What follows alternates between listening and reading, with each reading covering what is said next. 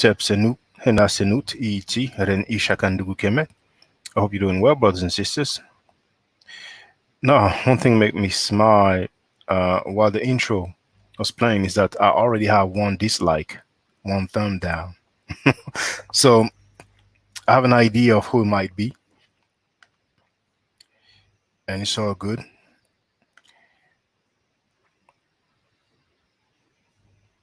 Oh, snap. There's that comment that I wanted to have pinned. I will try again. And that's it. It is done. So you do have the calling link to whoever would like to speak to the family directly. Now, today,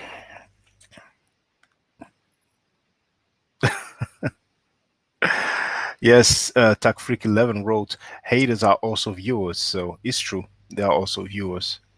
Oh, inspired one. You'll become, you have become a ghost, but it's always good to see you, brother. Well, today I was on the bus and there's a young black man. It looked like he was in his 20s. And he said, ladies and gentlemen. So I immediately thought that he was about to beg. And I thought it was strange because usually young black men don't beg. In the Paris outskirts, in Paris, usually when people beg, they are not black. Okay. Now, um, some who do, those who are black and who are begging in Paris, they will like stand, have their hand out or cup out. But those who make speeches in the train or on the bus, usually they're not black. So anyway, after he said, ladies and gentlemen, he started saying, don't worry, I'm not going to ask you for money or trouble you. And then he started saying, I want to tell you the good news. And I was like, okay, that's a Christian. That's something new. Now, we don't have too many, but there was one who was like on the platform, on the train platform, and he went on talking about basically preaching. Um, there's one time that I filmed that, and anyway, this time he basically said that he was like a thief, that he used to break into houses and he was up to no good. But he said that Jesus died for his sins, and he wants people to know that Jesus died for our sins. And he said, when you all go home, and then you can, uh, in order to be delivered or something like that. Now, at this point, I'm paraphrasing, but he said you can say this prayer, and it goes something like, it went something like, Lord Jesus Christ, I give my life to you, or something like that. So the young black male's speech was quite short. Then he exited the bus, ironically, in the same bus stop where I exited the bus. And it reminded me of the people that I've seen in the street or representing for their views, for their belief system, or whatnot. And like I have said before, I lament the fact that when it comes to non Abrahamic people, we don't necessarily find so many people eager to represent. Now, don't get me wrong.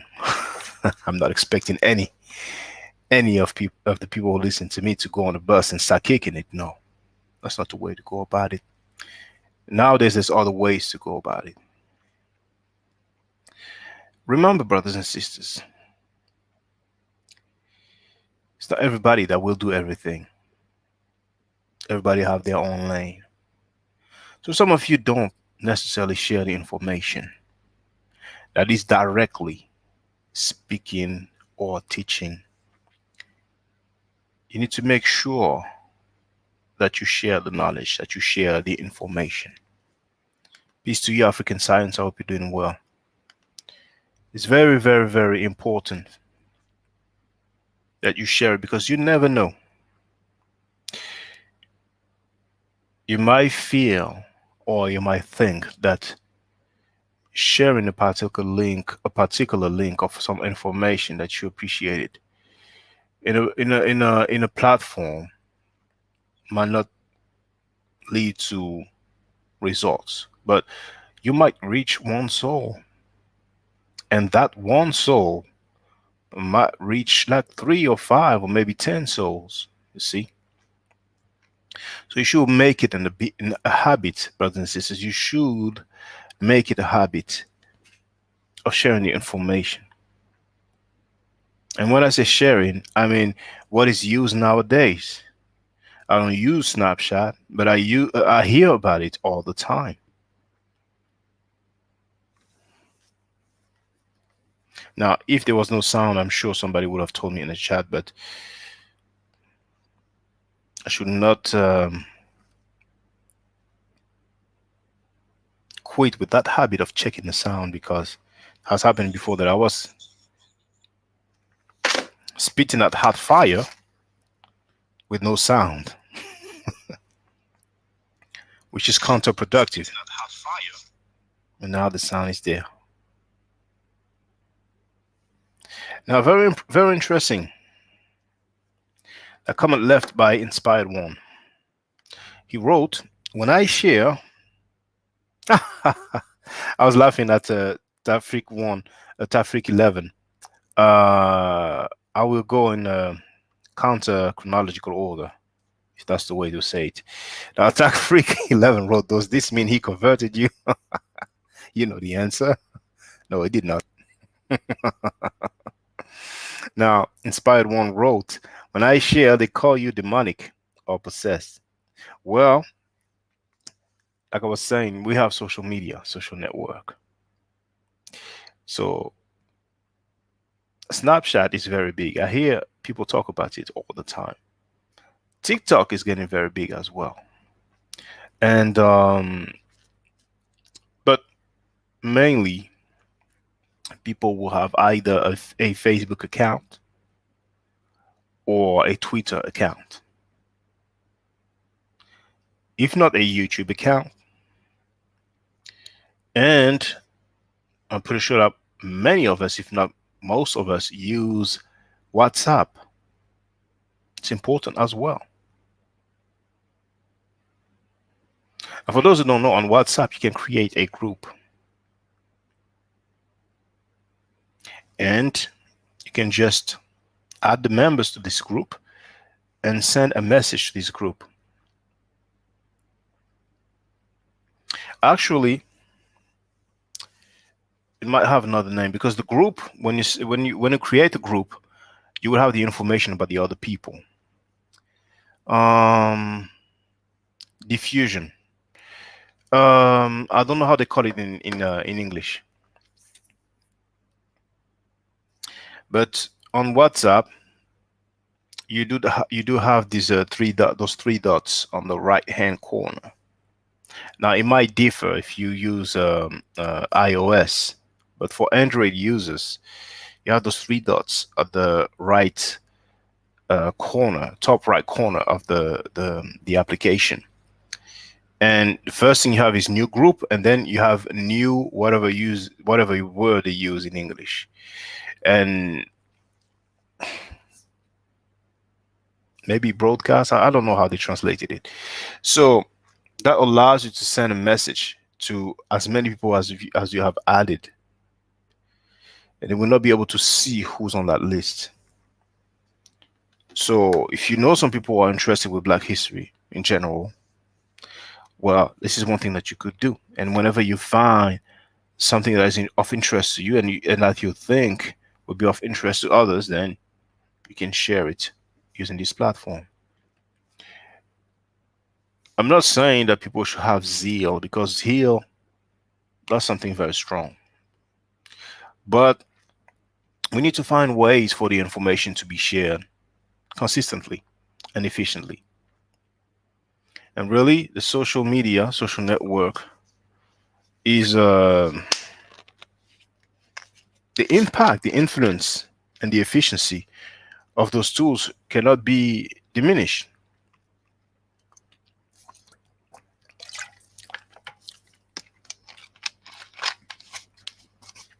But to be honest, I was hesitant about telling that young brother, that's not cold in a bus. Then I don't think that would have prevented him from continuing his discourse. But nevertheless,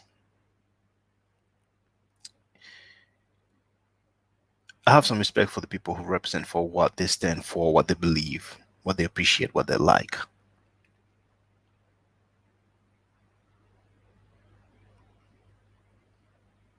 You can admire someone who stand on his belief openly and publicly, and who has a drive to share it with others because he feels like this is something good and that will be beneficent to others. But when it comes to the information that we are dealing with and we've been dealing with for so long, how come we're not eager to share it as much or as well or as accurately as the others share it?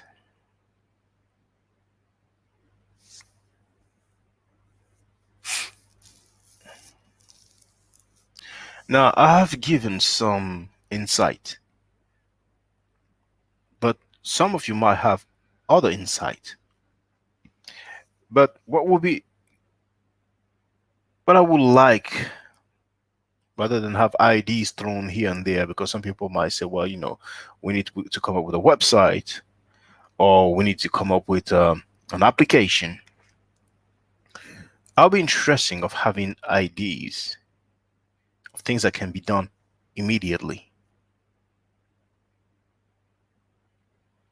Something practical, something that doesn't require fundraising and human resource, something that can be done straight away.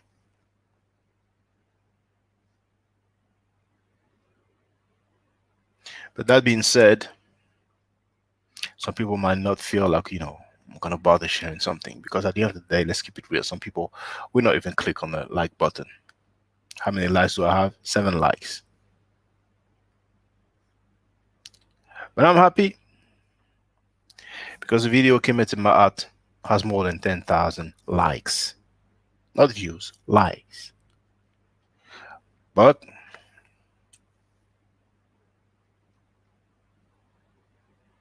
I will leave it there. So that being said, as usual, I will not leave a video blank, so I'll put it up a title. But if you want to talk about anything, feel free. Let me know what's on your mind. Some of you in Texas, do you see how that mess up situation of no electricity, no heat? Now, we have a user called Hassan. I'm going to put you on a few seconds, hoping that it is genuine and that it is not those two people who keep coming to complain. Let's see. Greetings, Hassan. Oh, hello. Yeah, we spoke before, but it was a long time ago. I think Radio One was on at the same time. But talk about your point about like doing something immediately. I just had a discussion with this YouTuber. Her name is Universe Trip Wine, and she makes videos about all sorts of topics. She's like, I think, a woman in her 20s who lived in not ancient Egypt. She's not a time travel. She lived in Egypt for about like 2 years, and she's very good with Arabic. I think she's taught at universities. But she's a black woman who periodically, like her most popular videos are the videos where she talks about ancient Egypt and like sort of argues that, yeah, I've been to Egypt. I've seen the people there. Like, even the Arabs in ancient Egypt will tell you that, will walk up to me and say that like I look like what the original Egyptians looked like, and she visited as one, I think. But she makes really interesting content, and I think that to see you two collab would be a very good thing because both of you are in that sort of do I want to say sort of scholarly area where like you're trying to find evidence that is like well documented and like looking at primary sources to say, oh, like, look at this mural, look at this statue, right? Rather than like the other sort of people who talk about this subject who veer into ideas from the Bible and whatnot, like really historically sort of grounded, which like appeals to like a broader audience. I think you collabing with her would be like a very good thing. She is not like a huge channel, but she does get a lot of engagement on anyone who speaks about the subjects of ancient Egypt and makes a claim like they're black is going to get a lot of engagement. It might not all be positive though. I can post her email. I can send it in. It doesn't have to be in private chat. She gives it out. Um, Mhm. But I wanted to ask you because I've typed. I have a channel called Universe Strip. There's just a space between the two words. Um, and she also apparently talks about makeup. And is it that person? Is it that sister? yes, yes, yes, yes. She talks Okay. about a whole bunch of other subjects, but she also has made a lot of videos about ancient Egypt because she lived there. Well, not in ancient Egypt, but Egypt. Yes. Okay. Okay. Um. Well, if she leaves her email address publicly, then I guess it's not an issue if you say so. But let me. I'd rather share. Well, I don't even see. Okay, a black man's experience in the Middle East. No, a black woman's experience in the Middle East. Okay, I see. Okay. Um. Well, you know what? If you don't mind, send me the. Okay, you sent it to me. Okay, I will shoot her an email. I will shoot her an email right now. Did you ever communicate with her one way Yeah, or another? I spoke with her about your channel on her latest video. It's like hours long. I called in the last like 30 or so minutes. And we were dissecting. There was this Dutch photographer who came out with a picture of Akhenaten. And I believe was it Oh, well, the ancient Egyptians black. Yeah, I've seen this reproduction of the face of. Well, from what I read, it was Nefertiti and Tutankhamun. oh no, it's But Akhenaten. I think it's Akhenaten, the one who tried to destroy the priesthood of oh Amun. well, yeah, there it does say Akhenaten indeed. So yeah, my bad. Akhenaten and Nefertiti. Um, okay. Now, greetings. So you mean you called in live in her show, right? Yeah, I called in live. Okay.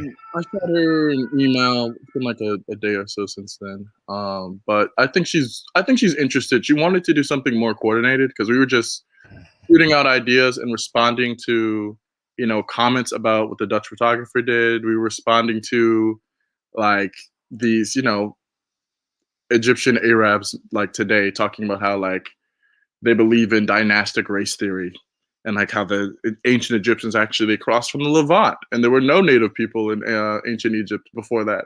And like just really sort of like trying to discuss the idea but not in a really organized manner. And I think that the opposition, or rather the people who say that Egypt is clearly it's either a white civilization or an Arab or a Middle Eastern, I don't know what term you want to use, civilization, they're much more coordinated and like they're much like there's a stenographer for them, right? Like literally, um, the media and the mainstream scholarship sort of doesn't put a lot of energy into dispelling a lot of that. And I think we could do very well if we collaborated together on like researching and putting maybe like a video out debunking some of that stuff. I see. So Um,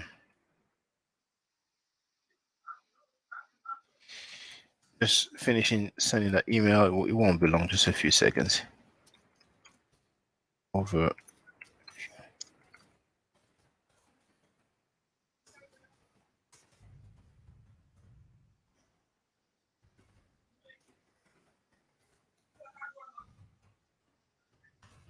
That's it.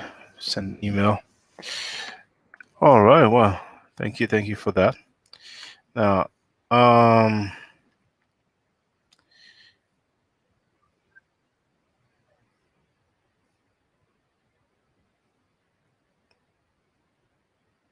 well, Inspire One says that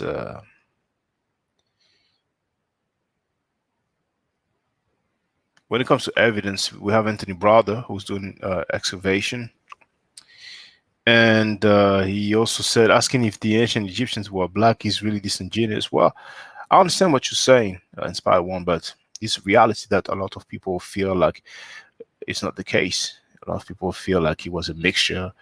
Well, actually, the majority of the scholars that I've read, or let's say the majority of Egyptologists, whenever they touch on the issue of the ethnicity of ancient Egyptian, they will usually have sentences that says that basically it was like a melting pot of different ethnic groups or different cultures or populations. So in Egyptology, it is not a consensus. It's not a consensus that the ancient Egyptians were black. Um, but I agree that it has been dispelled many years ago. And Cheikh Diop is one of the main person to have done that. He did that the academic way with the specialists in the field. And of course, for those who don't know, that's the UNESCO conference or symposium that took place in 1974, if I'm not mistaken. So Asa Hilliard, there's a nice video. I think on YouTube it's called the Kemetic Master Keys.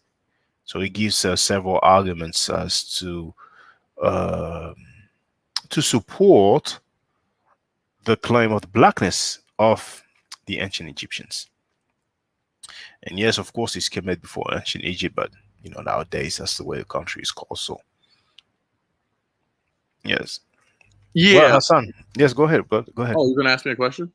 No, no, no. Feel free. Feel free. Oh yeah. I mean, there are some Egyptologists like Stuart Tyson Smith who like worked on the mummy and believed it the language for Stargate.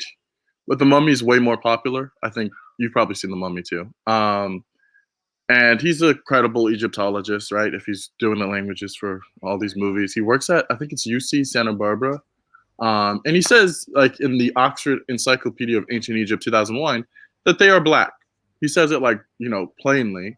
And then you have I'm sorry. I'm sorry. You said the Oxford History of Ancient Egypt? Oxford Encyclopedia of the Oh, History of Ancient encyclopedia. Egypt. Oh, okay, okay, okay.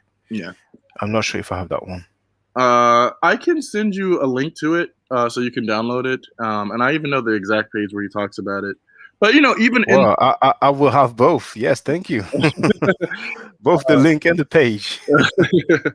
yeah, no, because I love to cite it because people pretend that like it's insane and it is But that's really very good. That's very good because he's a PhD. So that's a good credibility. thing for you to do. And I want to do the same right now. I want to show the page to the people. Oh, okay. So I'll let me search for that. And I think I will change the title of this video. Okay, just give me a second.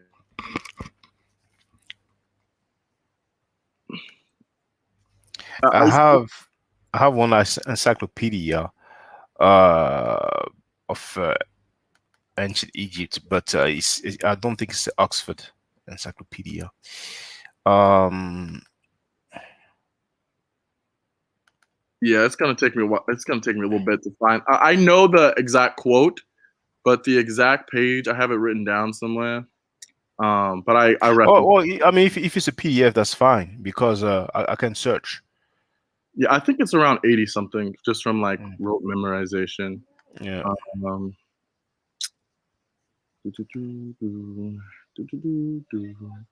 but yeah, no, these people will literally see literal chocolate people, and they'll be like, "Well, Either they're Nubian or they were just really, really dark Caucasians. They were black Caucasians.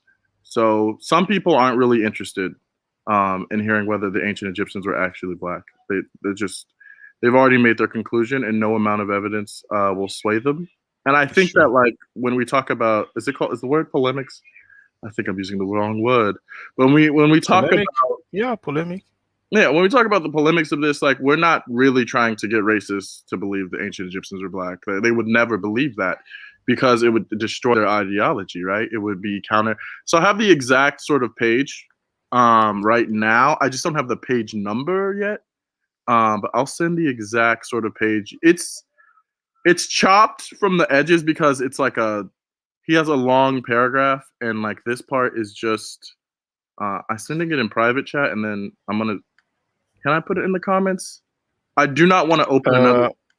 Uh, I well, sent it to you. let me check if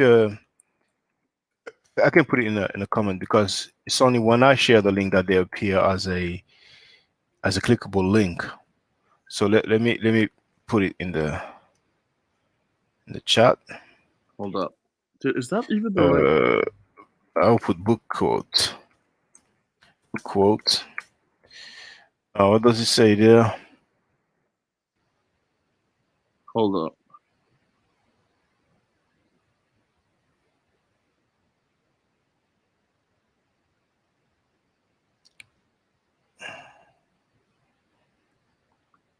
Is that even the right? I think that's giving. Where is the exact quote in there? He's giving his reasoning, so he's talking about how the languages are similar and how the cultures are similar, all sort of down to like um, East Africa to like I Mm. guess a little more as far south as Uganda. How the languages and the cultures sort of melted together because it's a Nilotic civilization. But the exact quote, I'm trying to find the exact page of it. Um, but here is the quote that he gives. That is sort of Just for Encyclopedia of Ancient Egypt. Um, 2001. I'm trying to find the exact edition too of ancient Egypt. Let's see. Why is this less organized? Encyclopedia of Ancient Egypt. The Oxford History. Yeah, the one I have is the Oxford History of Ancient Egypt. And okay, what about the search? Because I want to see which encyclopedia I have. Oh, actually, no. This is the ancient. I forget the exact volume. Is it volume 3? So Encyclopedia of Archaeology in the Near East. Uh, I do actually have them. Do you know which volume it is? Because there's apparently three I think volumes. it might be volume 3. Okay, Um, okay. So I if will I'm do this. wrong, don't kill me. No, I won't crucify you. Now, um,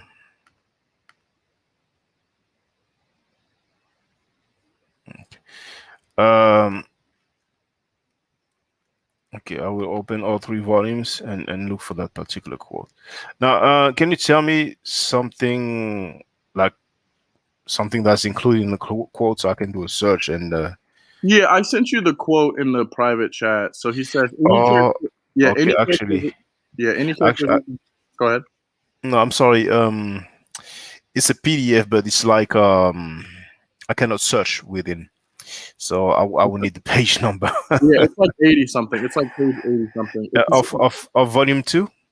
It's just that Okay, the okay, so Google Doc that I have it on and the page number on is so long that it actually takes my computer time to I understand. I understand, but I'm going towards page 80 and I will see what we have there. Um, it's annoying when I have PDFs like that. I like the proper, so to speak, PDFs where I can just search within. mhm. Now that's 94, uh, 84 to oh. of it to download? I don't know because they're talking about the Armada is talking about.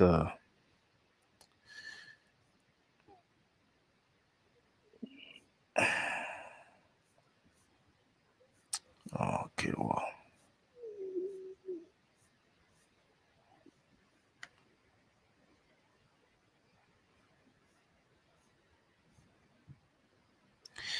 um, what was the guy's name again?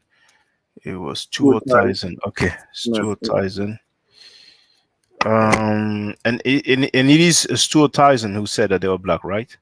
Stuart Tyson Smith says by modern American standards, they're black. Yeah.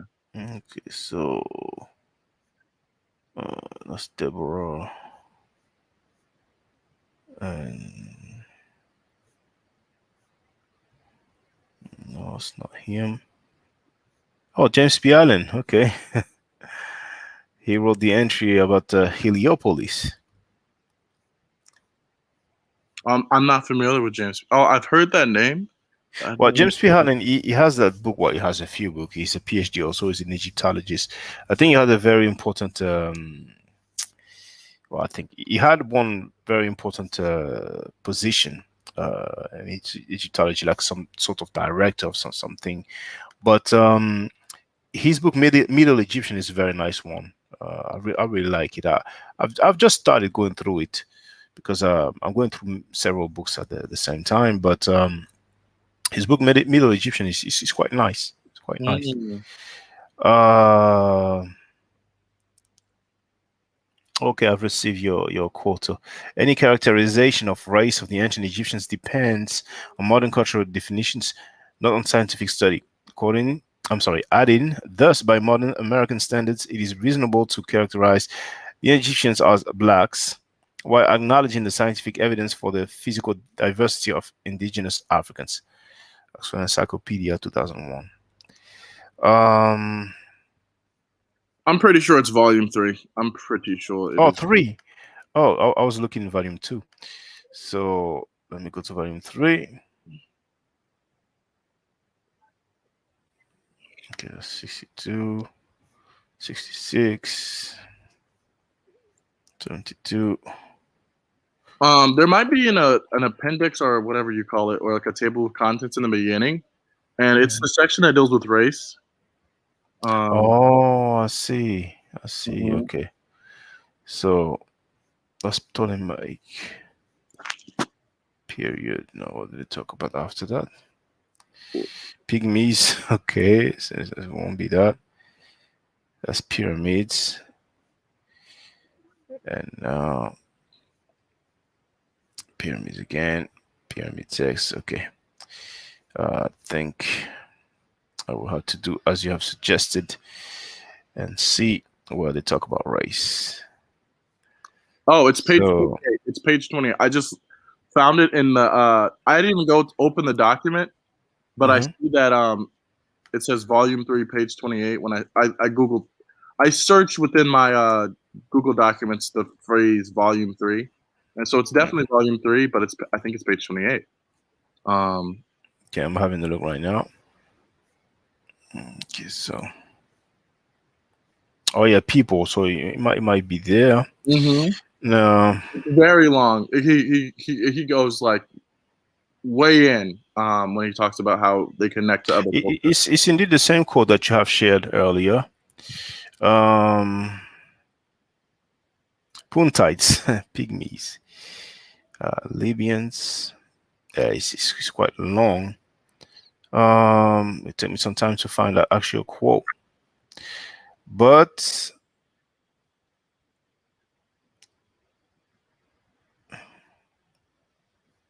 maybe it will be towards the end because it looks like a conclusion. Um, Do you see race? Do you see them like put race up there as a? no, it says people, but it is indeed Stuart Tyson Smith. Oh, yeah. Uh, Then it's gonna be the quote if it's Stuart Tyson Smith. I think that's yes. eventually. Any characterization?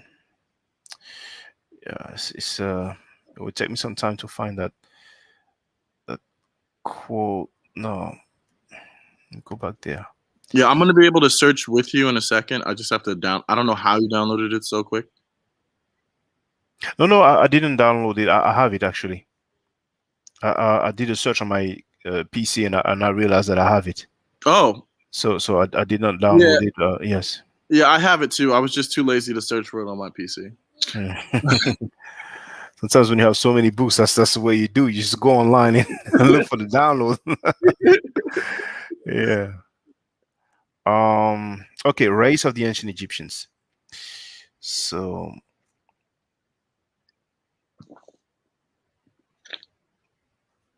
it will be somewhere around there.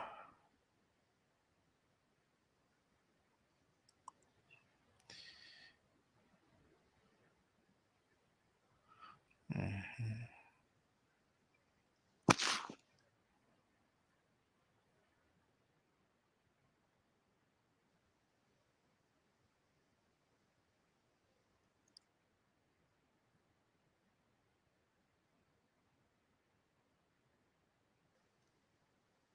Yeah, I found it.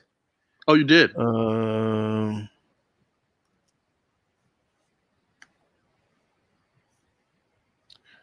um, so it is indeed page 28, Ah. and it's on the left. I don't know if you do you have the. I just opened it right now, Oh and yeah, I'm going to page 28. yeah, yes. It's like on page 28 is the second paragraph, which is quite long, and it's just before what's written in bold: origins of the Egyptians in northeastern Africa. So Yes. just before that, it says, consequently, any characterization of the race of the ancient Egyptians depend on modern cultural Cultural definition. definitions, not scientific study. Thus, by modern American standards, it is reasonable to characterize the Egyptians as black, while acknowledging the scientific evidence for the physical diversity of Africans. Yeah. So I will share my screen so people can see it. They know that I'm not We making we this worked up. so hard for it. We worked so hard. Yes, yes, indeed. And thank you once again because there's a good brother of ours who usually tell us about quotes, and when we go and look for it, we don't find it. And if it's good to find it, if it's good, and Yeah, I'm gonna create a separate Google Doc to sort of write it down and get a screenshot because I don't want to search through 1,000, 10,000, or 100,000 words mhm. to find it again. So I'll have to make this bigger. So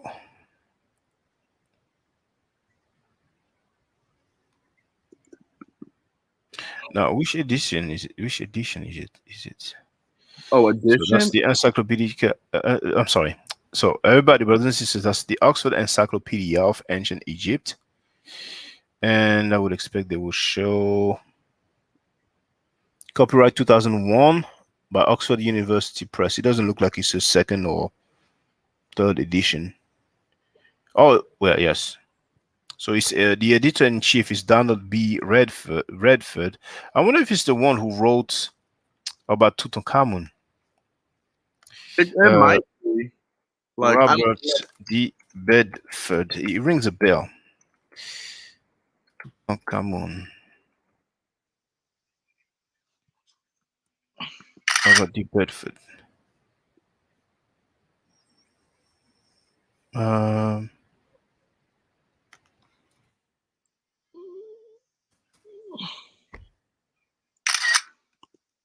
with Amazon. Is it? Well, never mind. Oh no, Donald. That's why. I've put Robert. Um, Donald D. Bedford and Tutankhamun. Um,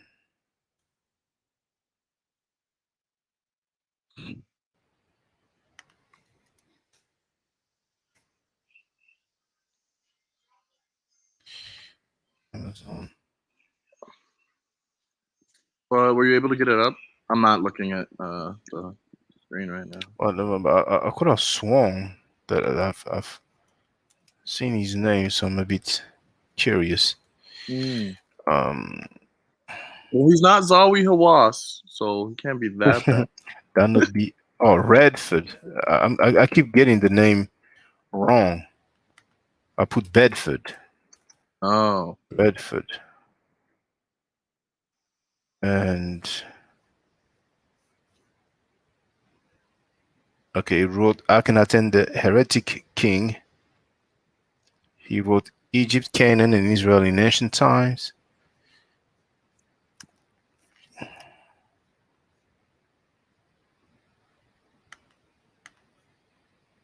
I wonder if it's not the one who wrote Wretched Cush. oh, you might be Well, right. he wrote You From might be right. Slave to Pharaoh, the Black Experience of Ancient Egypt. This is what Oh, yikes! I love to talk about, the Yikes. 25th dynasty, the Black Yeah, Pharaohs. that's a yikes for me. Yeah. Okay. Yes, yes, because Wretched yeah. Cush.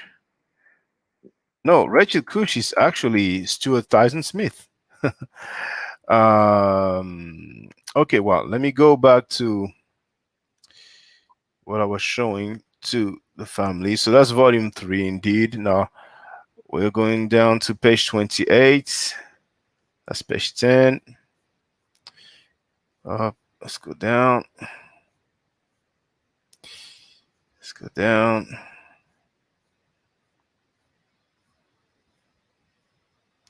So that's page 28, as you can see there. So that's the first paragraph. That's second paragraph, which is quite long. And for everybody who have the book, you have this here: origin of the ancient Egyptians in northeastern Africa, which is in bold. And before that, it starts here. That's the quote there. Now, I wonder how large this is, but now it should be large enough to read. Yes, indeed. Okay. So consequently, any characterization of the race of the ancient Egyptians depend on modern cultural definitions, not scientific study. Thus, by modern American standards, it is reasonable to characterize the Egyptians as black, while acknowledging the scientific evidence for the physical diversity of Africans. But Okay. I'm kind of changing my mind because I'm thinking that maybe I should read what was above, but I don't think that he will, or anybody will characterize uh, Canaanites,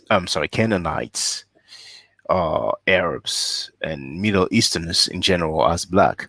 But who knows? Some people might go that far. So Well, oh, wait. I'm sorry. I'm confused. What do you mean? You're saying that like what? what I'm saying is that maybe I need to be cautious and read what he said before that, because he's talking about two American standards. But who knows? Maybe he considers that the people from of Canaan, the people of Arabia, or people from the Middle East in general, might be considered as black according to American standards. You see? Oh no. So I think he starts off the passage talking about why they said they weren't black and why Hmm. it was so controversial because they were doing racism, right? They were like doing slavery.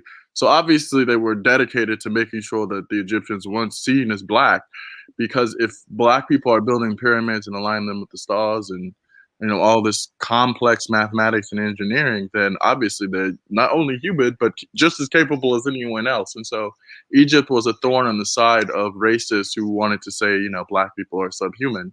And it's one of the great wonders. It's one of the greatest civilizations, right?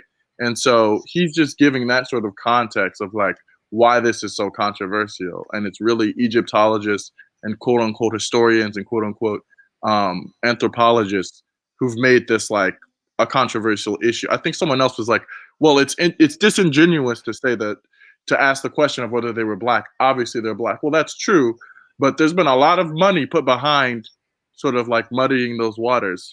And yeah, I don't think he's saying that like um someone from Palestine is black. I don't think he is making that argument. Uh, and I will have to find some time to just check, but I want to Stuart Tyson Smith. So Stuart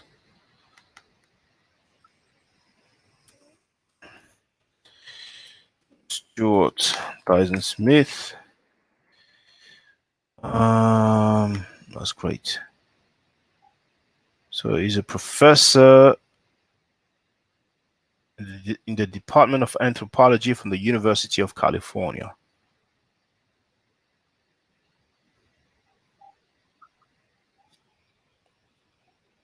Specialization archaeology of Egypt and Nubia, ethnicity, culture, and so on and so on.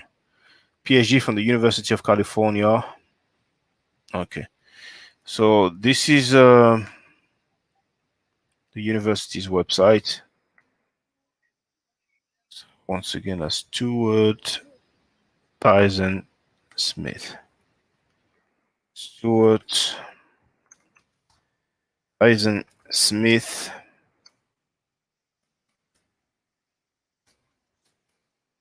academic credentials. There it is. And now let me look for a title. That would be a bit more spicy than representing. So,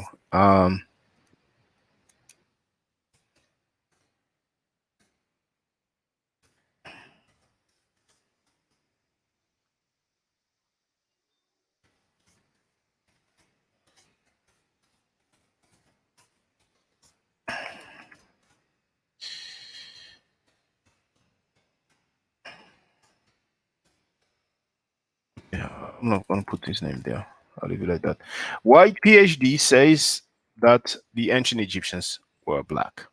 There it is. Yeah, So, no. some of our people, unfortunately, there's so many videos as white men telling the truth. Those videos have like hundreds of thousands of views. you know. Mm, All right. Now, bear with us, please, Hassan. Now, Hassan, is that your real name? it's my middle name. Yeah, Oh, Hassan. okay. Do you have any like Arabic origin? Or I mean, Arabic, like any origin from a Muslim country or? No, no. Okay, Family's okay, Christian. They just thought it was an interesting name, I guess. You know. okay. All right. So let me just go through the comments now.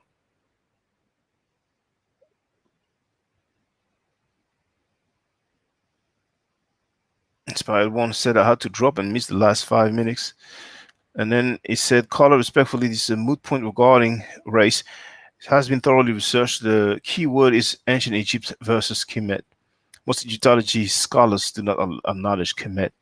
Kojo wrote, P. Shaka, at this point, with all the information at hand and our ability to utilize and tap into the internet and books to expand our understanding and to further one's knowledge.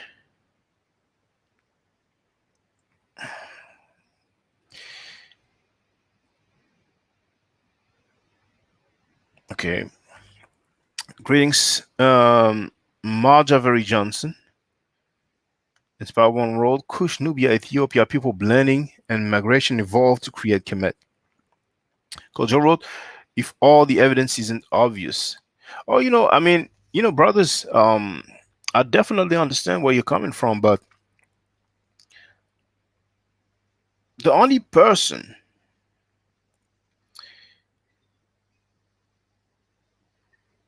that is not black that I've heard say publicly that the Nile Valley civilization came from Africans is I always get his name wrong.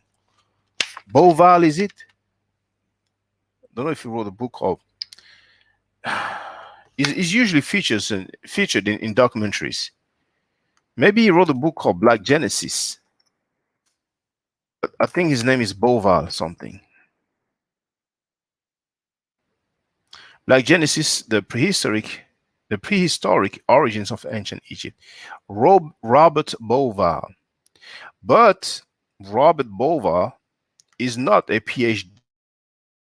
The last time I checked, now I don't know if he's a.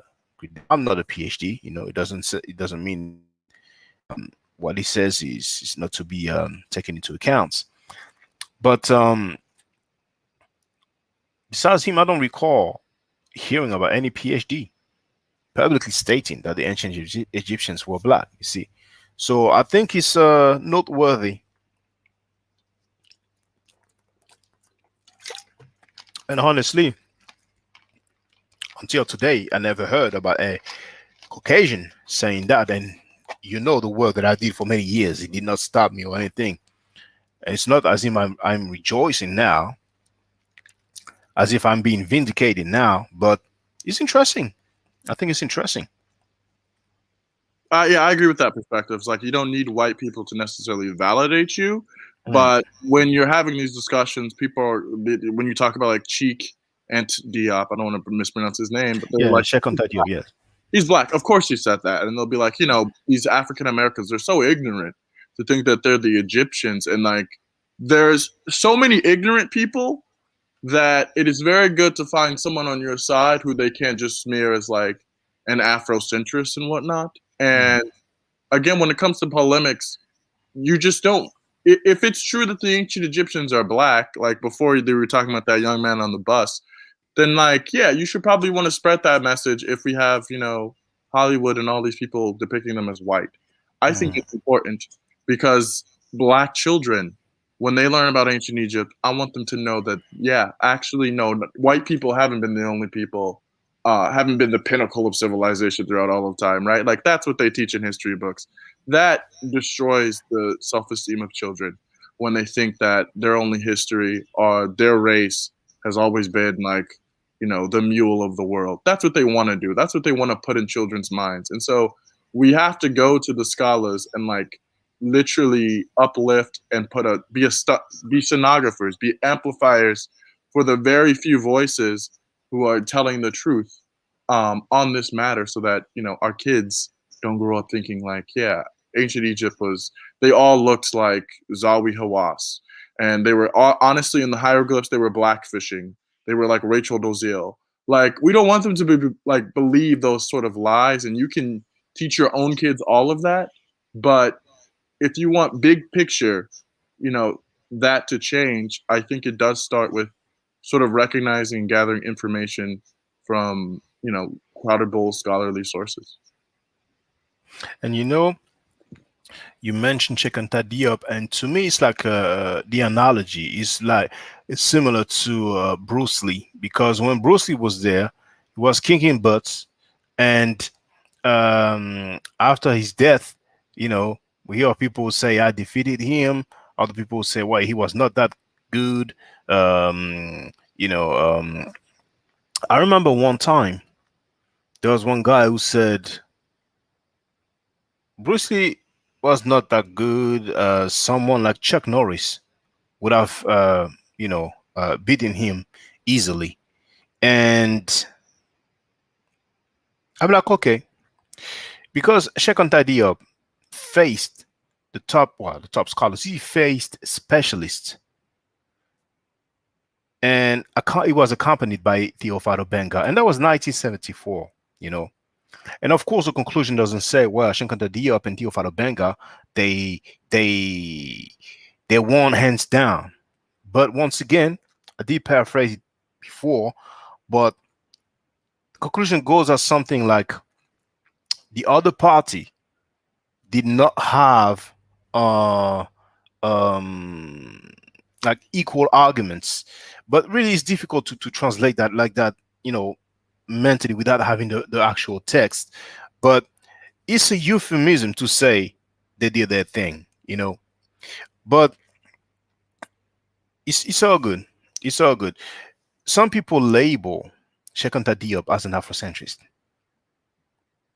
There's a French professor or whatever who's talking about Shekanta Diop was an imposter, and he should have opened his mouth when Shekanta Diop was alive. That same guy who calls him an imposter, I don't know where he was when the discussion took place in 1974. But so good. Let me just gonna change the picture as well so people will know. Um, I'll go through the comments, brothers. Hold on, bear with me. That's it. That's it. That's done. Let's move on with the comments. So, Kojo wrote, I actually was surprised in a German doc about Egypt, although everyone was almost white. He actually mentioned that the land was known by the name Kemet. Well, they cannot say otherwise unless they use other titles for ancient Egypt, because Kemet is probably the most known. But honestly, sometimes I'm hesitating. In the text, we might have Tawi more often than Kemet. But then again, we're talking about the 3,000 years of dynasty. So at some point, some terms might be used more often than others. So Tawi, that's the two lands, that's the duality, the dual form that we don't have in French or English, but we do have it in the Medunetjer, like we do have it in the Arabic language. See? Now, I can see that Radio 1 has made a donation. Thank you very much for that. I will go through the comments soon. So another term is Tameri, the beloved land. So Ta stands for land. So it's not surprising that someone in a documentary or in a book will just say the original name. Kemet is known, it's written, it's like it's no fantasy at all. Now there's a brother, I don't really want to say his name because he's something else, but some people from back in the day might remember. One dude came and said, well, this Kemet thing, that's another thing that's made up. Show me the K, the M, and the T, and the glyph on the walls. So I did just that. I put the audio when he spoke, and then I showed it on the glyph. So apparently, we have some people who feel like Kemet is like something that was made up, but no, it's a name that's written, and I've shown that name written on many different artifacts. So African science. Oh, Inspire One is, well, keep the comments going. And we have Inspire One who's joined the panel. It's been so long. I'm glad he's there. So I always prioritize the callers. So Inspire One, I'm going to put you on in a couple of seconds. Okay. Hey, brother. How are you? Hey, I I'm believe lovely. that's I'm doing show great. my face since I'm causing so much trouble in the chat. Come again? I said I better show my face since I'm causing so much trouble in the chat with my comments. No trouble. No trouble whatsoever. No, no trouble at all. No trouble. I And was just thanks for calling, brother. yeah. I just wanted to say I am still learning, so I am not saying I know everything about ancient Egypt and Kemet, but I know enough of the data points where I know this conversation about Kush, Nubia, the Twa people, the migration up the Nile, right? And then the blending of the cultures that ultimately created what is it? Upper and lower Kemet, uh, and that's the part of Africa that I'm familiar with. Whenever I hear them use the term Egypt, ancient Egypt, and Egyptologists, I've learned that they told me those are the whitewashed propaganda, scholarly PhD, works that were produced that did not acknowledge the Twa. Because whenever you hear somebody say pygmy, that's a slur against the Twa people. If you hear somebody use the term mummy, that's a slur because it wasn't mummy as a Greek or Roman term. The African term, I think, was called saw or so or something like that. So whenever I hear those key words like mummy, I hear Egyptologist, I hear ancient Egypt, I'm saying, oh, that's the whitewashed version. And this could be a black person or a white person, but someone told me to have your ear trained for those key words because whenever you hear those words, Egyptologist, you're talking about learned people who wrote about an Egypt that was predominantly non-black. It had Arabs and people with fair skin. That's when they were invaded, right? Shaka. I mean, I'm not talking about that Egypt. that Egypt today, people resent being called African. In fact, they said another term. If you hear somebody use the term sub-Saharan Africa, once again, that's a way of delineating Egypt from the rest of Africa. So that's where I'm coming from. I understand, but at the end of the day, the name Egypt derives directly from the Medu Neter via the Greek. So it was Hud Kapta, the domain of the Ka of Ptah, or the domain of the spirit of Ptah, and then via the Greek Egyptus or something. I can't remember exactly how it's pronounced in Greek. We have the English as well as a French term or word or name, Egypt. But I understand where you come from. Definitely, I understand. And now I've seen you wrote that you are in Dallas, and how is the situation? Has the situation improved now? Oh yes, it's great. But I did, like a lot of people in Dallas, lost water. It was 40 degrees, 41 degrees inside of my apartment. You know, I would go to my car to warm up. No electricity. People have had their homes flooded because of bursted pipes. So it was Hmm. pretty dire for a while.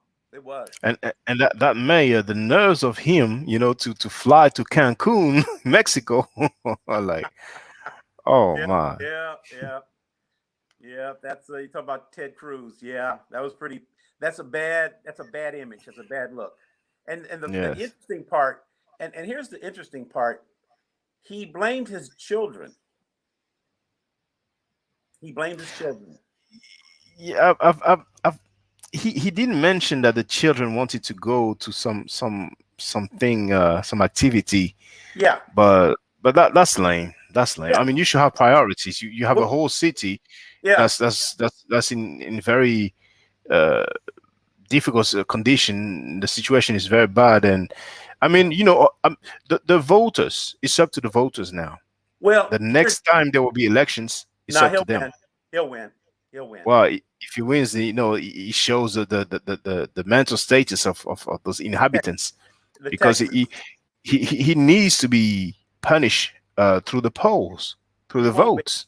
He won't be, Shaka. I live in Texas, and unfortunately, that's the mentality of Texans. In fact, one of the main reasons that we're in the predicament that we're in is because Texas chose to be separate from the electrical grid from the rest of the United States of America. I don't know if you knew that or not. No. The Texas grid is separate from the rest of the United States of America. There's a Western grid, and there's an Eastern grid, and then there's a Texas grid.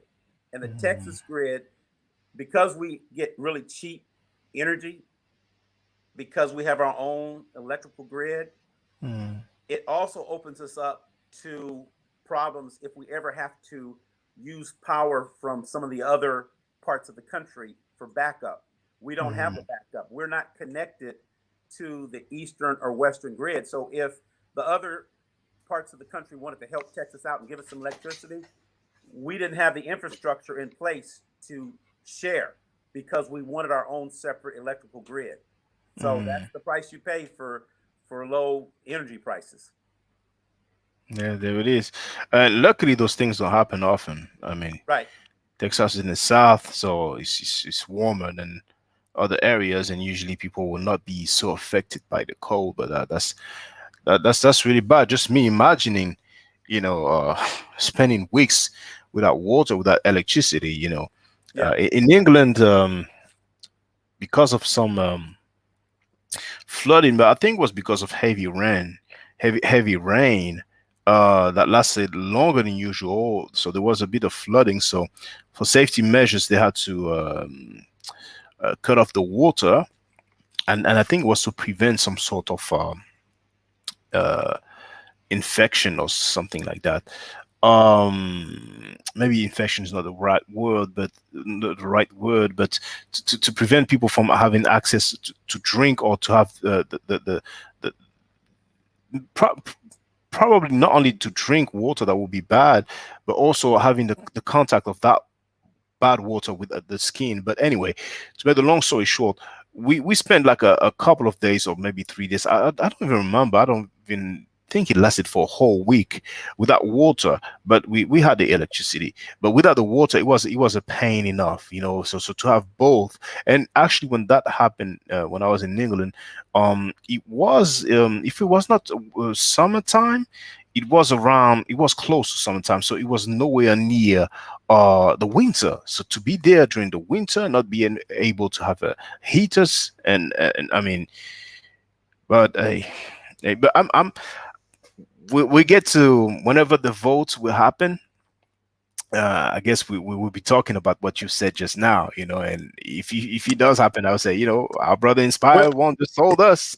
well, the one of the other politicians here in Texas said, uh, now he's paraphrasing for all Texans supposedly. He's saying Texans would prefer to be inconvenienced with 4 or 5 days of no electricity or no water, rather than be a participant in the broader electrical grid. So that's the price we're willing to pay. Now he supposedly is speaking for all Texans. Like we want that strong independence, and so I think part of that mentality will spill over to the vote for that Ted Cruz. I don't think he'll get voted out because Mhm. the other thing, not to get too political, Mhm. 74 million people, right, voted for a man who they think would be a good president, and he lost. You understand where the logic I'm using? That there's Yeah, 74 Americans. for Trump. Yeah, that means that these people, and I'm not judging them bad or good. I'm just saying these are people who are educators. They fly airplanes. They do brain surgery. They teach your children. They sack your groceries. They own businesses, and these people actually think that that gentleman would have been a better president.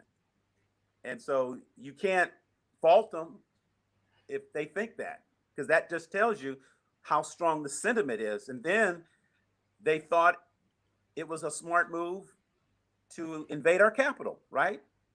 I mean, you saw what happened. Now, Yeah. the So irony is, I don't understand why people were upset, because our country was founded on insurrection. This is this is what we do. I mean, I don't know how you view America from you're in Paris, but we mhm. uh, we do some pretty nefarious things from around the country with the CIA and the FBI and the national. I mean, we overthrow governments. I mean, like most people wake up and go to sleep and or go to bed, right, or drink water. I mean, I hope we're not being monitored, but you know what I'm saying, Shaka. This is not. Oh, this is common knowledge. Yeah, we This is do common that. knowledge. You know, this So is why really people common were, knowledge. yeah, why people were shocked that it finally hit our own shores, right? That people pulled up arms and stormed the Capitol when we assassinate leaders and overthrow governments and plant drugs and poison people and prison people. I mean, that's a normal work day for the FBI and the CIA, isn't it? But the thing is that i I can understand why people in America and also outside of America around the world were shocked, because America is not only the big bully of the world, but is seen as the greatest democracy. So those things that do it in other countries, and usually in those other countries, we have leaders who don't necessarily see life the same way as Americans do. So we Now, will hear we will hear about dictatorship and human rights violations and we wrote what the was the book. thing? Yeah, come again? We wrote the book on human rights violations. It's called Yeah, Slavery. yeah, and what's the other thing? Weapons of mass destructions Yeah, that we have yet to be built the mess. found. We You dropped know, the bomb on Japan, yeah, women and children. there's always a convenient Yeah. motive, but once again they do that on other countries. So for that kind of thing to happen on the American soil, and the what's the name of that place again? The capital, right? Washington D.C. Yes, the place invaded. Was it the capital? Yeah, it was the Yes, capital where yes, our congressman yes, passed yeah. laws. So it's a symbol of the government, the United States government of democracy. So yes, but it's sad because there's one lady who got popped and she died. Yep. But Yep. what is good is that a lot of people have stated if it was black people who would have stormed, they Oh would have yeah. been a real Well, bloodbath. well, here's the You other know, thing. Who has the most powerful army military on the face of this earth, Shaka? it has to be China. No. The United States of America. You sure? The United States of America Armed Forces military is the strongest, most powerful military on this planet. You go look it up. I'm talking about what we spend, our armaments, our weaponry, our Mm, people. It is the largest military in the world in terms of strength and power and weaponry, airplanes and boats. mm, And yet we couldn't protect the capital. mm. But it might be true because America is a big spender when it comes to guns, ammunition, and so on, weapon tools. But I think that maybe Russia and China will be more conservative about letting people know how much weapon they have or how much they spend on weapons because America like to show off. Right. But it's a huge possibility indeed that America will be. Maybe the Chinese army has more men, but maybe America has more weapon. It's Yeah. possible. I was just saying how It's possible. we couldn't protect our own capital. That's what I'm Mm. basically saying. Oh yes, yes, it's, We it's couldn't true. It's protect our true. own capital. But they just didn't expect that. Of course, after it happened, then it was almost Well, uh but doesn't they that were expose the yes. weakness? Doesn't it expose the weakness? Because I thought Pearl Harbor would have taught us something, right? So you're telling me that we weren't expecting this, and we're supposed to have the internet, and we can look at people's wiretaps and social media. We have all this access to technology, cybersecurity, and we couldn't see this coming. I don't believe that, Shaka. I don't think we Actually, could do it. I never thought about it that way, but yeah, Pearl Harbor, people say that they knew they were going to attack and they just let it happen so they could strike back, clap back. But I never thought about it that way. But indeed, on social media and now I wasn't aware that they actually said we're going to go to the capital, but they Well, probably did. So yes, it's true. It's true. YouTube. Look at It's YouTube. true. If you say Mm, something on mm, YouTube that's wrong, your mm, channel will get flagged. You know how that kick people off of YouTube? yeah. Can you imagine people trading information on what they're coming to the Capitol to do? And you mean to Mm. tell me there's not one email, not one social media Like post? like look at some angry people might come today. Right. Yeah. Airline tickets being placed, Mm, hotels filling up, army mm, fatigue being worn. mm. Come on, guys. The Yeah, yeah. FBI, look, I'm surprised the FBI didn't have agents already in those organizations, which they Mm, did, but they don't want to mm, blow their covers because if they would tell you that the CIA is already in those organizations, then it would, stop them from doing their normal intelligence. But I believe everything is very intentional. There's mm. no coincidences. Uh, I think people knew. Yeah. Uh, Can I just take yeah, a of course. Go to ahead. Go ahead. respond? Because Inspired One was flaming me in the comments. So yeah, I hope Hey, that hey, you. Hassan, I'm sorry to interrupt you. You said I'm flaming you in the comments. Why do you say that? Because I Oh don't well, think you that was were. flaming. I don't Well, think no, I so. just wanted to say I hope you're okay over there in Dallas, Texas, and that you I remain safe. appreciate that, but Just I'm our taking issue government. with the word flaming. You said flaming. It sounds like you're I'm a little just insecure I'm about it. just I'm just joking. I'm just joking. Yeah, But no, it yeah, is when you flaming. talk about it, it's okay. When you talk about when I use the word ancient Egypt, I'm just using it because people, I don't know what people know, right? I don't know if people know what Kemet is. I don't know if people know about like Upper Egypt versus Lower Egypt. You know what I mean? And it's more accessible to use the language. Like right now, we're speaking in English, right? English is a So, white man's language, right? But so we you need to communicate to as many people sort of as possible when you're using these terms. I agree with you. I agree with all that you said. Like people use the term sub-Saharan African. Well, when it comes to ancient Egypt, I have this one video that I just sent in the private chat. This anthropologist talking about you probably shouldn't use that term when it comes to the time period of Kemet, right? Because the Sahara was not always a barrier that it is today. It's not like this sort of genetic barrier between people. People moved and traded and lived in Sahara way like long before the monsoons, disappeared and turned it into a desert, right? So There's this documentary called "The Black Mummy," quote unquote, but it talks about how the area of Tashwana, where Libya is, was inhabited by black people, right? And like people try to pretend that North Africans, though those are the native Africans, but really you had black people in that region who left when the monsoons stopped coming, right? And they migrated, they navigated. But I would just like to say, using that sort of language or like citing an Egyptologist does not mean that I'm looking for like validation from white people. I am a so discoverer. I'm so curious. I want to get my information. I want to know that like where it came from. I'm very much skeptical of the field of Egyptology, but I'm going to take sort of the evidence and use whatever argument that I can and like present that, because it is not the common view or predominant view today that ancient Egyptians are black, right? Like it's not the common so view. So if you want to understand that issue, if you yeah. want to debate that issue, if you want to discuss that issue, it is important to speak and discuss the scholarship on that issue. So If so you let, want to here's let me tell you the reasoning, and this could be looked upon as a teachable moment.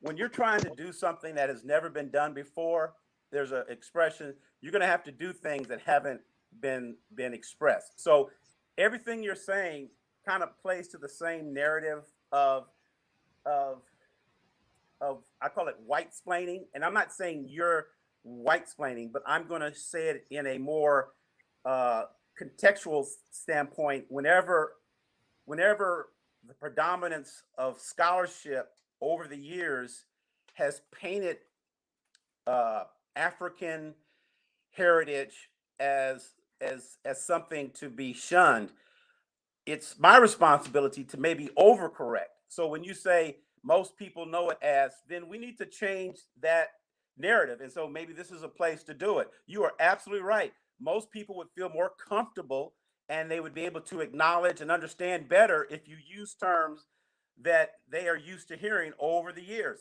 Ancient Egypt, Egyptologist. Well, I am here to say to get the narrative to change, we got to start pushing back on that terminology, even if it makes people comfortable to hear those other words. No, the word is Kemet, and I don't accept the word ancient Egypt. Ancient Egypt to me is the Egypt that existed after Kemet fell. That's the Egypt that the Arabs invaded and all. Yes, that I'm not talking about ancient Egypt. I'm talking about Kemet, Kush, Nubia, the Twa. I don't call the Twa people pygmies. That's a derogatory term. I don't use the term mummy. Once again, that's a whitewashed propagandist scholarship early in the years. And once again, let me tell you, I am not that knowledgeable. So if anybody thinks I'm knowledgeable, I'm like at the kindergarten level in terms of my African spirituality. So there's anyone that can check me on this.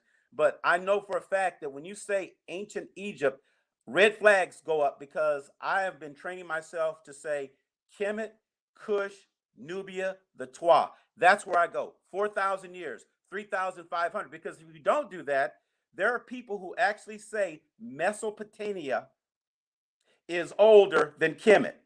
And there are books that document that Mesopotamia is older than Kemet. They'll say that's the oldest documented civilization. There are actually documents that say that.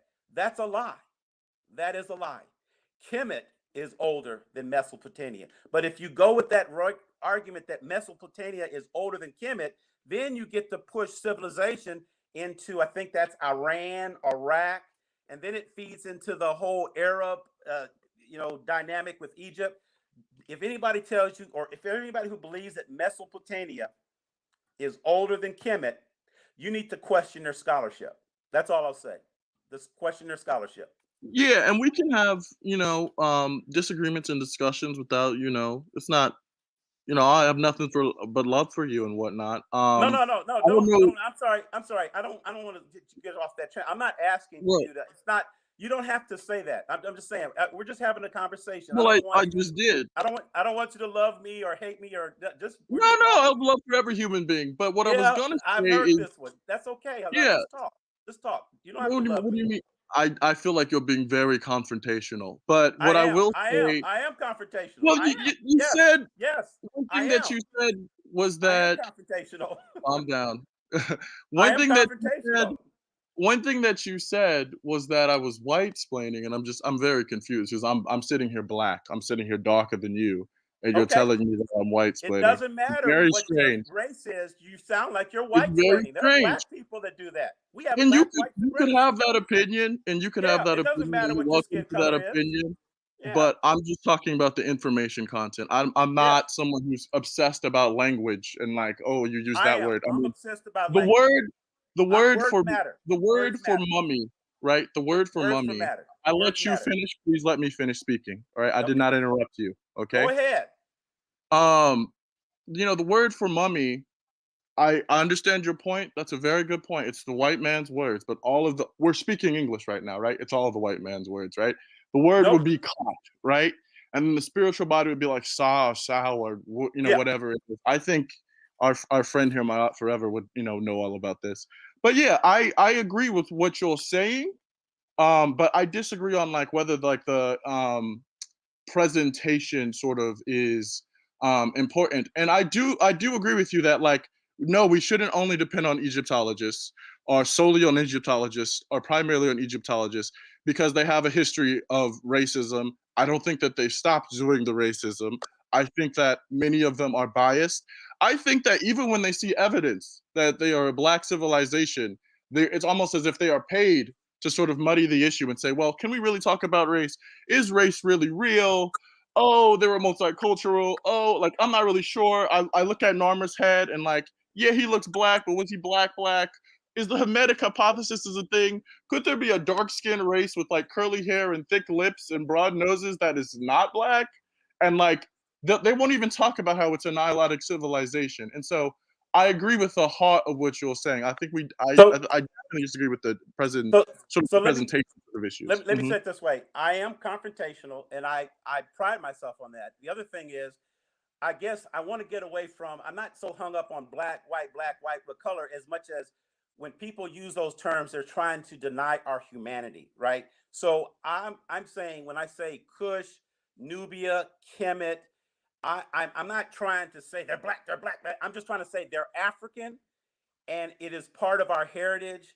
And so I'm not going to let somebody take away my humanity. And I think that has been the goal of whitewashing Africa, because even today, an Egyptian, a true Egyptian, and I have never been to Egypt, I think most Egyptians are fair skinned or almost white, and they resent even being called African, right? And so that's a whole nother area. That's why I try to keep it to Kemet. So I'm not trying to say everybody was black as coal. There was probably all different types of melanin coming up from the Twa, the Kush, the Nubia, Ethiopia, but they were African. So there Mhm. could have been white skinned Africans, right? So let's Mm, that's very possible.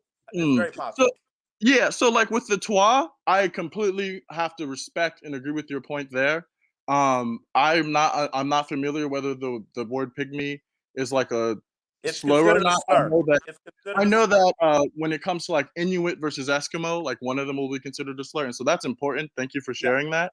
yeah. When it comes to the actual modern day Egyptians, there's a huge difference between Upper Egypt and Lower Egypt, and there. Some people argue that there always has been. I don't know if that's the case, but if you go to Aswan or Luxor today, you will see people who look like you. You will see them like they're abundant. That's just who they are. The problem is that the people in Lower Egypt, right near Alexandria, where so many people conquered and came over and subjugated the Egyptians, starting with the Assyrian Empire, is that they are settlers. They may be the descendants of, I don't know, maybe the Libyan rulers of the 23rd dynasty. I don't, who knows, whatever. But they look very much different than the population of ancient Egypt, or the population of Kemet, as you would say. And so, yeah, you're totally right. They will say, we're not black, we have nothing to do with them. And they will say racist things. If you're a black person who's talking about Kemet, they will attack you. They will say you're stealing their heritage and whatnot, as if they looked like Amos, or they looked like Amos Nefertari, who's a woman who's literally black as Nile soil, right? And that was a beautiful thing for the Egyptians. That like they would deify people in that way. But um they will use the term African and say African is our term, actually. Because African is not a term from the native people of Right. Africa. It came from Europe. I know the heart and spirit of what you're saying, so I'm not going to be like, oh, well, you're using this Caucasian term and like, actually, like you're stripping, humanity from Africa. I wouldn't make that argument because I know like your heart is like sort of with, Well, the and I'm still people, learning. and what's I'm more still important, and that's more important. I think that's more important. And I don't want to, sort of try to deny, anyone of their humanity. Kemet is one civilization. It's a really great, amazing civilization. There's also great West African civilizations, right? And it's not really about, for me, like personal sort of like accomplishment and worth, but I think it's important for like younger black children to learn about this and like explore this sort of like subject, you know what I mean? And they're going to be exposed to things like Egyptologists and like the name Egypt. And I think it's still important to sort of keep that bridge there. Like we can talk and use Kemet and use like Medu Necher and all these sort of terms, and that's beautiful, that's great, that's wonderful. But we have to start where like people are. Well, I agree that language is important, but once again, words do convey a message. And so there's nothing wrong with a generation of kids growing up only knowing Kemet and its relations to the newer term, or the later term, Egyptologist. But I think if we teach them our past, which would include Kemet, and then bring them up. I don't think we should meet them where they are. If they keep using those terms, we should correct them and say, look, here's what an Egyptologist has written. Here's what a commission or person on Kemet writes, and then let them see both sides of it. But I don't want to make it comfortable for them to understand, because a lot of times, if you even look at the history of Christianity, Judaism, and Islam, right? It is being documented, and I know it's going to take long, but those three religions have their foundation in Kemet. Kemet. Kemet. Yeah, that's a very interesting point. And, I've been reading up on that recently. and let me finish. I'm sorry, Hassan. And once again, I am a kindergarten relative to the people like Anthony Browder, James Smalls, Asa Hilliard, Ivan Van Sertima, Dr. Ben. These men have like exponentially, like on steroids, knowledge of what I'm talking about. So I'm not even one billionth of their level. But if any of their books that anybody reads, this has already been settled. And that's why I was saying this question is like talking about if Santa Claus existed, because it's not an interesting concept. Christianity, Islam, and Judaism foundation is from Kemet. That's not in dispute if you listen to those gentlemen, and they all come at it in a different direction. I am not saying 100% it's verbatim like a carbon copy, but the foundation of those three religions came from not ancient Kemet, or excuse me, not ancient Egypt. It came from Kemet. That has been documented. And if you read all of those gentlemen that I just read, and another one, Professor Kaba Combine out of New York, all of this is common knowledge, but it's hidden information. And it's hidden for a reason. Because if you don't know your history, you're bound to do things to sabotage yourself. So when I say, Mhm. for example, you're white splaining, it doesn't matter what your color of your skin is. There are black people that white splain because they're looking for validation for the dominant society. So the fact that you could be as dark as I am it's an immaterial fact. It doesn't make any difference. Your explanations sound very similar to the conversations of those who try to whitewash African history. And I'm not being mean to you, and I don't want you to love me or hate me. I don't even know you. We're just having a conversation. Now, anyone that rehears this can check me, but it is a fact. If you listen to those scholars and read their books, that those three religions have their foundation in Kemet. It's not an interesting perspective. It's a fact. It's not a So, belief. I'm mhm. sorry. Go ahead. Yeah. So on the subject of Anthony Browder, I've met him several times. He's given presentations. He's not cheap to bring him about. But when I was a high school student and he was talking about ancient Egypt, he started talking about ancient Egypt. And then he said, okay, but they called themselves Kemet, and then they were the Black Land. And he started to introduce all these figures and stuff. And so he, someone who we both respect, started where I was when I was a high school student, right?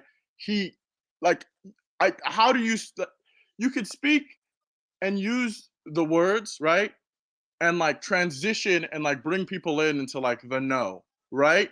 If you are, a man on an island and you're using this language that people are unfamiliar with, okay, you're going to get the people who already know, right? But my personal interest is not, you know, convincing Radio One that the ancient Egyptians are black, or bringing him into sort of like this consciousness about like the civilization. I want normal, just ordinary people walking on the streets to really believe and to really know the truth that this was a black civilization, and I Mm, want to communicate that. And mm. you are saying well, the way that you're talking about it and da da da da. I mean, I communicate how I communicate. Can't really change how I communicate. I don't believe in the term splaining. I believe that if you have a problem with what someone says, you should be able to indicate exactly what the issue is. So let me Okay. know. Let me know. I'm sorry. I'm sorry to interrupt, Go ahead. but I apologize. Please stay with us because Radio One. I'm going to put you on in a short while, but we have apparently Universe Trip who has joined us, so I would like her to be able to speak if that's really her. So Universe Trip, feel free to speak. Hi there. Yeah, I'm sorry. I'm just running out the house and I just saw the email. Thank you for inviting me to the panel. Oh, Um, thank you I for coming. yeah, I've made a lot of content on the topic of ancient Egyptians being black, and I get a lot of hate. The young man who was speaking, I think Hassan, he came onto a panel, and also Radio came onto my panel the other day, and they encouraged me to reach out to you, Mott. So I'm happy you reached out to me. Hopefully we can do more collaborations in the future. But I lived in Egypt for 2.5 years, and I got to see the people for myself. Like there's no really contesting. Even the indigenous people in the South identify as Black Africans. They acknowledge Arab colonization, European colonization. If people just simply spoke, if people just simply speak to them, they would get the answers. But they don't want to do that. All right, and well, thank you very much for calling. And now this is I don't know if it doesn't look like on the screen the name. Well, there it appears. Universe Strip. That's the YouTube account. I'm actually going to share it so people can see it. One moment. Not this one here. Universe Strip. There it is. So I'm about to share the YouTube account in the chat. Universe Trip YouTube account. Okay. Um, I would like to ask you: Are you fluent in Arabic? Yes. Okay, that's great. That's lovely. Now this is another topic, but every time I come across people who speak Arabic, I like to ask them that question. Um, there's some people who argue that the term abiyad, which is the main word for white in Arabic, they argue that back in the days, back in the time of Prophet Muhammad, it actually meant uh, black. That when they used to refer to someone as Rajul Abiyad, which means white man, that it actually meant, oh, we've lost, we lost the sister. She might come back. Well, ready one. Feel free to speak.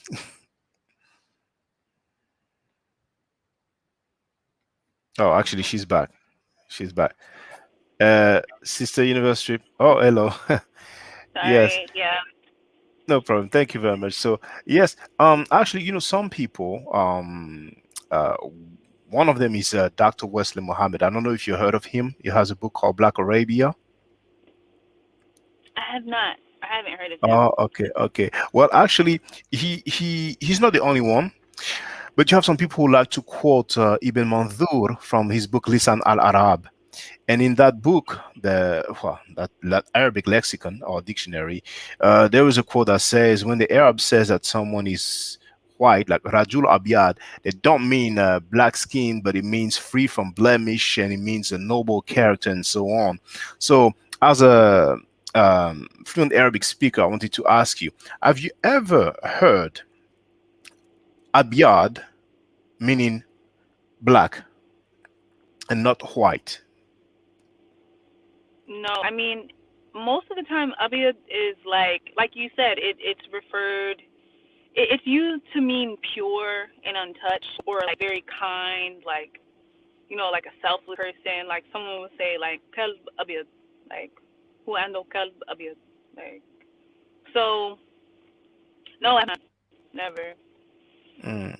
Mm. Um, Kalb Abiyad, like a kind dog. no, not kalb, kalb, elb. Oh, okay, With the okay, off, okay. yeah. Where did you Uh, Where did you learn Arabic? uh I rather not say because I'm not officially learning it. But um I'm not really saying that I'm debating those people, but I, I took the effort of going to some literature. The main thing is that we have some people who claim that Prophet Muhammad was black. And one of the main thing that they use is that quote from Lisan al-Arab. And because I've quoted several hadith, you can find them on my website, Sahih Bukhari, and he's clearly described as white, Rajul Abiyad. As some parts, we have descriptions of his body parts, like his white cheek, white abdomen, white arm, white leg. So I was saying to the people that it shows that nobody will say that there's such thing as a noble character of a cheek or noble character of an arm. So it's definitely dealing with a skin color. Besides, in Lisan al-Arab, the first definition that we have for abiyad, it says dida al-aswad, which means opposite of black or contrary to black. So it lets us know that back in the day, the way we see black opposite as white in terms of color is the same back then. But really, you're not familiar with those their claims, so this is new to you. But unfortunately, you see a lot of African Americans, just like a lot of black people in France, because I actually live in France. They obviously don't know Arabic. So when someone will tell them, those terms like Abiyad, Aswad, and Asmar, and so on, like you see the term Asmar. Um, if I ask you, I think you will probably say it means brown. I don't think you will say it means black. But I can ask you the question: what does Asmar mean? It means dark. It can be Dark. used it can be used interchangeably. It's kind of like, do you know, like, have you ever heard of the Spanish term like moreno or morena? Like Yes, Moreno. Yes, someone could say I'm morena, but someone could also say like some girl with really light skin but dark hair is morena, because it can also mean like brunette, right? So brunette. it's like Yes, interchangeable. But I have been called. I mean, I've lived in Jordan for over like a year and a half. In two different times. I lived in Egypt for 2.5 years altogether. And I mean, Arabs have their own kind of constructions of blackness and treatment of blackness as well. But I was called Samra very often. People be like, Ya Samra, Ya Samra. Like, meaning, hey, dark girl, pretty much. Also, like, I mentioned this story in one of my videos on my time in Egypt. I had a roommate, and her mother was Egyptian but of Turkish descent. And like she talked about, she's like, yeah, our people are of Turkish descent. And she was like, she would like sit down and like look at me, and she'd be like, "Shaklik asliya," right? I'd be like, "Wait, what do you mean asliya? Like, what do you mean?" She'd be like, "You look like kind of the ancients would look like," and I'm like, "Oh, because I'm African, right?" And she's like, "Yeah, you're African." And I say that, and everybody's like, "No, that's not what she said. She said asaliya, asaliya." Like, honey, like I'm like, this old lady was not flirting with me. Like, I speak Arabic. I've taught Arabic. Like, I have interviews in Arabic. It's not asaliya. It's asliya. Asliya meaning original. So I've been called that not only by her, but by people on the street. Like, guys would like walk, like they would drive by and they'd be like, "Y'all asliya, y'all asliya," like original. They'd be like, "Shukik, like Nubia, like you look like a black African, like the original people." And of course, there are plenty of Egyptians that completely deny that. Like I've been told by some Arab Egyptians, Egypt is in Africa. People would be like, Egypt. People would be like, "Well, no, Egypt is beside Africa. It's next to Africa. It's not in Africa." So this is a very large mix of perceptions on race and identity in Egypt. But Mm, that's lovely. Now, if there's any question you don't want to answer, of course, by all means, don't. But I is it okay if I ask you, are you actually African American? yeah, I'm Black American. Okay, and okay, that's very interesting. Very interesting. Um, but basically, we have a few people who claim that Prophet Muhammad was black. Not only that he was black, but they claim that he was jet black, and they talk about many different terms like Adlam and Adam and so on. But we have one hadith that says that he was not Adam. Um, Well, I don't and know. I'm a little kind of scared to talk about this because it's very haram to even suggest he looked a certain way. You know, like they don't play that. Like oh no, they don't even put images on there, like any type of religious monuments, mm, relics, texts, buildings. They don't put images of human beings on like they ever do. So I think well, it's a little touchy to talk about what it, Muhammad looked like. it can be touchy, but it's not haram because um you know Sahih Bukhari, right? That sounds very Okay. familiar. Okay, what Sahih Bukhari is basically the collection of hadith, which is considered the most reliable one. And you know Sahih better than me. You know it means like authentic or true. So you have this Sahih collection. You also have Sahih Muslim, and in those hadith collection, and you have others as well. You have Sunan Dawood.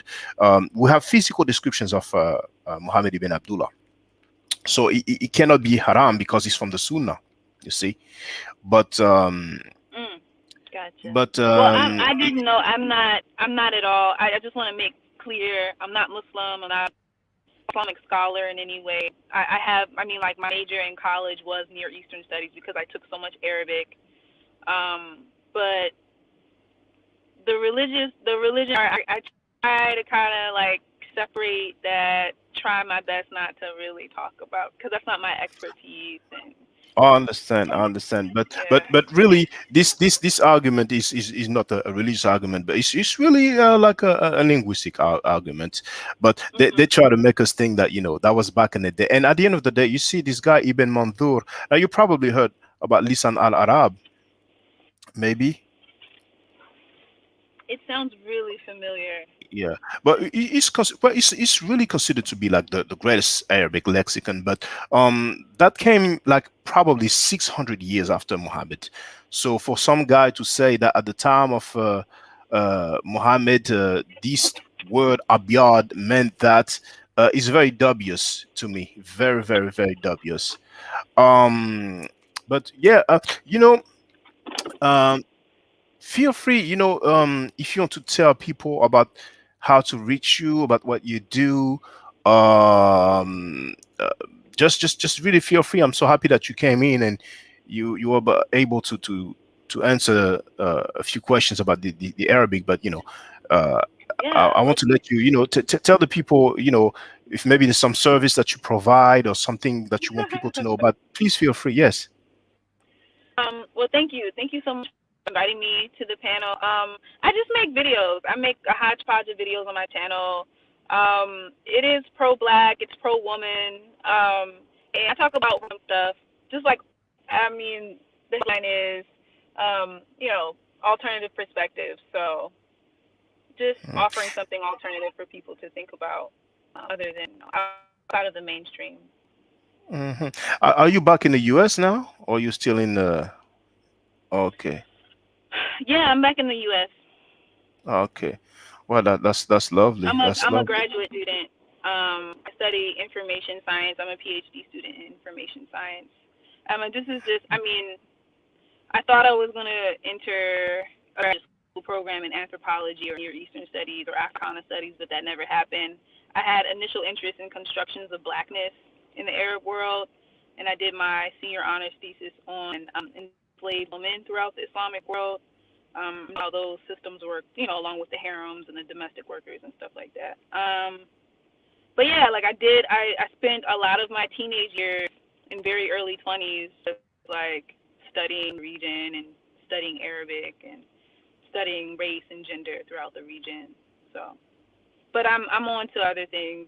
After living in Jordan and Egypt for about 4 years, I worked at several startups, like educational technology startups, and now I'm, you know, doing research with information and communication technologies for development, looking at how to leverage technology to empower marginalized groups of people. So So you made a great shift, like from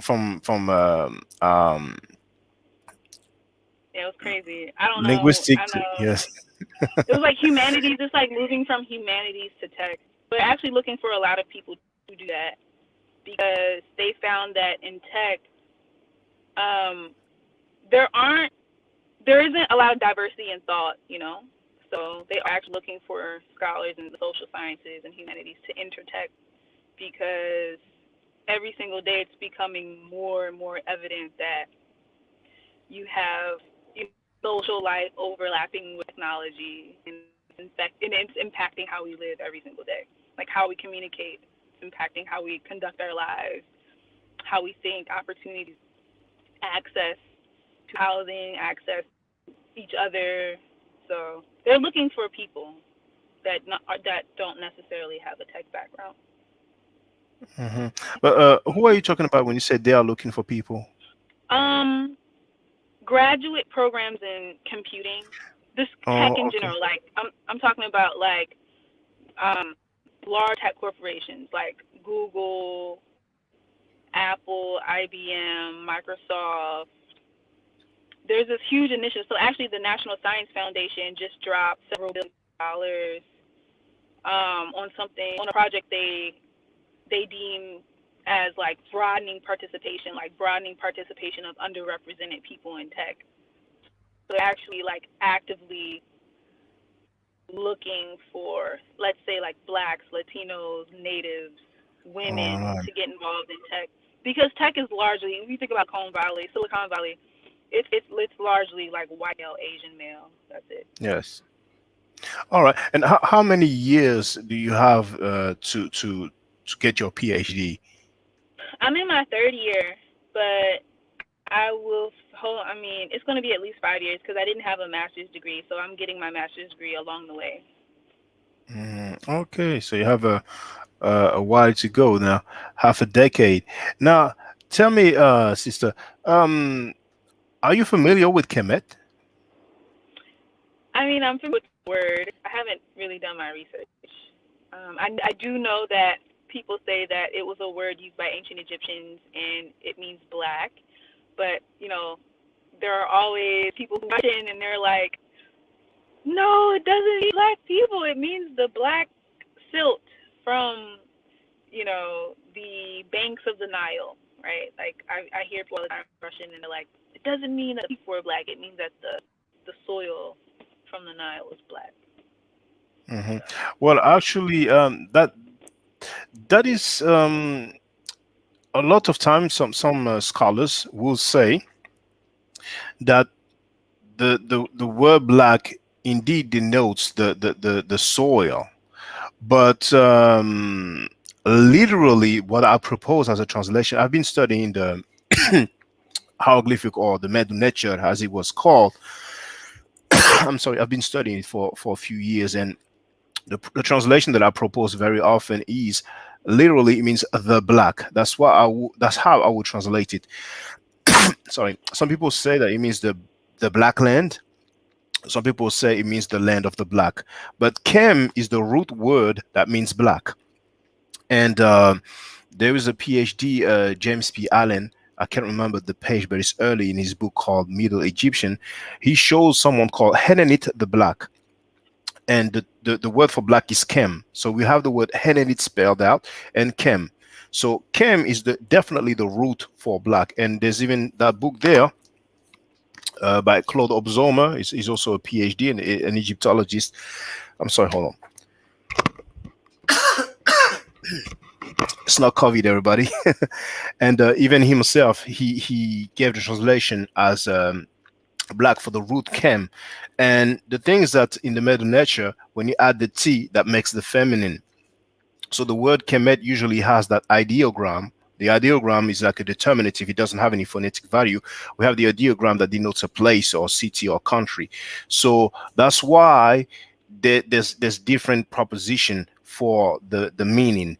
But even if Kemet meant, well, it doesn't really mean the black soil, but even if it meant the black, as in black like the soil, what is for sure is that the root word Kem, where the word Kemet derives, it definitely means black.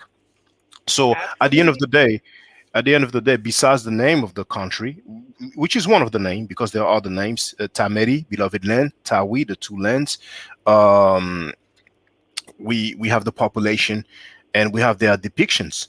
So But this is found. I mean, also, yeah, definitely, I absolutely agree, and I just think it's so funny that people just love to skip over the fact that Sudan and Egypt have been the same country off and on for thousands of years, and literally Sudan means the land of the black. So it's like, how can a country be attached to another country called the land of the blacks, but somehow no one is black? I don't understand that. I don't. I mean, like, Mm, it's beyond me.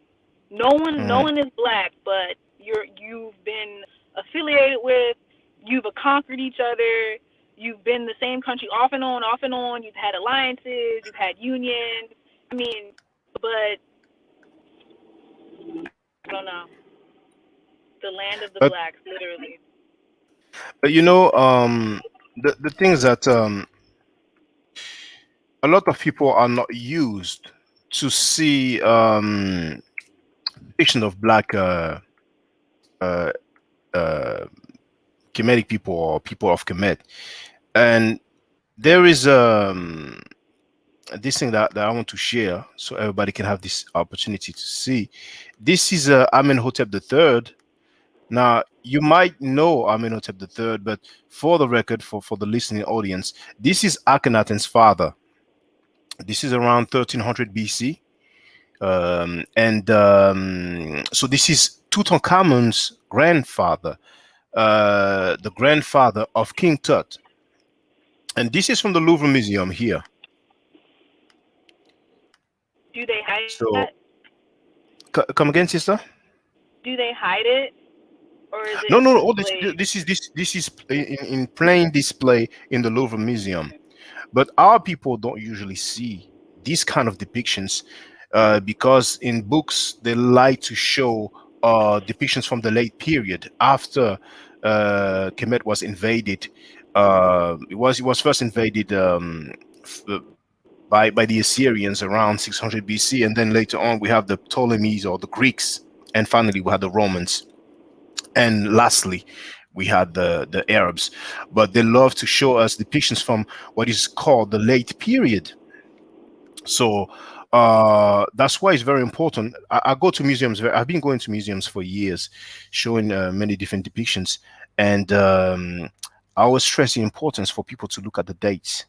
You see, a lot of time when we see white-looking ancient Egyptians is because it's from the late period. Late period is around. It's basically after 600 BC. You see. And there's plenty of other depictions of not only this. I mean, this guy is. I mean, Hotep III is one of the most prosperous. Is one of the ruler of Pharaoh or Nesut or Nisut. To keep it simple, let's say Pharaoh. Um, that rule when Egypt was at a very very prosperous state. It's like one of the period where Egypt was the most powerful. So it's very, very significant. But besides this depiction of Amenhotep III, we have plenty of others. I have a question. What would you like me to address you as? Do you want me to call you Mott? What's your name? Well, the name that I chosen for myself is Shaka Ndugu Kemet, just like it is written just here. You can just say Gotcha. Shaka, basically. You can just say Shaka. But a lot of people call me Ma'at Forever or Ma'at. That's the actual name of my YouTube channel. You see? Gotcha. Gotcha. Yeah. So you can just call me Shaka. Okay, Shaka. Okay, have you come across that? I post this article all the time on my videos. It's from the New York Times, and if you put into Google like New York Times Nubian artifacts, you'll see the article, and it proves that the first people to create a monarchy in what is today northern Sudan and southern Egypt were the Nubians. And it goes to explain that the Egyptians got their very first pharaohs, all of their symbolism and their ruling structures from Nubia. Like Now, literally, like there would be no Egypt that, without that without those fundamental aspects they got from that black civilization. by any chance, would you remember the title of this New York Times? Yeah. So if you put in Google, if you write New York Times Nubian artifacts, it should pop up. An Sorry, artifact. So, I send it to you, but I'm driving right now. oh, okay. Ancient Nubian artifact yield evidence of earliest monarchy. Is it that one? Or because that one is from Yes, it's that one. 1979. It's that one. Okay. That's from 1979. So it's quite an old article by Boyce Rosenberg. Right. It's And old. It's old, but nothing has been able to trump it. Nothing has been able to validate it. That's why it's so old, mm, and it's still up. well, it's a bit sad that because it's a very old artifact, people need to subscribe to read it. Um, the article is actually not available now. It might be floating around somewhere, but if anybody has it, then feel free to share it. Oh wow. Okay. Would it be possible? Well, I guess I can't do this here. Maybe because if I was on my desktop, I would be able to share my screen to read it. But right now I'm on my phone, so. I understand, but I mean, you can always share it with us at any other time whenever you have time. You can share it with us. But you know, in Egypt there were gnomes. Now we call them gnomes. Well, it's spelled Nomes. And there were 42. And a nome is like a region or a district. And the first one is said to be Tassedi, and Tassedi is the Middle Nature name for Nubia. So that's one indication. But several scholars have actually argued that the people who populated Kemet came actually from the south, from Nubia, and we could say following the flow of the Nile, which goes up, as we know, up. And that's the reason why Upper Egypt is at the bottom and Lower Egypt is at the top. So many people are. You said that. I'm so happy you said that because I often reiterate this over and over again in my videos that the Nile starts in like deep within Africa. Some geographers say that the most distant points of Nile are in Burundi and Rwanda. However, the biggest source is Lake Victoria, and Lake Victoria is in Kenya, Tanzania, and Uganda. And it's like, come on, guys. And then from the Blue Nile that starts from Lake Tana in Ethiopia, it's like the Nile flows from the south upward. It's a northward flowing river. When people say that the very first Egyptians somehow magically came from Western Asia, what they are saying is that somehow humans were not smart enough to hop on a boat and just take the current for like northward. Like it's very. I mean, the thing is, it's like scholars will sit here and say, "Oh, everything comes from the Nile." You know, in ancient Egypt. In ancient Egypt would not exist without the Nile. Ancient Egyptian civilization comes from the Nile, but no one wants to sit here and say that ancient Egyptian people came from the Nile. Yeah. So peace, brother Shark. Yes, please, brother Radio On. Yes, feel free to speak. Oh, yes, man, I haven't said anything through the whole show. Yeah, I know. I'm sorry about this, brother. Yeah, I had to step out for a while, but I came back. I want to say peace to you, Sister Universe Trip. It's good to see you in the house. Hey, nice to see you too. Nice to see you again. Yes, indeed. And I also want to say to brother Inspired One, I didn't know you. I did not know that you were from Dallas, because Dallas is my birthplace. Yeah, I went to Hillcrest High. Yeah, and I was born in Dallas, but I was not raised in Dallas. I was raised in Florida. In some parts of Atlanta as well. But yeah, Dallas is my birthplace, and I really miss Dallas, and it's really sad to hear what's going on down there. But yeah, I just wanted to add on, that you have to be careful with what archaeologists say, okay? Because the people who have this Caucasian Egypt belief, they are what I call beat around the bush scholars.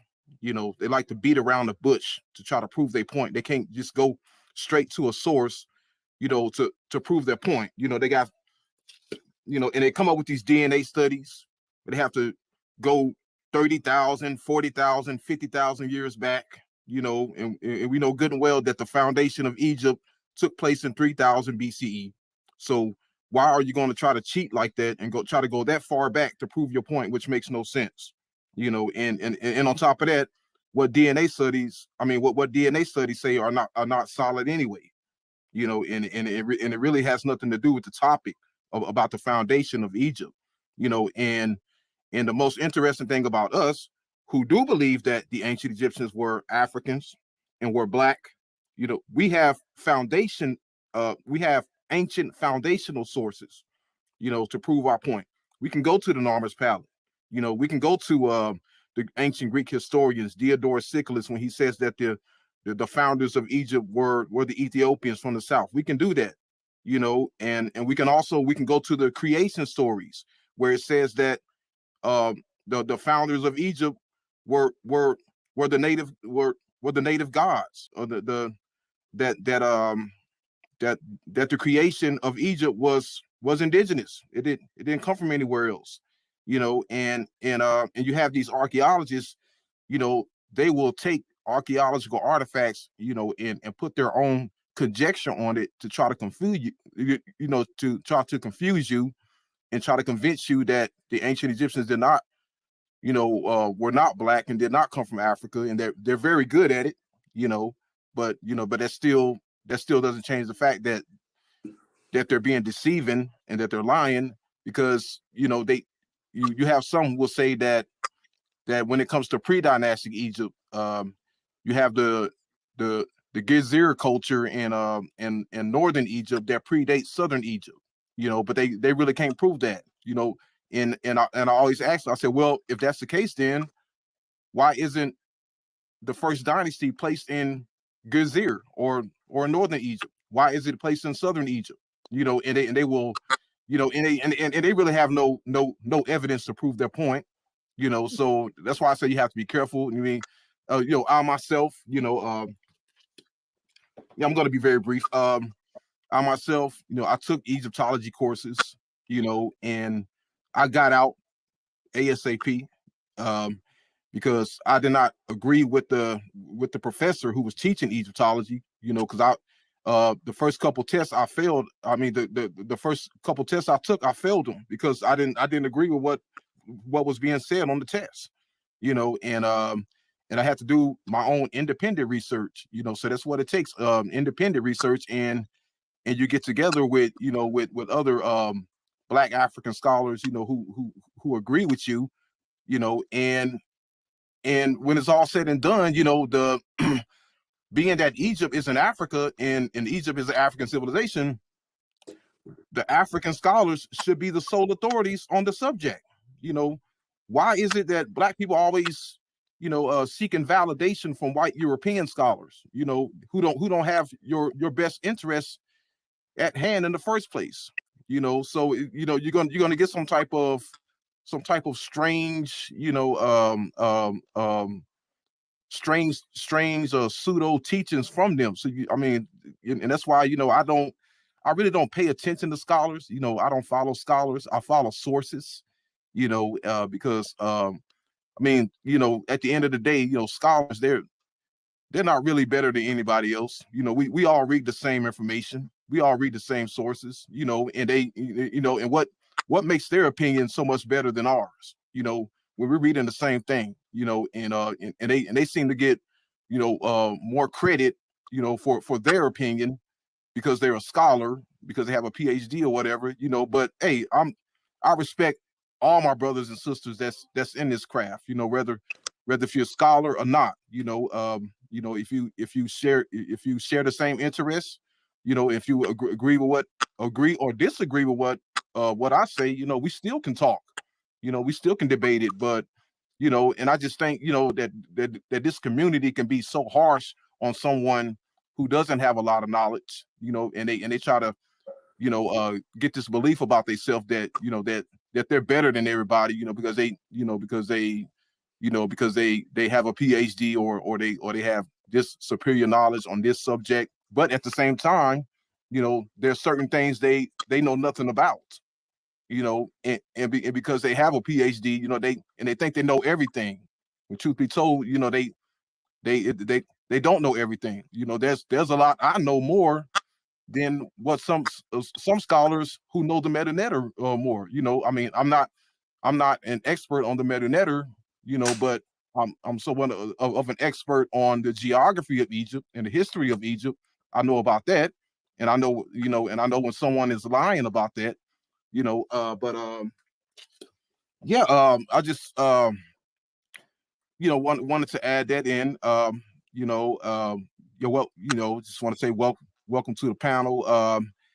And yeah, but I just say, I'm just saying that you have to be careful with what's being taught out here, because there's a lot of agendas going on, and a lot of people have their own agenda, and they try to sound so convincing to make you try to believe that something is not true. But at the end of the day, the evidence speaks for itself. And that's what I'll follow, the evidence. And Radio One, just bear with us. I think Inspire One wants to say something. Go ahead, brother. So one of the things I like to acknowledge is I'm a baby boomer, and I'm one of the few baby boomers that will get on a platform like this and tell people who are younger that you were lied to, that you were miseducated. And we sold you a bill of goods because we were trying to get paid. We were trying to rise up through corporate America. We wanted the validation of a dominant society, and we got along to get along. And now we are reaping what we sowed, because where there is an absence of leadership, it will fill a vacuum. And your channel and all the other channels out there that are not part of mainstream media confirm the fact that y'all know that we lied to you. But because we have the financial weight right now, we are going to argue you down, right? Even though it's a fact. that African spirituality was the foundation of Christianity, Judaism, and Islam. It's a fact that the Exodus never happened. It's a fact. But guess what? The religion business is a $1 trillion business. To acknowledge that the Twa and the Kush and Nubia and Ethiopia were the foundation of civilizations, and the story of baby Jesus was like the 15th or 16th retelling of a savior birth, and that Catholicism created Jesus. Notice I didn't say that Jesus didn't exist, that the Catholic religion created the story of Jesus. There was probably some guy named Jesus that was a compilation of a bunch of folks. But all I'm saying to say is y'all are the future. And I'm just saying, when I checked the gentleman Hassan, he's knowledgeable, and he said, you're sounding confrontational.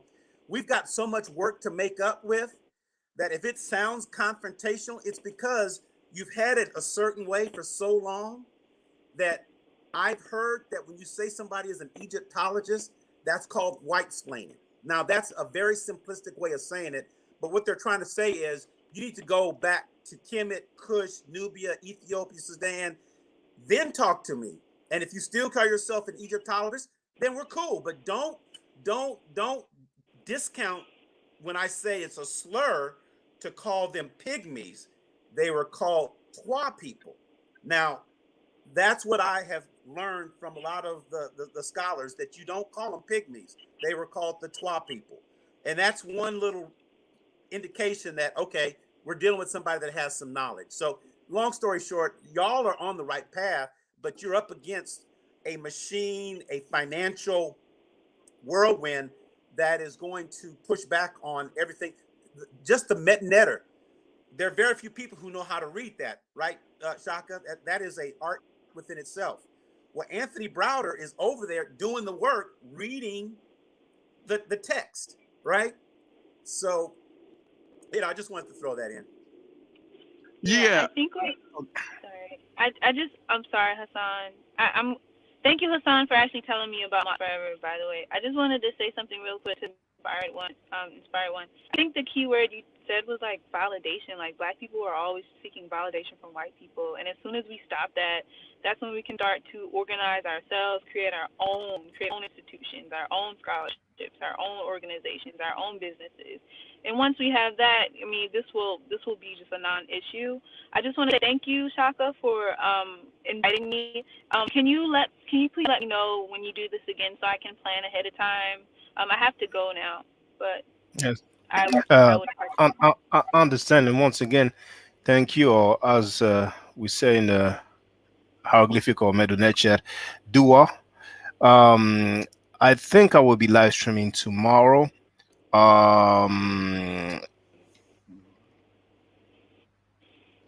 Probably no. It's 10 p.m.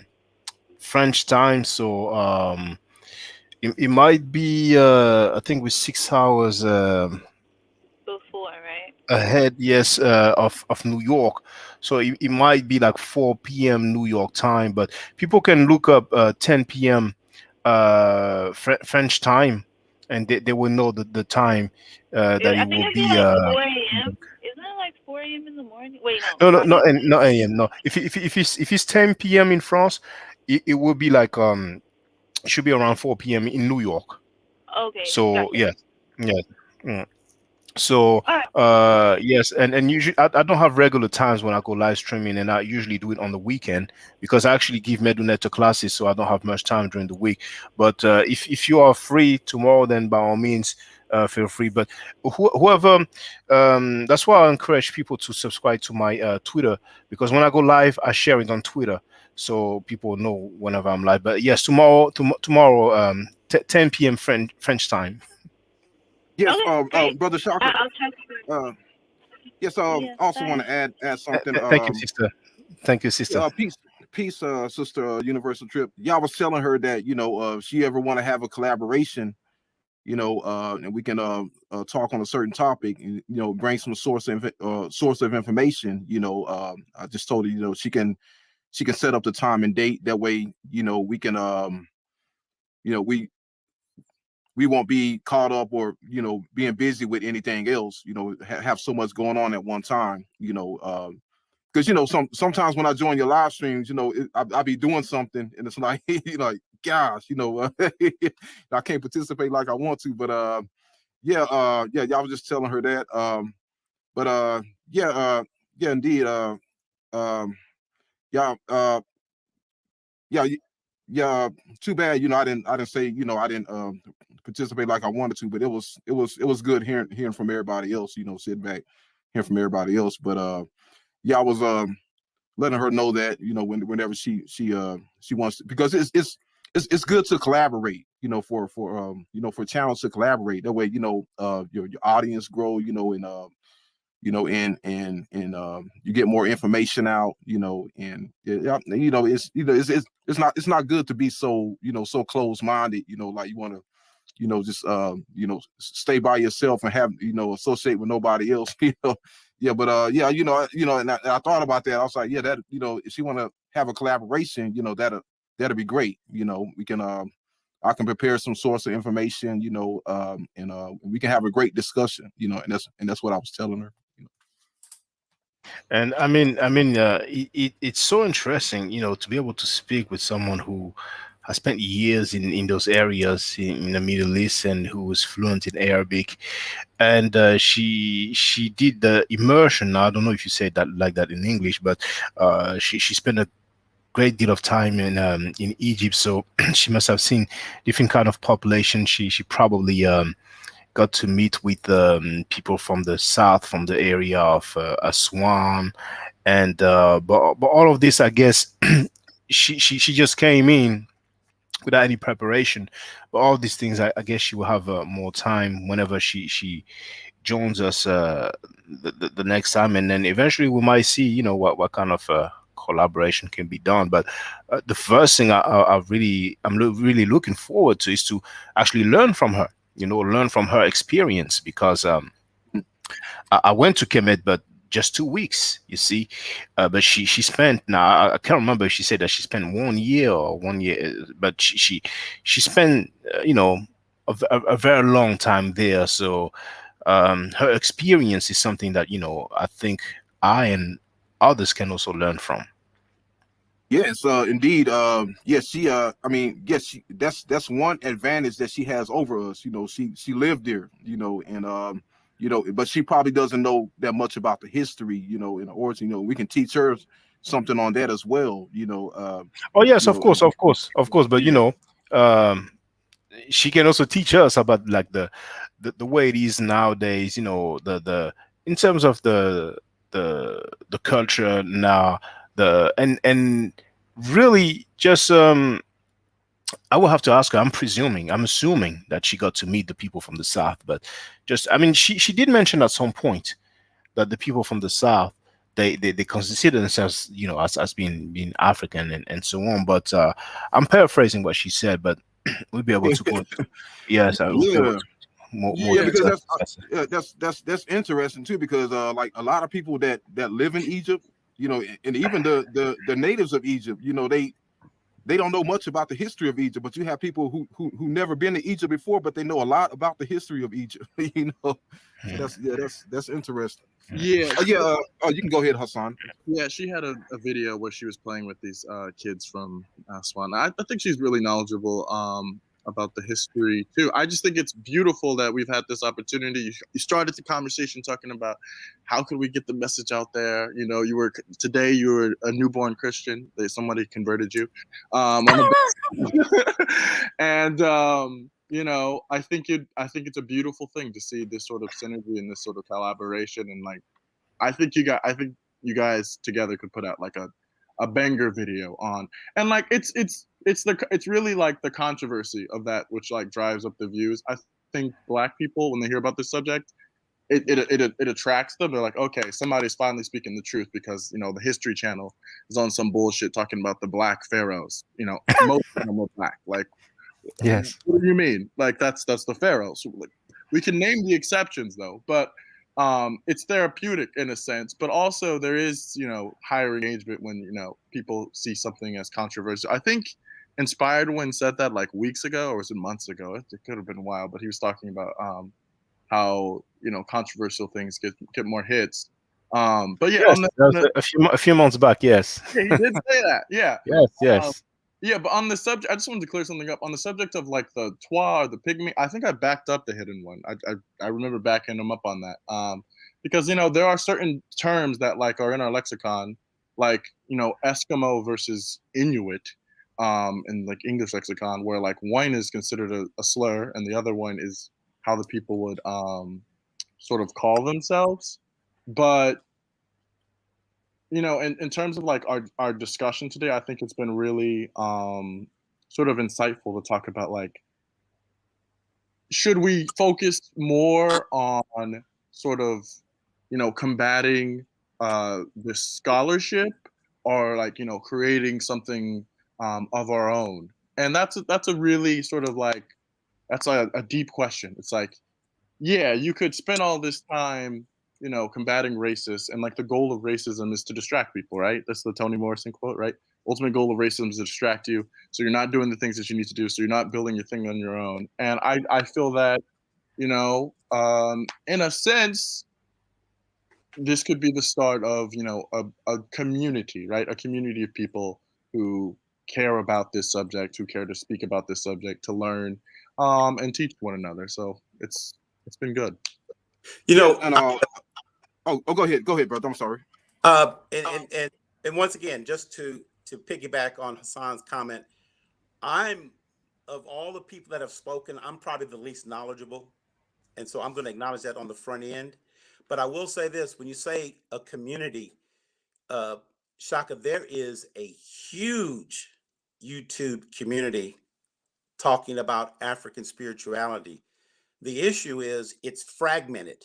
You've got little bitty channels, and it's not collective. And I like this because I equate it to the automobile industry in its beginning. Somebody said in the beginning there were like 100 automobile companies out there, Shaka, like 100 to 150 people trying to start a car, right? It was like the wild, wild west. And so what it forces you to do is consolidate eventually. But Shaka, we need all these wild, wild west. I mean, and I don't want to mention any of the channels because I don't know what your relationship, but there are people out here that are very confrontational. They cuss, they fuss, they use terms, but they're all about Kemet. And there are others that ran and ramble and ramble and ramble, and they have like 4-hour ramble sessions. So Hassan, I'm telling you, brother, there's some Michael Jordan-ish conversations going on that might make you just jump out a window after you get off of their podcast. You think I'm confrontational? I'm like a baby lamb. So what I'm getting to is it evokes discussion. That's good. It's like a good fight, Shaka. Let's take the gloves off. And the Hebrew Israelites. There's a gentleman, and Shaka knows who I'm talking about. There's a guy who invites the Hebrew Israelites on there, and they spend 4 hours dissecting the Bible and going through every letter and what did this mean. And it gets personal. You talk about confrontational. Whew, it'll make your hair fall out. So all I'm saying is this is a great time for delving into spirituality. All that to say, because think about it, to say that Jesus was an invention by the Catholic Church is so controversial in certain quarters, but such common knowledge in other quarters. But you're not on the mainstream media, Shaka. So we're not on the mainstream media. But you know that the religious business is $1 trillion business. It's nonprofit. It's protected by the IRS. You think they're going to acknowledge Asar, Aset, and Heru? I mean, are you crazy? Of course not.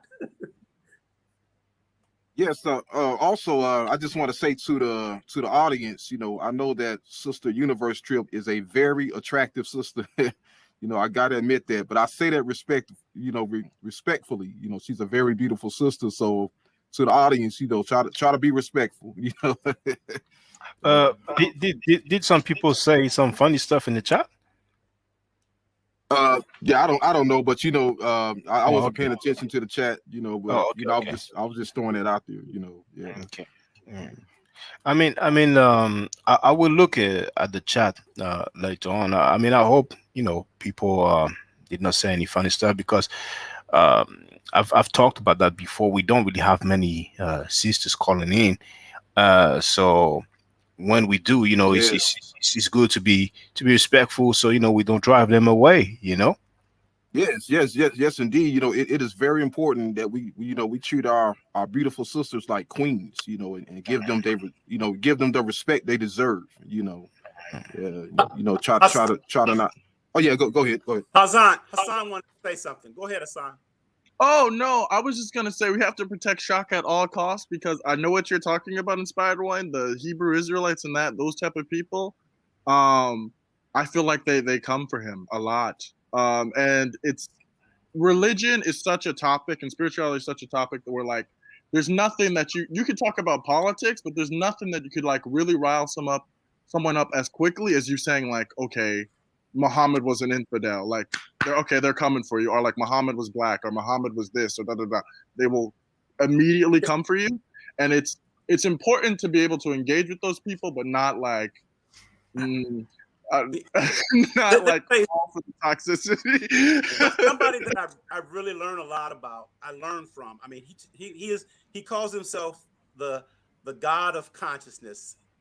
Shaka, do you know who I'm referring to? No, but feel free to say the name. Okay, I love Sonetta.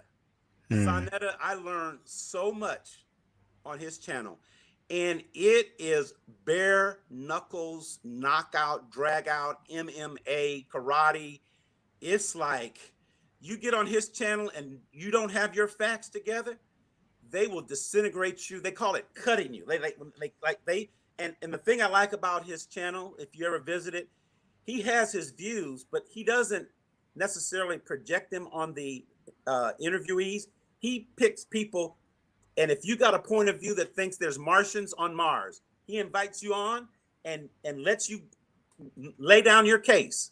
And if you don't have sound logic behind it, he'll bring someone in that has the opposite view, and he calls them on the phone. He'll be on the call. Hold on for a minute, and you hear him dialing the number and getting the person who has, and then he lets them just go at it. And so what I like about that is out of that comes knowledge. And if you can't defend your position, then you really have a very weak argument. And that's what I'm saying about the Hebrew Israelite. It's not whether they're right or wrong. Defend your position with sound facts and reasoning, not emotion. And that's what I like about a lot of those channels is, if you think somebody was black or somebody was white or God is this or God is that, defend your position and stand by it. That's all. Well, Sanada, like I was saying a few days ago, or maybe last week, actually, last weekend. I think he has over 1 million subscribers because of the plaque that we can see behind him. It's a YouTube plaque. Basically, you have some rewards when you reach a certain amount of subscribers. But my issue is just him inviting just anybody. He would invite some people who will basically talk about historical facts about Asian Black history, and then he would invite other people who celebrate the death of Africans. But it's his channel. He's free to do whatever he wants. So he can do his thing. But when it comes to those debates, like there was his brother Tahuti, and I addressed him in my video after his quote unquote debate with Zion Lex, because he had used the video Kemet and Ma'at, and he did say bye Tahuti, but he left a comment. He reached out, and I was glad he didn't take it the wrong way. He didn't take it as an attack, and he just clarified why it was written by Tahuti. But I'm just talking about this to say that when he had a discussion with Zion Lex, just like when he had a discussion with Jabari, a third party was called. But with Jabari, he was kind of declared the winner or considered to be the winner by many people. But then with Zion Lex, for strange reasons, Sarnetta was talking about, he gives it to Zion Lex because Zion Lex had I can't remember if he was saying like he had like presentation prepared or something like that. But initially, Tahuti was saying that he doesn't have any presentation, but he did actually present some things to the people. And what's the most interesting to me is that Tahuti confirmed that he spoke with Zion Lex, asking about Hebrews or Israelites on records. Where is it? And Zion Lex never delivered.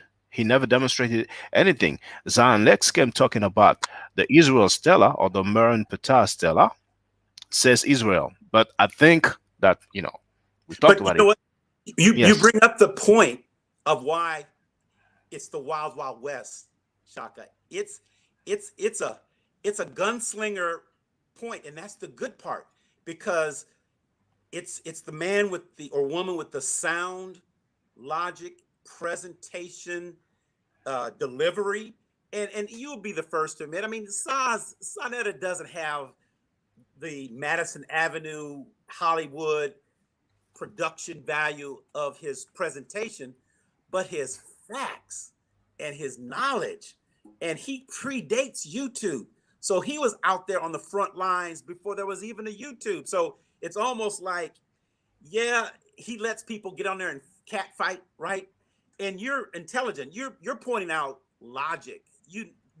When he says somebody won an argument, it doesn't matter if they prove that there were Martians on the moon, they're the winner, because even though you know that that's not true, you did not present a concise, factual debate to counter it, and that's why the people will win or lose.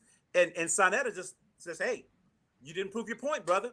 I don't agree with him, but you didn't prove your point." So he won the debate. So to your point, you're right. There are some people that come up. There was one lady that got on there that believed in aliens, and Do you mind saying the name?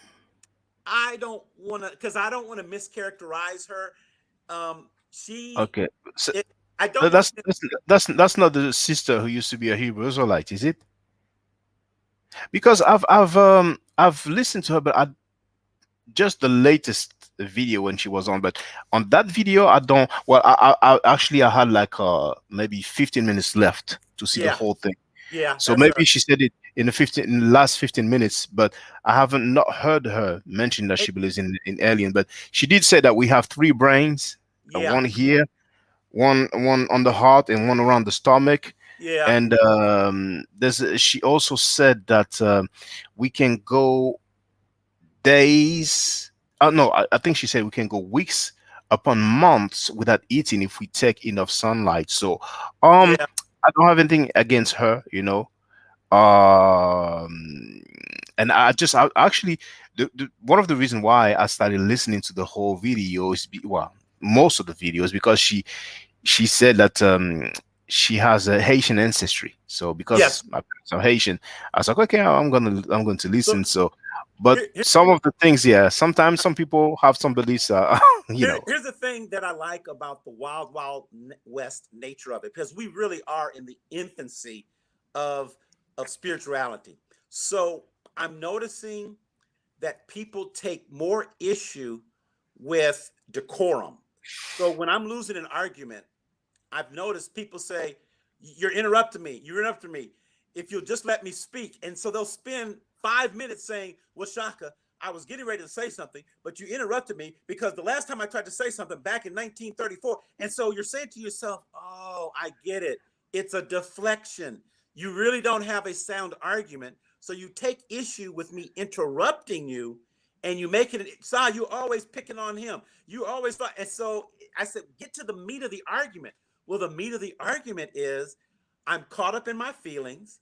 I got a little bit of knowledge, and you're hurting my feelings. And so I'm going to make the whole presentation. You're interrupting me.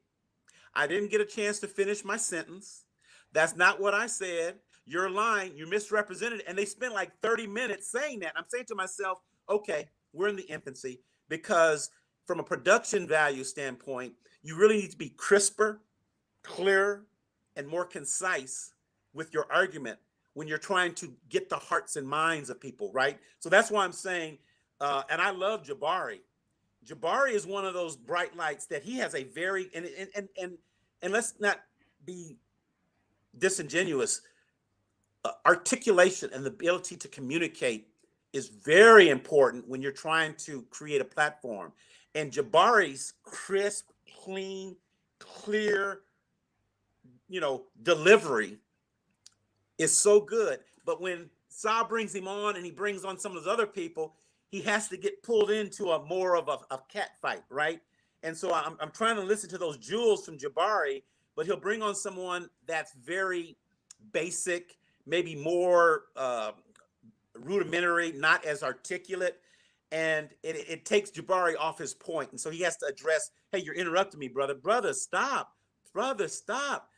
And then they have to mute him. So that's the part of the growing process, right? That's where we are. And so to Hassan's point, when I'm saying being confrontational, brother, you ain't seen confrontational till you've been on his channel.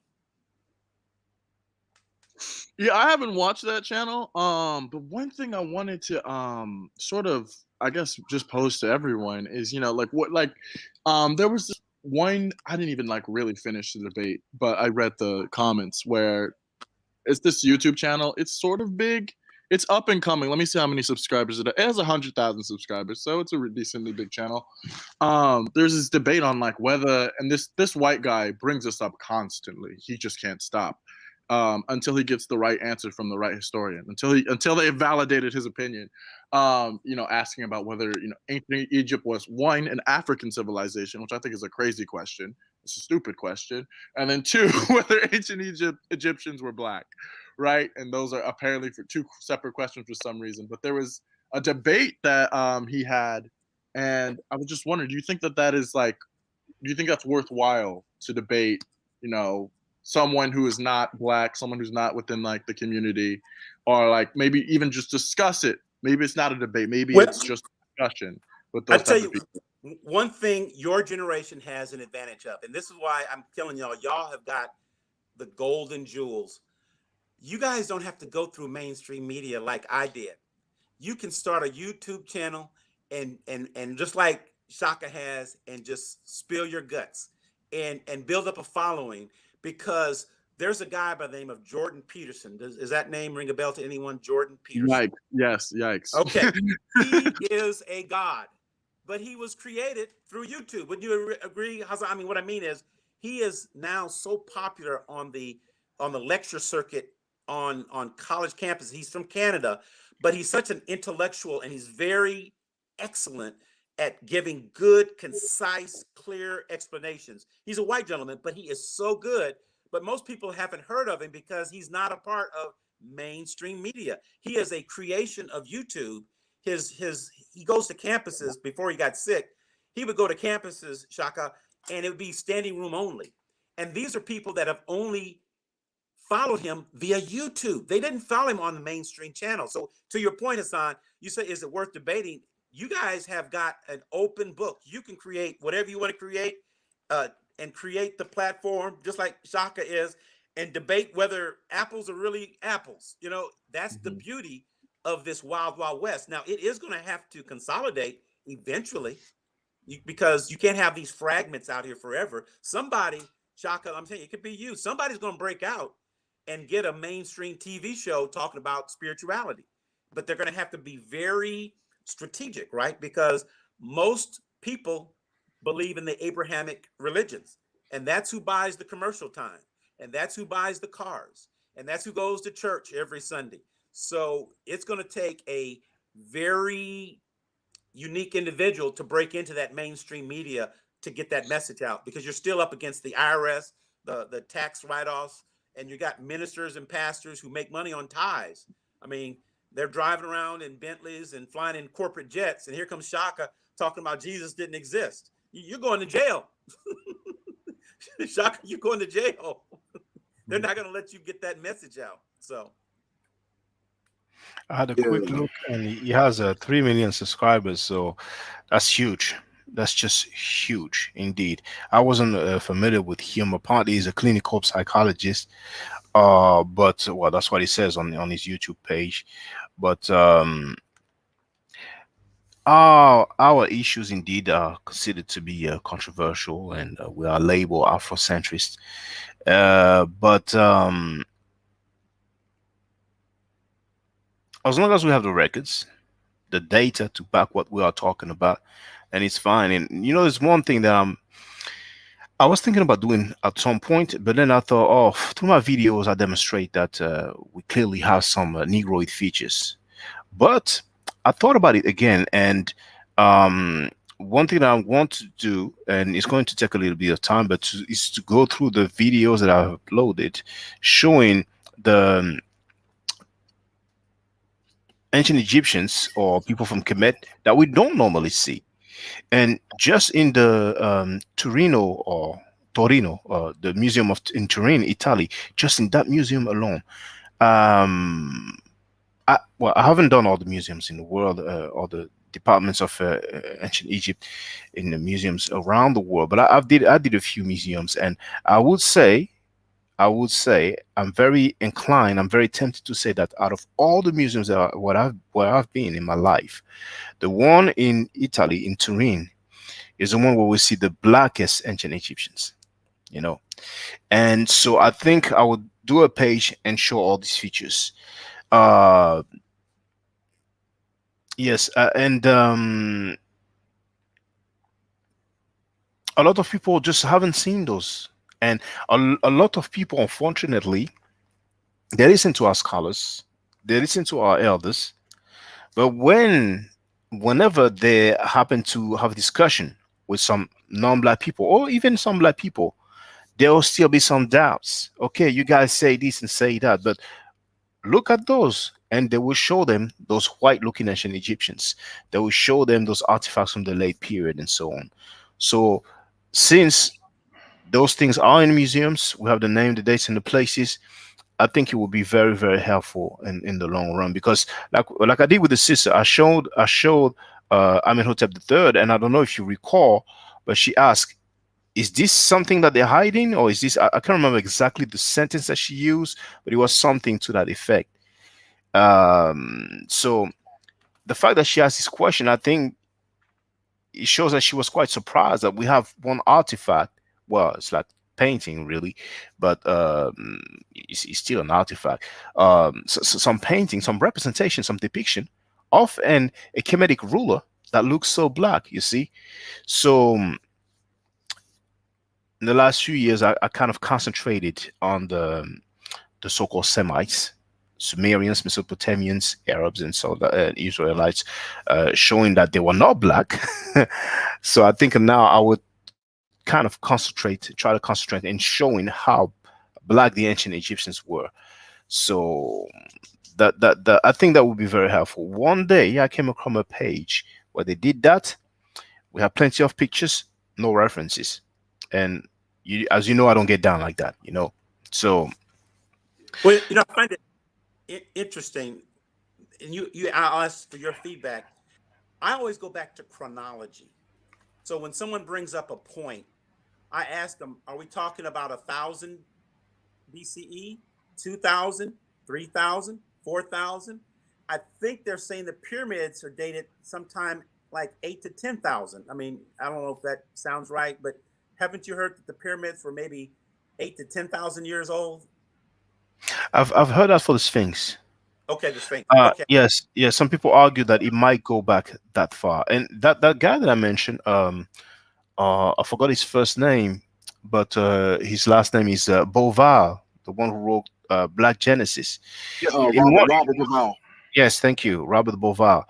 He's seen on one of those documentaries about Egypt, and if I'm not mistaken, he argues that as well. He's of that opinion, and just to make it short, that even though I've said that, but the Abrahamic believers, particularly the Christians, every Sunday they hear usually the same stories.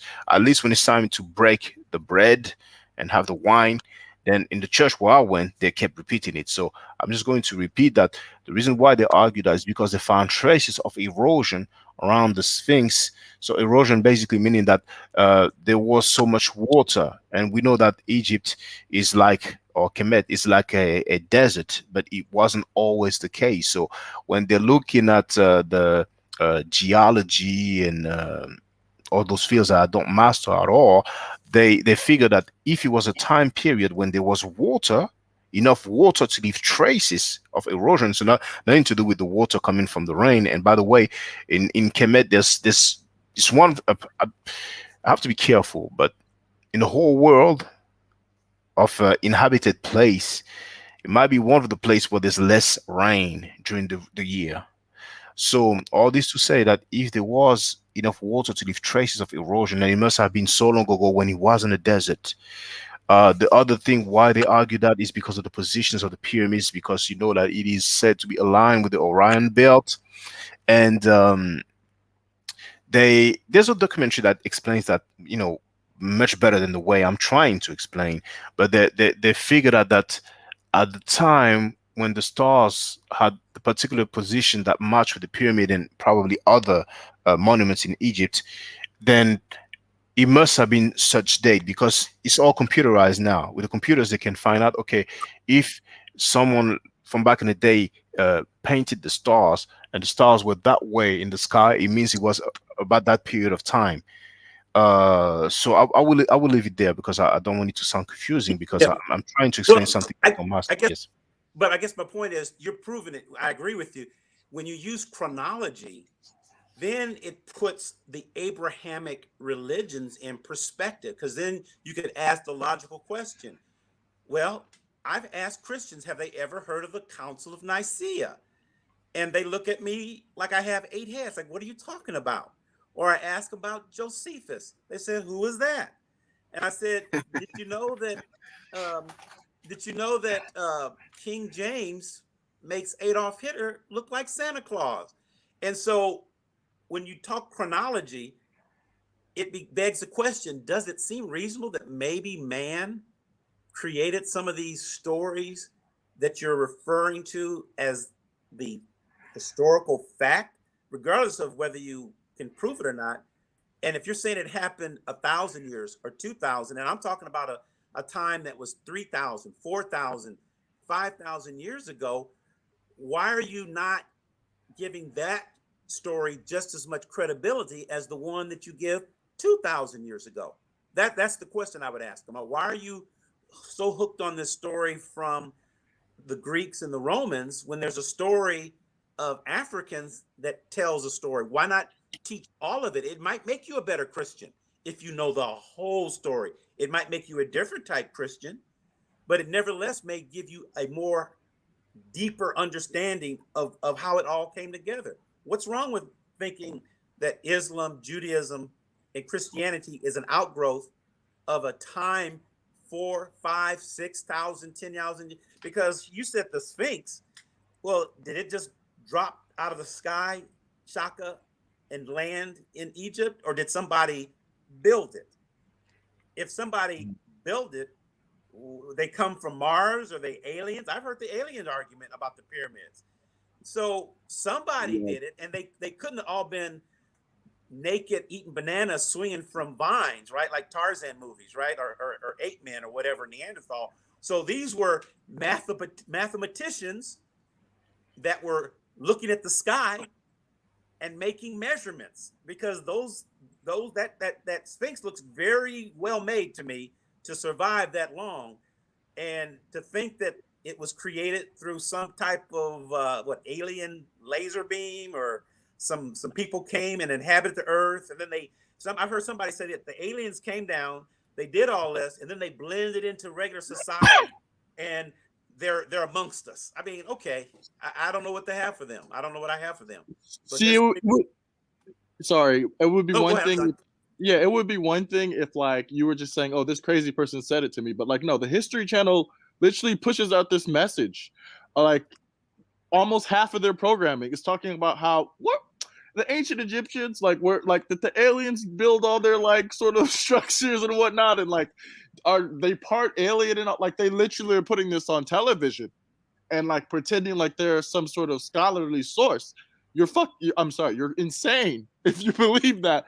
But the point of chronology is really important because people who want to argue that they're Caucasian or Middle Eastern or whatever like that, the Cometans, they'll get a picture of one random scribe, or not even a scribe, one random worker, and they'd be like, oh yeah, look at this person. I'm like, but who is that person? Are they a pharaoh? Do you know who they are? No, you don't. What time period are they from? It's like pulling up a picture of Obama and saying, look, these are what the Native Americans look like. Look, you see, look, like it comes from a place of like so much ignorance, and that these people aren't like really dedicated to the subject. But it sounds like Chewbacca would be interested in like going on a program and like discuss, like I guess bringing his message to different audiences, because they like to paint, as he was saying, us as like Afrocentrics are paint, which is not necessarily a bad thing, but you don't have to be Afrocentric to acknowledge that ancient that Kemet is black. Here's the thing that's the challenge, Hassan and Chaka and the other gentleman. Because we live in a capitalistic world, the people with the funds, the people who fund these documentaries, the people who give the scholarships, the endowed chairs, they've got an agenda. And as long as the money keeps flowing that way, they're always going to have the louder voice. And it'll always drown you out, Chaka, because they've got big corporations that have financial interest in projecting and programming. There are documentaries that are being put on dominant TV. There are movies that are being put out. What was that one with Brad Pitt in the Egyptian movie? That's because they got the financial backing. And yours and all the Sonetas in the world cannot go up against that financial machine. That's why it's so important that you guys keep getting your message out through YouTube. Now, you know what? YouTube is going to fall. Eventually you're going to probably have to get your own independent website of some sort, because YouTube is starting to censor content. I know you guys are used to it, but when I was growing up, freedom of speech was kind of like breathing air. Now, with your generation, I hate to paint this picture, you guys cancel people. They call it cancel culture. If you say something I don't like, cancel. I'm like, wow. And so YouTube and Facebook, it's almost like cancel culture on steroids. If I don't like what you're saying, you get these, I guess they get these notices. You use these words, or certain words you can't use now. And I don't want to, make sure this is clear. I got it because YouTube will hear it. I'm referring to something that happened in Germany, right? I won't say what it was, but it started with the banning of books and the banning of speech. And it really sounds like the social media platforms, even if you don't agree with what somebody, and I must use our as Trump is a perfect example. I did not vote for him, but I defend his right to say whatever he wants to say, no matter how hateful, divisive, and let people draw their own conclusion. When you cut off a source of information, you're almost like directing people to a certain groupthink, like an echo chamber, right? Now, everyone that's on your channel, Shaka, is an advocate of yours, right? But even on your channel and all the others, they have this thing called trolls, right? And they have moderators. And it's funny to see you guys do it, because I'm saying, oh, they don't realize that they're doing what they did in Germany. If somebody says something that I don't like, my moderator will delete their comment and ban them or put them on timeout, because they don't say things that I think they should say. Now, granted, I know it can get a little harsh, but you think about it, you are censoring because they're like the gentleman said, maybe they're making a disrespectful comment about the young lady, or maybe they're making some derogatory comments about people of color, or maybe they're making some comments about your child. Remember, you bring your child on, maybe they're, and it's very hurtful. But you know what? For us baby boomers, baby, that's how that rolled. I mean, you have to have thick skin. And back when I was growing up, you call somebody fat. Now, that's called fat shaming. But when I grew up, that was like, hey, he's fat, she's fat, he's dumb, he's stupid. now that's considered hate speech. So all I'm getting to is we got to be careful that we don't become so desensitized from criticism that we have this cancel culture, right? And we can't get the word out, and we have to parse our terms. So that's all. I mean, I guess YouTube is really starting to choke down on people. Yeah. Also, I want to add on when you were saying that they're making movies and documentaries.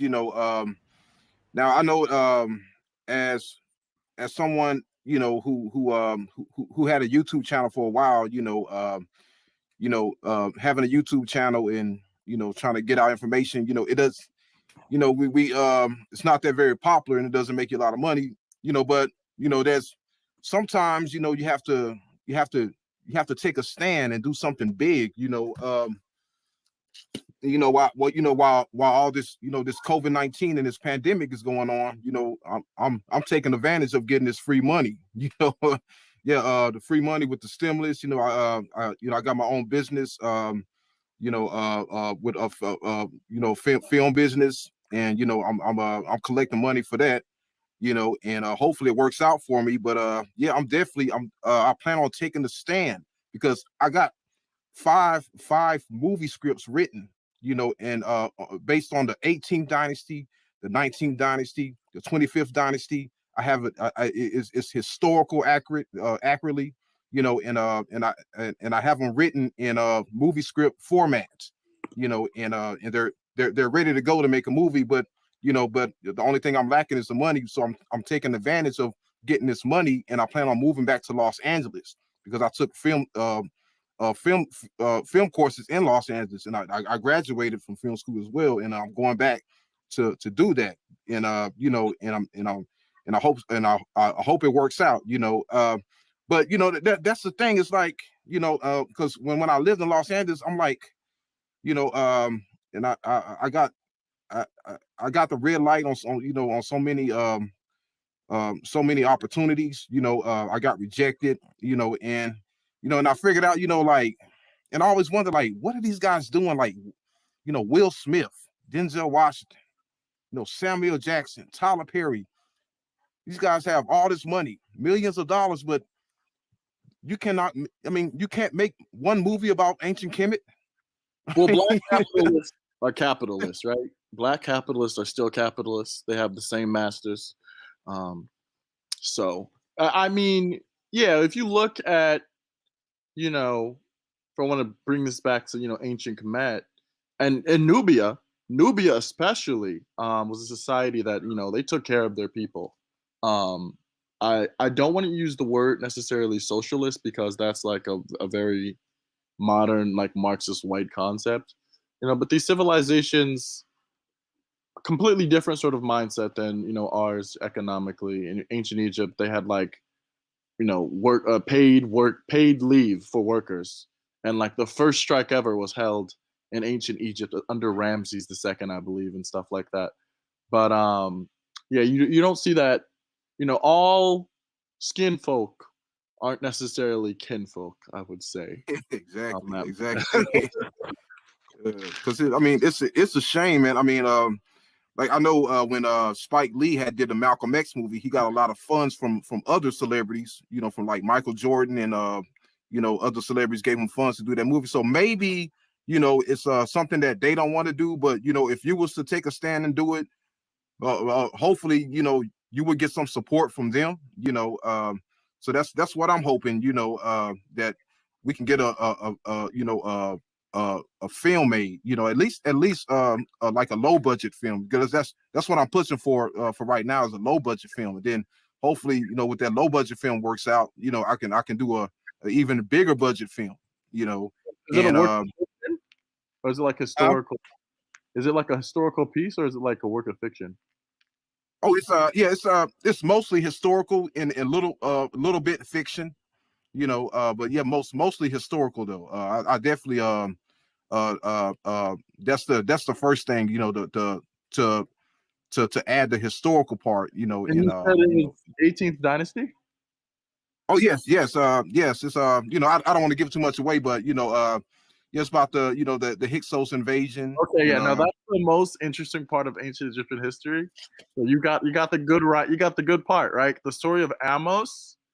Yes, Amos, yes, yes, and then yes. Oh, yes. and their father. It sounds so dramatic to me, like reading about it. But Oh one of man, the yeah, things yeah. that I picked up was that they actually had another brother before them, who died. Kamos. No. Before Kamos, there was another brother, according to according to some researchers and whatnot. But the story of Kamos and Amos Nefertari and Ahotep, and them going up against these foreign invaders trying to save Egypt, and their quotes about like these, these Amu dogs and all of that. That's some good stuff right there. It's very. Yes, I think yes, that you have the right angle if you're going to talk about ancient Egyptian history. That's the most interesting story. yes. I got chill bumps just writing about it. Yeah. I enjoy writing about it. Like sometimes I find myself like even going back into the script, adding some things and changing some things as well. But yeah, I can't wait till I get the opportunity to film it. Yeah, because it'll be great. It'll be powerful. And have you thought about GoFundMe? Have you thought about a GoFundMe account? Yes, I plan on doing that in the future. Yes, but yeah, whenever this pandemic, when this pandemic mess is over with, and I finally get where I need to be, then yeah, definitely, I would definitely be interested in a GoFundMe, but my channel is not that popular right now, so it's like if I was to do it now, not many people will probably donate to it. Yeah, so I'm just getting my money up, and taking a stand and doing something big, and then when I achieve that, then I become more popular and people start to know me, and then I can set up GoFundMe, and all that, and get good donations. But yeah, I mean, but I'm not going to try to scam anybody, try to make it seem like I'm all this big shot, and so I'm because I want to bring something to the table, and I don't want to take people money for nothing, and everything doesn't go well. But yeah, but pretty much it's all on me now. I'm just doing my thing, and hopefully, when I grow someday, I can start a GoFundMe and take it to the next level. I don't know that much about the film industry, but I do know from what I've heard or read, sometimes you shop it around, right? And try to get somebody to, like, you might want to think about putting together a presentation of your scripts, right? Or your Yes. screenplays. And this is where you might have to compromise, right? And so you network and you go to these different people and you just keep presenting it. And Yes. sometimes people buy it, right? Then maybe Shaka to add more. Sometimes they buy your script and they never make a movie out of it, but they might buy it and make a movie out of it, because I know it's like a long process. So when you try to do it all yourself, granted, you get the control and you have more creative purity. Yes. But if you are trying to get it out there and maybe Disney picks it up, but they, you know, all the characters, instead of them being dark black, they might be light white, So but you just Yeah. I gotta agree. I definitely. pick your battles, right? Yeah. And so say, hey, I'd like them to be a little caramel color at least. I mean, can we get them Chaka's color and Inspired One's color at least? Can we get iced tea? That's right. Get iced tea. Yep. Yeah. Yep. Yeah. But yeah, my movie, I'm going by what the art shows, and the best proof, the best art to accurately depict the ancient Egyptians, Asiatics, and Nubians is from the Book of Gates, from the tomb of Seti I, and that's what I'm going by, because deal with ancient Egypt, you know, they show that the ancient Egyptians were mostly of this dark reddish brown color, but also you had you had some Egyptians who were light skinned, who were yellow, who were the blackest of black, like Nubians. So it's like if I'm getting a cast, if I'm building up a cast for Asiatics to play the Asiatics, I would get mostly Middle Eastern characters, and if I'm building up a cast to play the Nubians and the Kushites, I would get mostly African or Sudanese characters. And for the Egyptians, I would get mostly like brown skinned African Americans, people from the Horn of Africa, Ethiopia, and some light skin, some real dark skinned people. So it's like, you mix up the population a little bit, but at the end of the day, show it historically accurate, and that's what I plan to do, because that's why I'm saving up my money, because I want total control. When I do the casting, when I do the casting call and everything, I want total control. I don't want nobody else doing it, because I feel like nobody else can get it right but me. I mean, so some people may be offended by that, but that's just how I feel. And I have people come to my channel all the time, that telling me that you should definitely make a movie, because I know you would get it right, because you always accurately, because on my videos I'm always accurately depicting, the ancient Egyptians, the Asiatics, and all that, and that's why I want total control. And like a lot of this stuff for the movies, like I learned a lot in film school. It's not hard. It's not hard. Just some people that's in the film industry, they're just difficult people. I mean, they make things hard, like simple things. I mean, they just make it so hard, and they try to say all these big words, that don't make any sense, and they just very difficult people, So it's like at the end of the day, can we get together? Can we some cinematographers, some costume designers, some set builders, some prop makers, can we get together and come on one accord and make a great movie about ancient Kemet, and move on from there, But Yeah, yeah, man, it can't be worse than Gods of Egypt. I was just gonna joke. No, but I wanted to respond to what Medjay Commander was saying. Yeah, like the Nubians, some of them were yellow, some of them were red, some of them were depicted as black. What Egyptologists and scholars will not, and just people off the street will say was like, oh, like they were, like if they were Nubian, they had to be jet black. That's not true. Like Africans are diverse within tribes, within families. Okay, you could have one sibling be black as night, the other could be yellow from the same two parents, right? That is the idea that black people all look one way and have one skin tone and all of that is just them trying to narrowly define blackness, and like that's not for them. That's something for us. You look at portraits of Amos fighting Nubians, because he did have to fight Nubians. Half of them are his skin tone, the other half are depicted as like with really dark, almost black skin. And they'll point to the black Nubians and look, hey, look, Amos is lighter than them, so he's not black. But they won't look at the other half of the Nubians who are in the same photo and be like, oh, they're the same skin tone as him.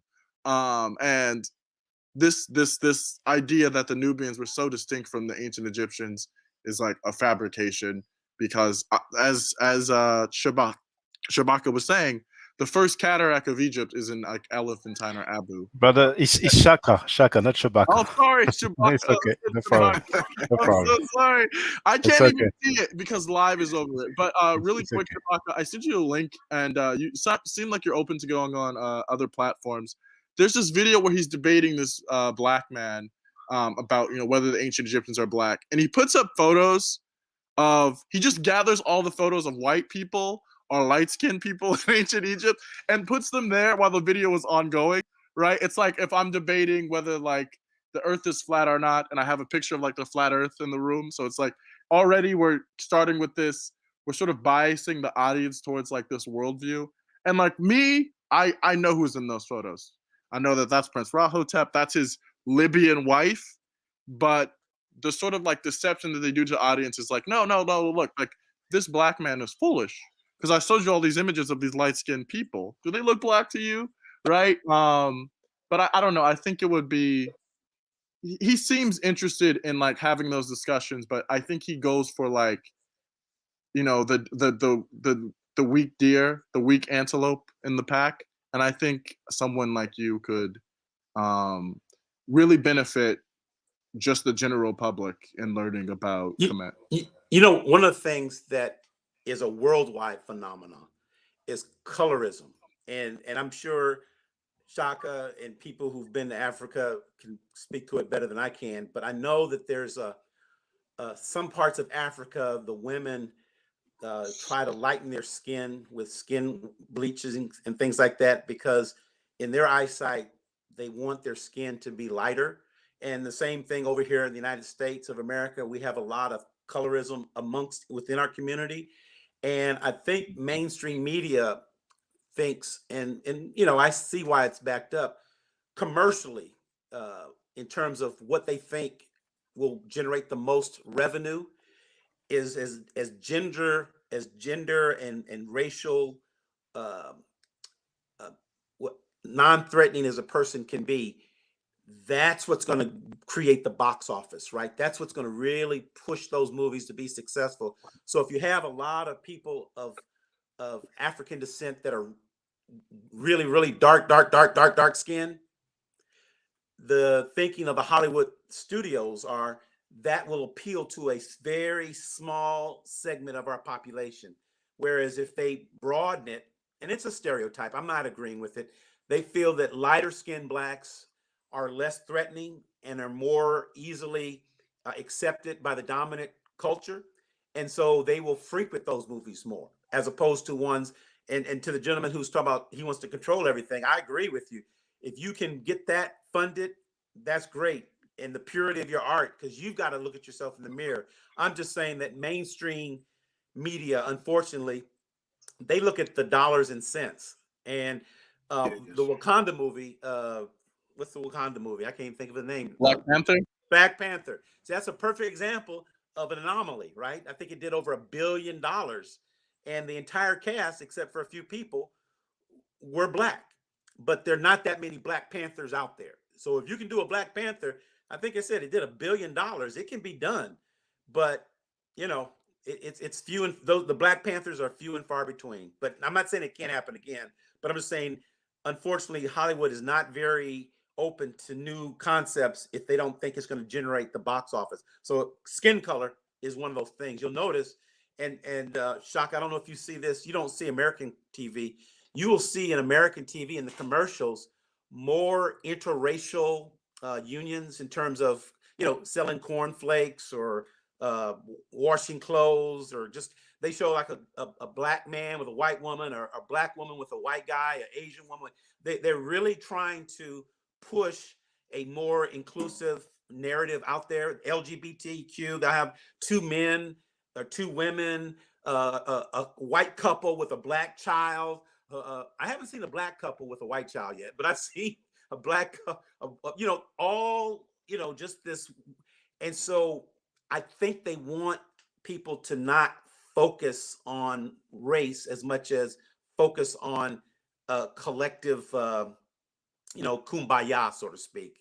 And unfortunately, in the movies, you'll even see with the movies that are out here, it's really pushing women as very dominant, very, I think I haven't seen the Wonder Woman movie, but there's, you know, the idea that the woman is strong, she's assertive, she's independent, and she can take charge. And I saw some previews of the Wonder Woman movie, and she's like beating up men. She's doing like karate kicks and hitting them with her elbow, and these big old muscular guys are trying to grab her, and she like beats up 5 of them with her shield. And it's to send this narrative, and it's about time that women are not these weak, you know, docile creatures. They can actually mix it up. So I think in the movies, this is going to be reflected also. Yes, and that's another thing too. Like everybody in Hollywood, black people in Hollywood, they have this ideal that, you know, we have to get some type of approval from these old white guys, you know, that's in charge of Hollywood studios. And you know, and I see it as, you know, we don't need their approval. You know, we just have to take a stand, get together, and make it happen. You know, because truth be told, we have nothing We have nothing. I mean, there's not an animated series on about Black African Egypt. Not a low budget movie. Nothing.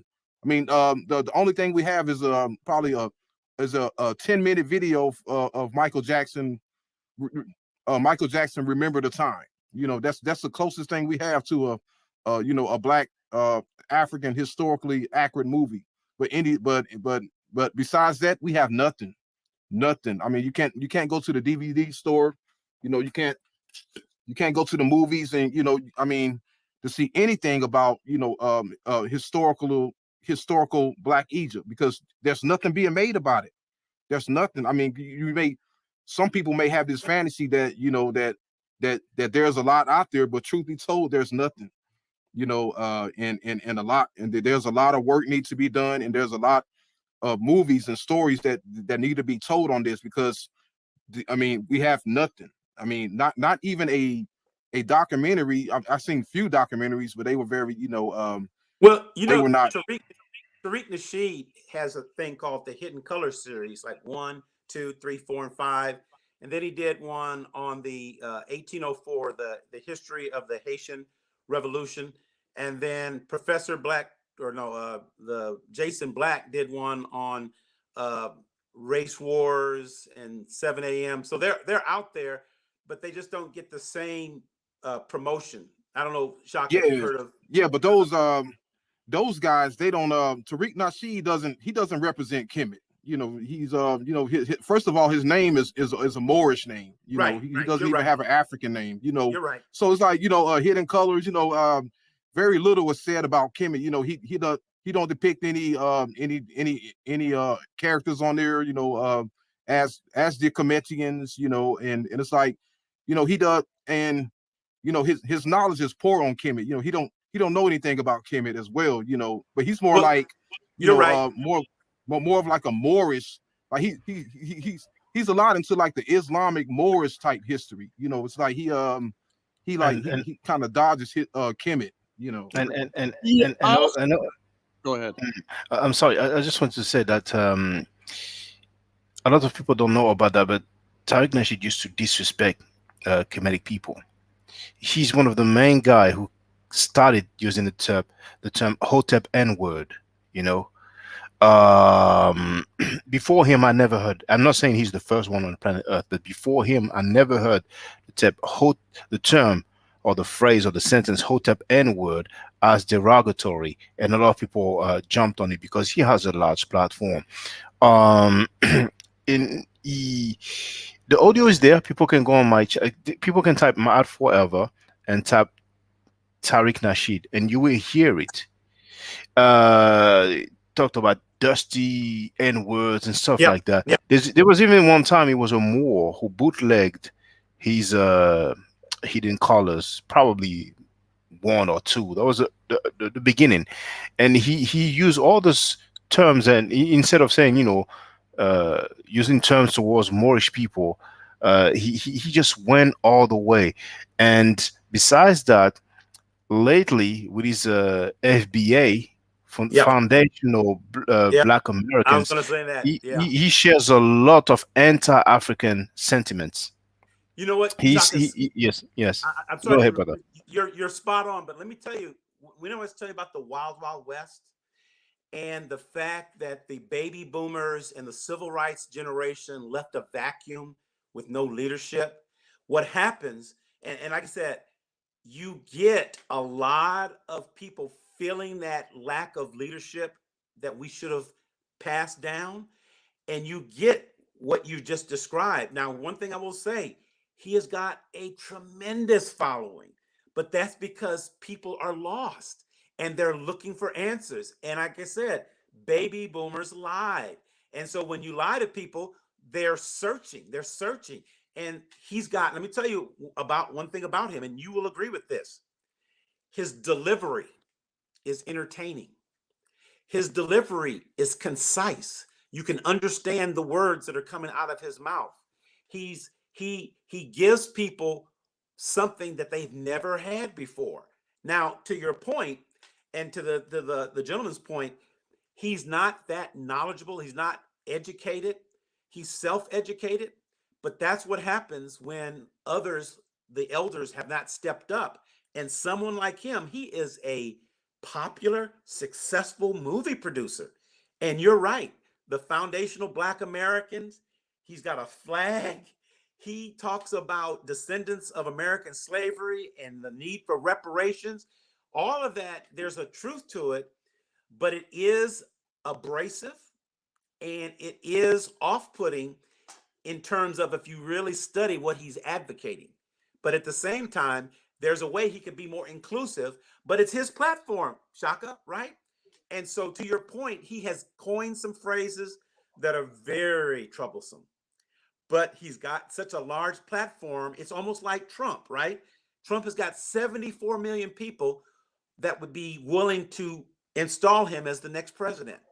So I'm not comparing Tariq to Trump, but when you've got a large following, you can say some things and get away with it without much scholarship because people love you and they've given you, you're hungry. You're those hidden color movies are like they break records on Amazon in terms of popularity.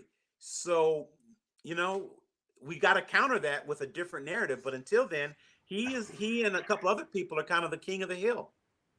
Yes, but his documentaries have been doing well indeed. But I agree with what Radio One said. He's part of the Islamic movement. And when I say Islamic, I mean this black Muslim persuasion. His name rings bells, and the guest that he has for his documentary series also rings a bell. Now, lately, he's been trying to put a few people like Professor James Smalls and even Jabari. I think Jabari appears in his latest thing called Buck Breaking or whatever. But to me, that's just him being I don't want to say an opportunist, but just try to have as many people as possible so that he could reach a wider Yes. audience amongst bad people. But um he the I forgot the name. Javen Bullets, I think the YouTube account is Javen Bullets, like Javen space Bullets. He has put some excerpts from Tariq Nasheed's statements towards Africans, and it is very disturbing for someone who claim some sort of black unity and talking about being on code and all that.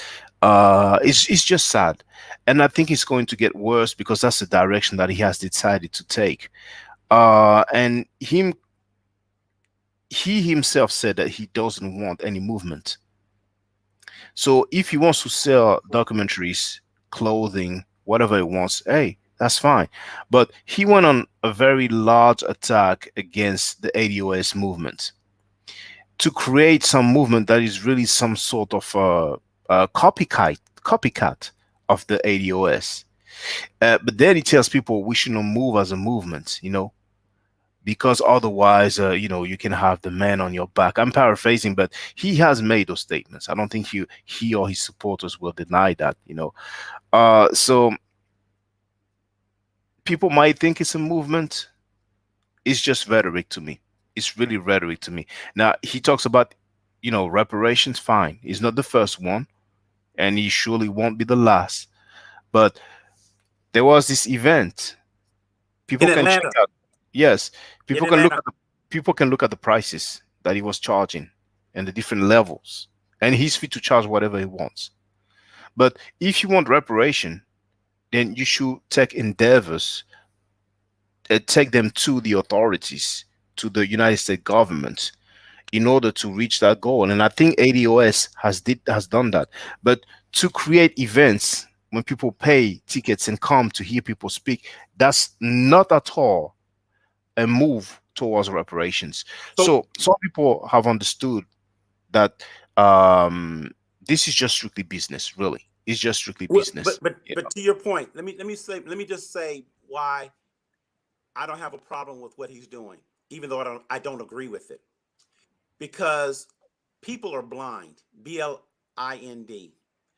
and there's a lack of leadership and a lack of vision, a lack of direction.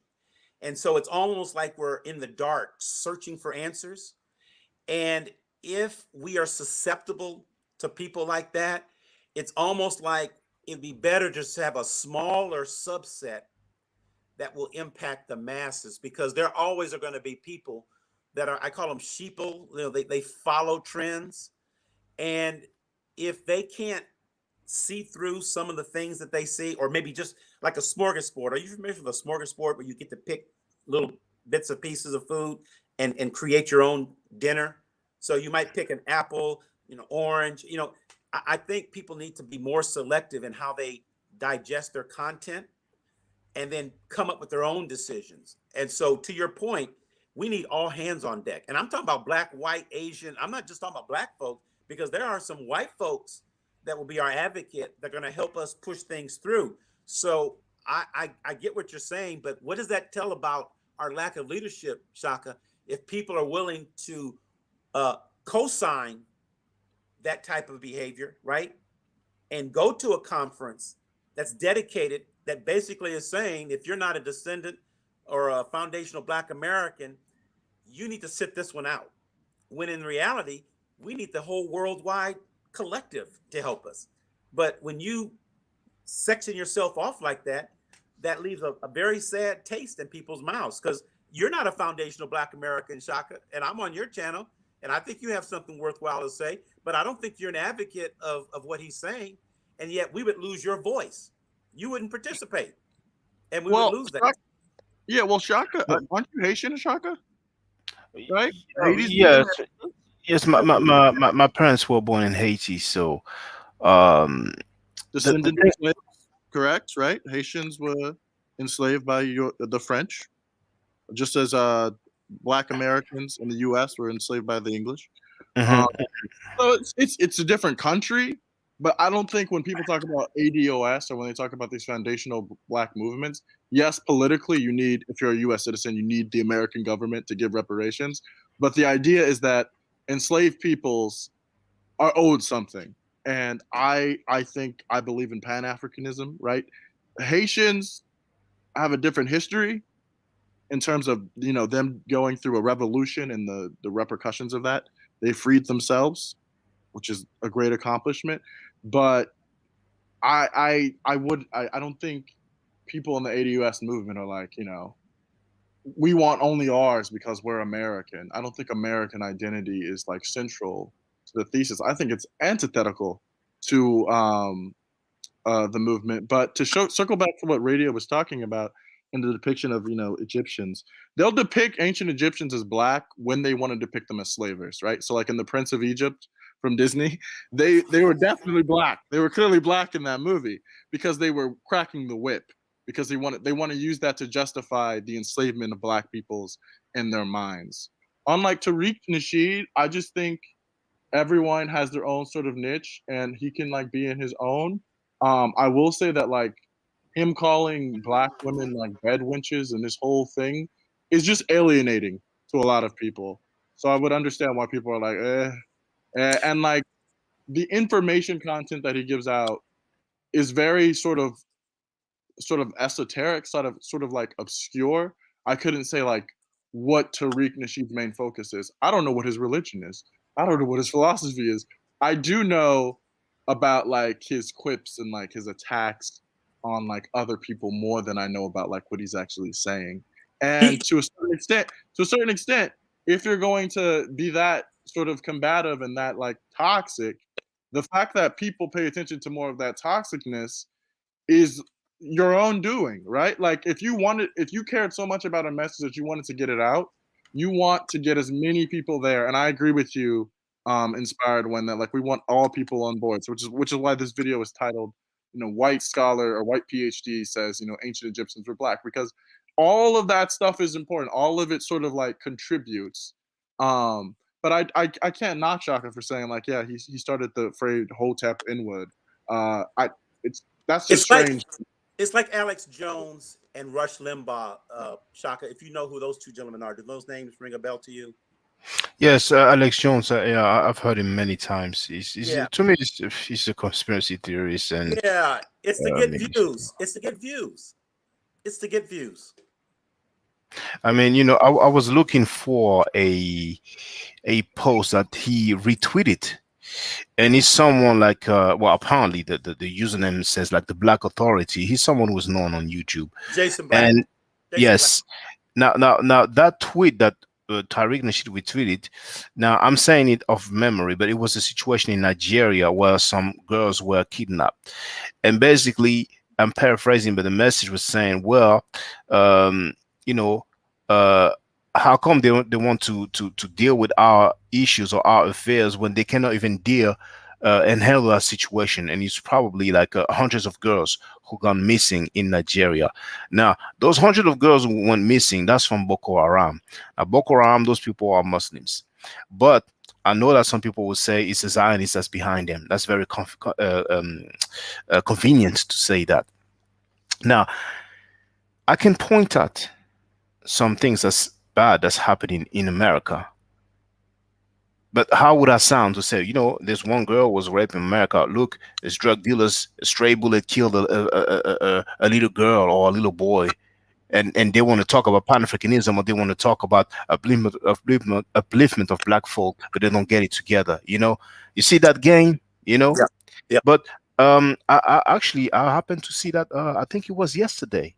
Yeah, yesterday I think I saw that message, and I'm pretty sure he shares a lot of messages like that. I've heard him verbally, and I really think people don't realize, but they will later on. But I want to address this about Afroasiatic. Now, Afroasiatic wrote, John Henry Clark and Chancellor Williams have straight white man names does that qualify or invalidate the value of their research?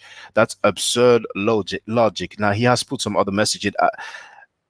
Afroasiatic is acting like we are invalidating or canceling Tariq Nasheed based on his name alone. Not at all. I said that his name rings bell. If he's called Tariq Nasheed, you know, he come from something somewhere, some heart. Either he or his family members gave him that name because they had a particular belief system or religion. But the main point is that people can go and look at his hidden color series. The first ones, the majority of the people that he had on were of the Islamic or Arabic persuasions. You see, so that's very important. That's very, very important because remember the first hidden colors, he was dealing a lot with the Moors, the so-called black people who have invaded Europe and ruled Europe, which is some straight foolishness. And I'm saying it again, I don't mean to hurt my brothers and sisters, but it's some straight foolishness. It was Muslims who went and invaded or conquered Europe, and amongst those Muslims, there was some black soldiers or mercenaries, call them whatever, however you want. And a lot of the paintings that the Moors like to show, those people were servants, those people were looking after harems, those people had the subservient positions. They were not kings, they were not rulers, you see. This is very important to know.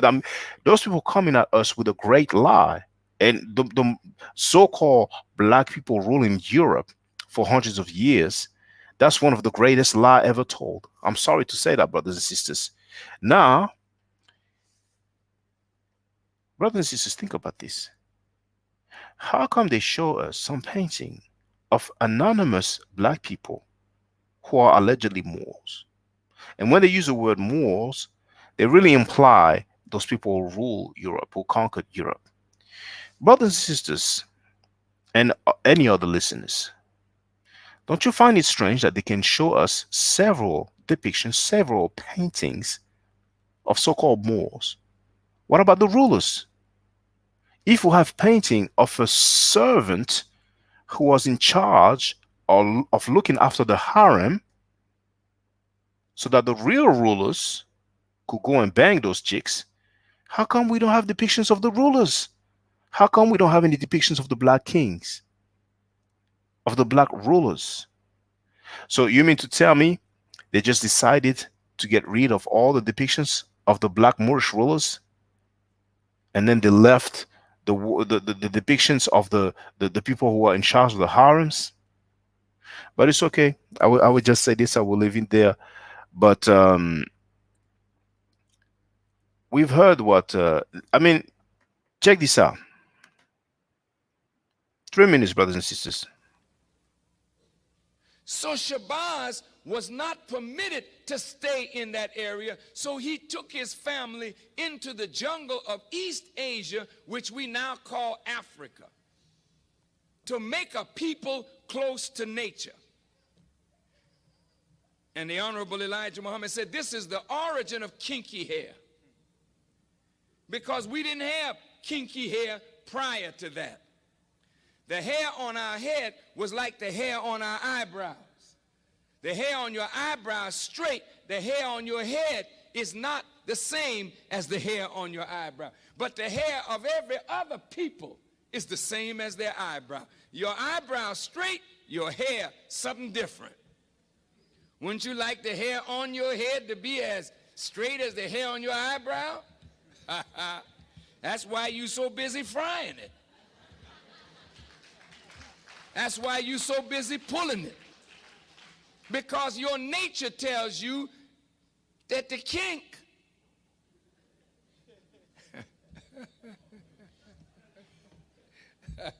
I mean, you know, with I'm black and I'm proud, we got to learn to be proud of kinks. Because most of your family of other black people on the earth, jet black. They didn't have no broad nose and thick lips and kinky hair. They were dark-skinned people, jet black. But they had straight hair, a thinner lip, a thinner nose. But we are marked as a different kind of black person. And we were rejected and despised, not only from the circle of the gods, but we were despised and rejected by all the other dark people of the earth. This is why today black people with kinky hair and broad nose and thick lips are rejected in every society. I want you to hear me well tonight. Yes, sir. Why are we rejected? Because the essence of beauty is in obedience and submission to God. And the essence of ugliness is when you rebel against God. And when you rebel against God, in your rebellion, you are marked with a certain mark of your rebellion, which is the disfigurement of your internal self, which manifests in the disfigurement of your external self. And this is why when you look at our people, wherever we are found on the earth, you find us either disfiguring ourselves physically because we are disfigured on the inside because of rebellion.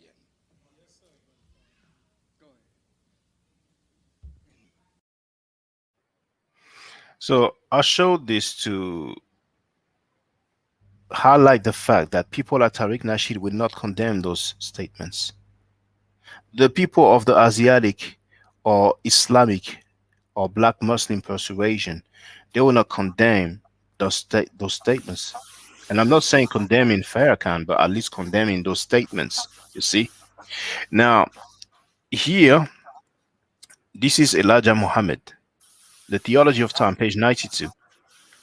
You would never be able to convert me. Now, hold on, there's some background noise, so I'm going to have to. Okay. Now, The Theology of Time, page 92. Elijah Muhammad wrote, you will never, actually, it was a speech, but there's a book called Theology of Time, so the audio is there floating around. You will never be able to convert me. No, because you should first do like the preacher in the jungle of Africa and Australia and other far-off Pacific islands. preach to the savage to hide his nakedness. This is the first preaching we give to a savage to cover your nakedness. On the same book he wrote, we don't consider Africa's people of the jungles anything for us to follow or be taught by. If you're not civilized, you can't lead a civilized person. And on the same book, page 92 to 93, if you tell me to go to Africa, I will go there, but don't tell me to go there to be civilized. I'm already civilized and I'm ready to civilize Africa. So this is that persuasion. This is the people of that persuasion. Now, you've heard it from yourselves.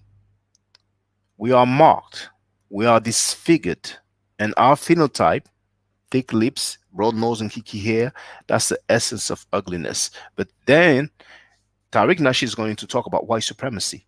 That's what he talks about now. That's the niche that he found. He noticed that a lot of people are complaining about that. You see?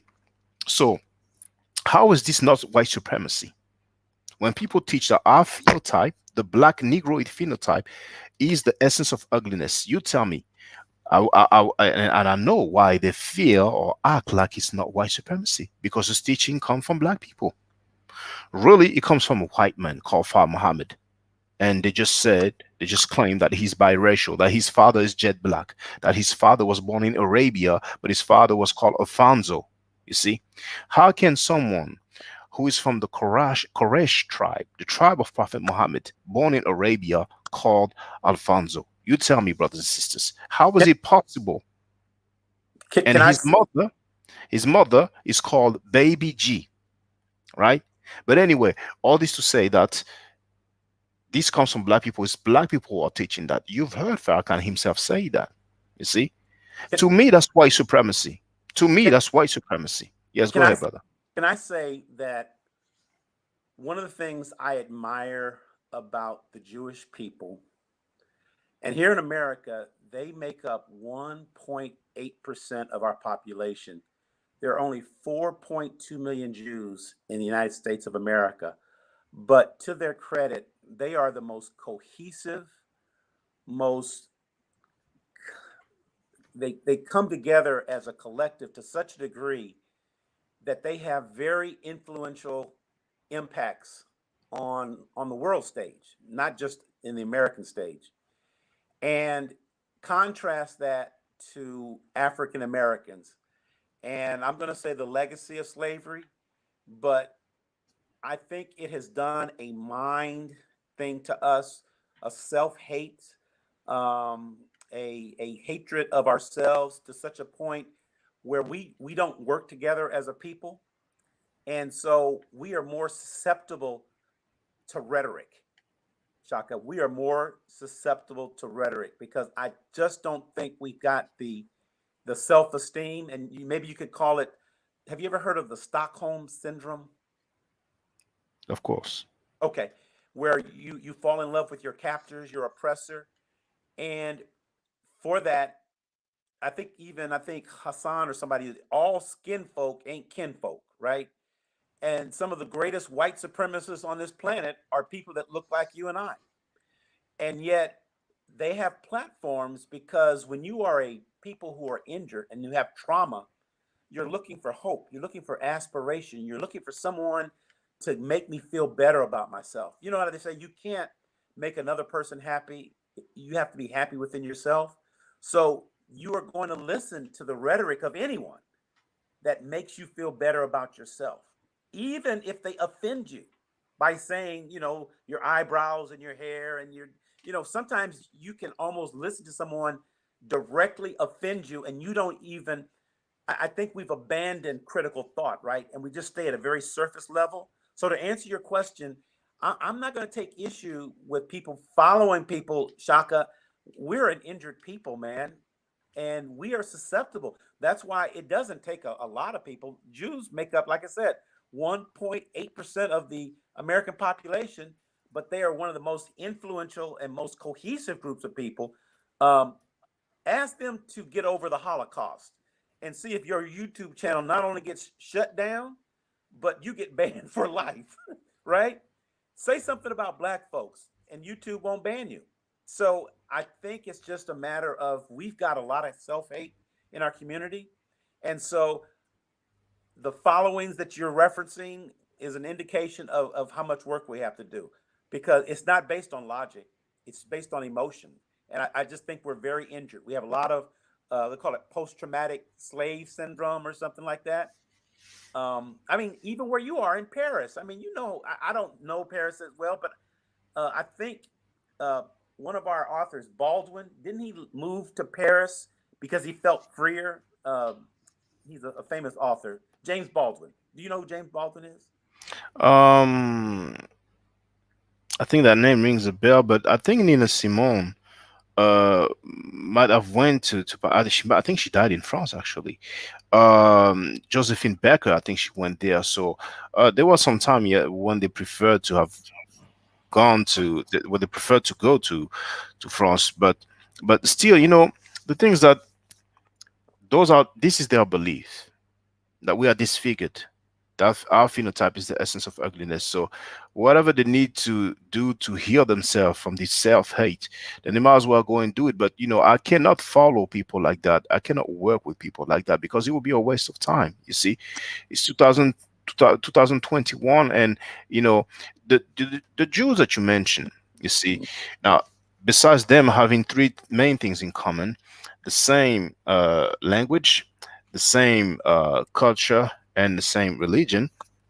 No Jew will accept teaching that says that uh, they rebelled against God, and that's why they are marked and they are disfigured. It's the same for Chinese. It's the same for Indians.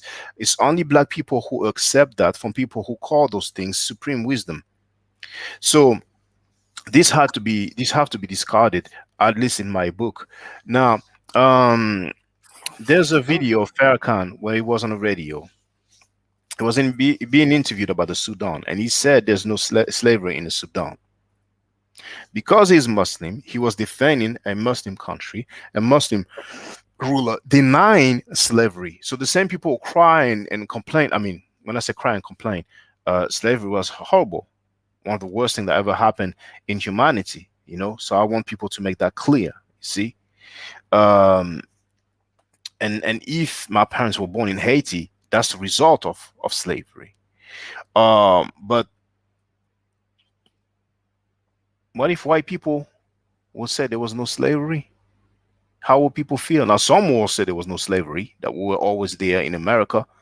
But there, and he said that during the time when the crisis in the Darfur region was very huge, with those Janjaweeds coming and taking those black people that they call Abid, enslaving them. And yes, it's true.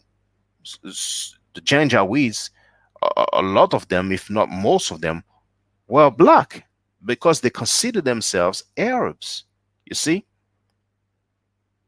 So indeed, all kinfolk, and what was the saying? Um, All what kinfolk, was skin Ain't folk, all skin folk. skinfolk the, ain't yes, kin. all kinfolk and kinfolk. You see, that's Right. very important. That's their mindset, their mentality. So Farrakhan was there.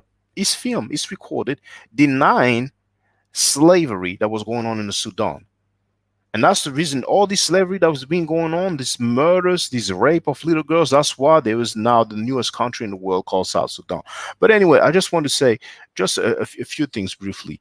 Now, this here, because Afro-Asiatic, who's a member of the Nation of Islam, he wrote, and I want to show you, I don't think he removed it. Um, Okay, I don't see the comment anymore, but he wrote that he's so happy that now we know that it was the FBI and the CIA behind the killing of Malcolm X. Now listen to Farrakhan here. Oh, actually, I'm not even sure the sound will play, so let me just do it again. Share screen. Yes, okay. Now you will hear the sound. So that's the one. Now let's listen to Farrakhan himself. Our zeal, our love and hatred, our ignorance was manipulated by powerful outside forces. And the result is that members of the Nation of Islam were involved in the assassination of Malcolm X. And the nation has taken the heat and carried the burden of the murder of Malcolm X. We cannot deny whatever our part was. That is true. But we must not let the real culprit get away hiding his hand and keep us fighting and killing one another. So you've heard what he said. Members of the Nation of Islam were involved in the assassination of Malcolm X. So it looks like Falcon just got it wrong. How, Well, as a leader, oh, hold on. How, as a leader of an organization, you're going to publicly admit that members of your organization were involved in the assassination of Malcolm X, but now because there was a deathbed confession of a retired undercover police officer who says that it was the FBI and the CIA that was behind the murder of Malcolm X, now all of a sudden, now you don't have anything to do with it, you know? That's very, very, very dubious to me. But I just want to end with this, and I hope I will see. can I Hold, respond? hold on, please, hold on, please. I want to show this to everybody. Oh, there it is. That was a comment that he left here. Beautiful to see FBI/CIA come out and admit the government involvement and orchestration of the assassination of Malcolm X. Exonerates Farrakhan. That's very funny. Farrakhan himself said that the members of the NOR were involved. But the other thing I wanted to address, there it is. This is our brother Afro-Asiatic. He wrote, there are statues of black rulers all over Europe and there are statues of black rulers all over Europe, east and west, south and north. Please show me those black rulers. And I'm telling you, brothers and sisters, we are going to talk. Afro-Asiatic will not show us a single picture of a black ruler in Europe. I'm saying that. And please prove me wrong, brother Afro-Asiatic. So please go on, brothers. I'm gonna say something, and I want you to hear my words really good. Both things can be true. If you've ever heard of COINTELPRO, Shaka, have you ever heard of that? Of course. Okay. I mean, no, but the reason Counterintelligence program. yeah, but I mean, do you know what the basis of it was? Well, really, you can say broadly that it was to destroy the black movements and to prevent the rise of the black messiah. And the most effective tools of that were to get people that were of those organizations and make them agents or make them assets.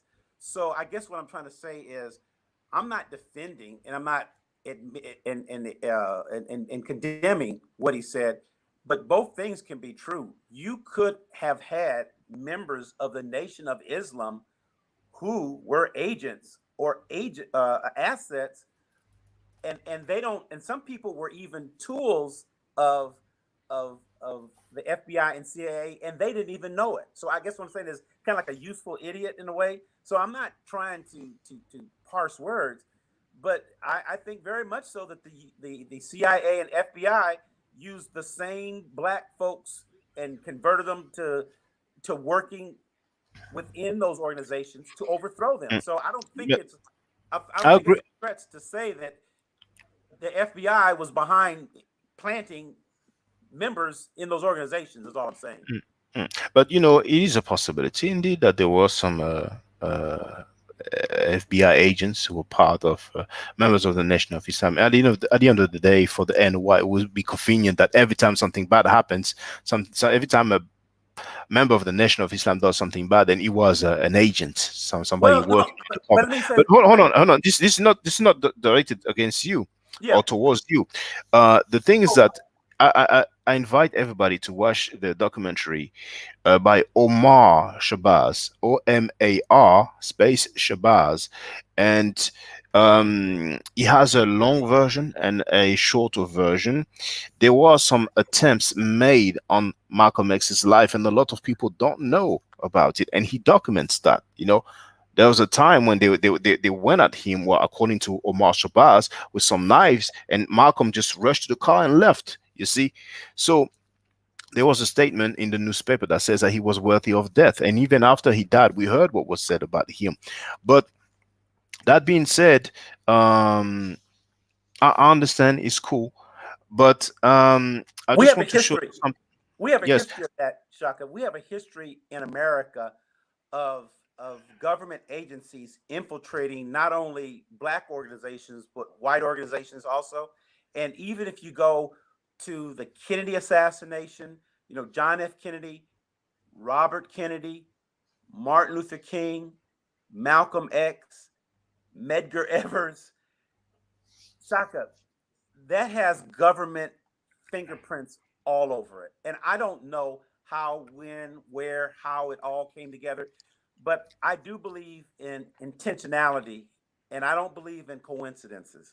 And so if we could infiltrate to assassinate a president of the United States, J. Edgar Hoover and his FBI, I wouldn't put anything past them. So I guess what I'm saying is don't, be careful when we absorb the propaganda that, oh, this organization killed, you know, our government is very Hold on, brother, crafty. brother. I think with all fairness, there's no propaganda. It was the leader of the Nation of Islam himself, Louis Farrakhan, who said publicly that members of the Nation of Islam were involved No, in no, the I'm talking assassination of Malcolm the X. propaganda of the press where they say the FBI wasn't involved. I'm talking about early on, before we got the information we know now. But we know for a fact that our government has had their fingers in everything. What Mr. Farrakhan says is irrelevant. He could say that the moon is made out of blue cheese. Okay, he says that it was somebody, but you know what? That doesn't make it right. It doesn't mean that J. Edgar Hoover didn't kill Fred Hampton and the Black Panthers, right?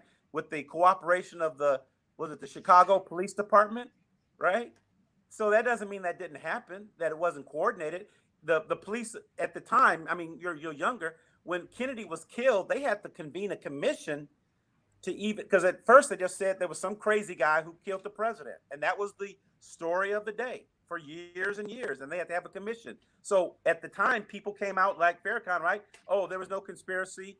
John F. Kennedy was just killed by a random shooter. Martin Luther King was just killed by a random shooter. A lone gunman, just some crazy fanatic. You know, those things don't happen by happenstance. And so what he says in public, he don't have the information. He's not tapped into the intelligence agency of our country. He doesn't know any more than what we know. Yeah, with the whole FBI, CIA, like who did it? I mean, this has been going on from the beginning of time, right? Like they have organic coups, organic assassinations, right? That they had to have someone on the outside, right, do it for them, right? Like they'll get for Martin Luther King, right? They were held civically liable for his death because they knew it would happen, right? Did they pull the trigger? No, but they knew it would happen. They did nothing. They watched as it happened. Okay, well, okay, but I understand. I hear you, brother. So, in the Nation of Islam's newspaper, Muhammad Speaks, Louis Farrakhan wrote that Malcolm was worthy of death. After Malcolm was killed, Louis Farrakhan was kind of praising his killers. And we've seen the video where he says, um, what business is it of yours? Did you clean Malcolm? Did you put him out in front of the world? Was Malcolm your traitor or was he ours? And if we dealt with him like a nation deals with a traitor, what the hell business is it of yours? You just shut up and stay out of it. So, okay, it was the FBI, it was the CIA. That's your stance. Everybody have the right to have that stance. No, But this is. No, I just want to say this. This is like a reflex, something that the so-called fighters of white supremacy often say. Whenever something bad happens, it's the CIA, it's the FBI, it's the United States government that's behind it. It's as if there's no possibility that a black man will willingly kill another black man. There's the Hanafi murders. It's documented. I have quoted that. Now, I think the book is Carl Evans' book, The Messenger, The Rise and Fall of Elijah Muhammad. And if it's not that one, it will be Inside the Nation of Islam by a former member. I think he was also a minister. But the Hanafi murders, it was Kareem Abdul-Jabbar, that famous basketball player, he had an imam, and his imam wrote a letter criticizing Elijah Muhammad because Elijah Muhammad's movement is not an Orthodox Muslim movement, you know.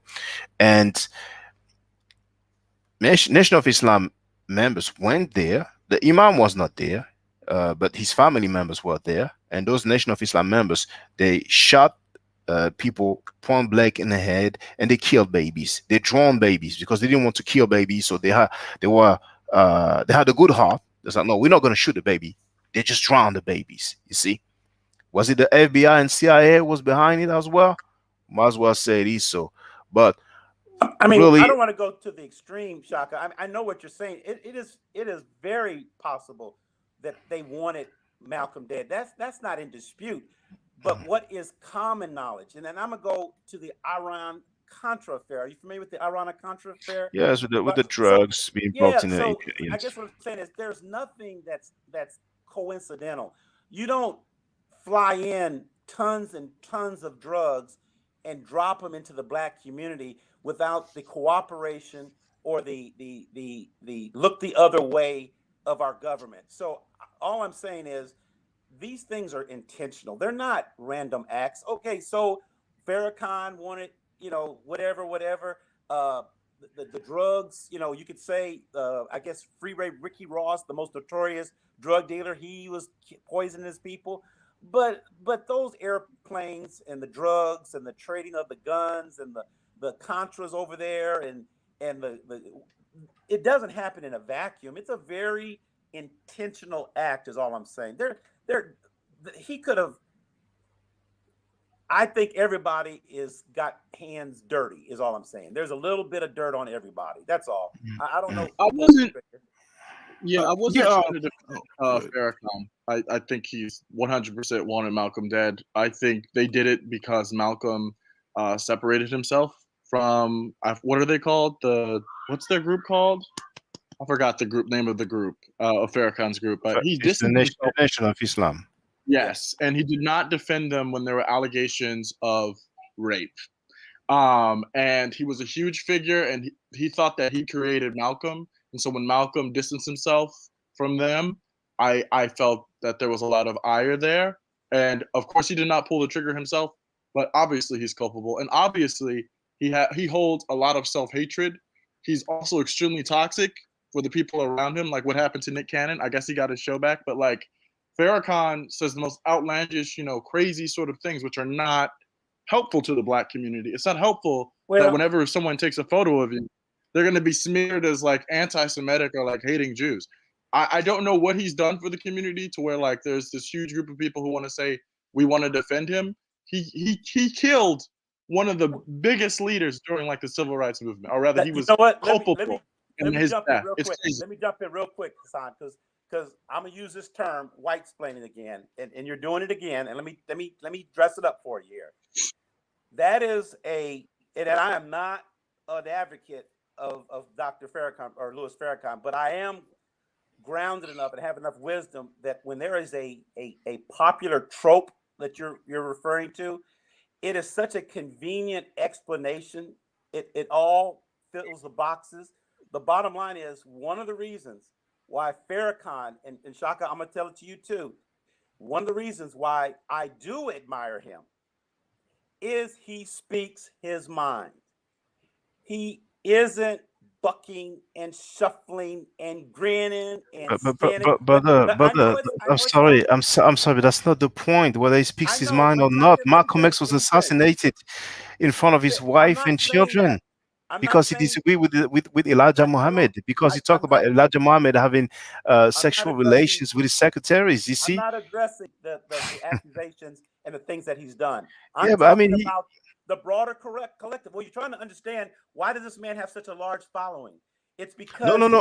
I'm not trying to understand that. I know why he has a large following. It's fine, But I was talking. I mean, he can have even double we follow these tropes, and I know everything you're saying is correct, but we've had white leaders that have done just far worse, and it's only our black leaders, when they show their vulnerabilities, which are absolutely, you are 100% spot on with the things that you said. but we don't have that same level of smoke and fire when Bill Clinton does what he does in the White House. He's still president, and we don't have that same level of outrage. Just like Hassan was saying, he he was unpopular.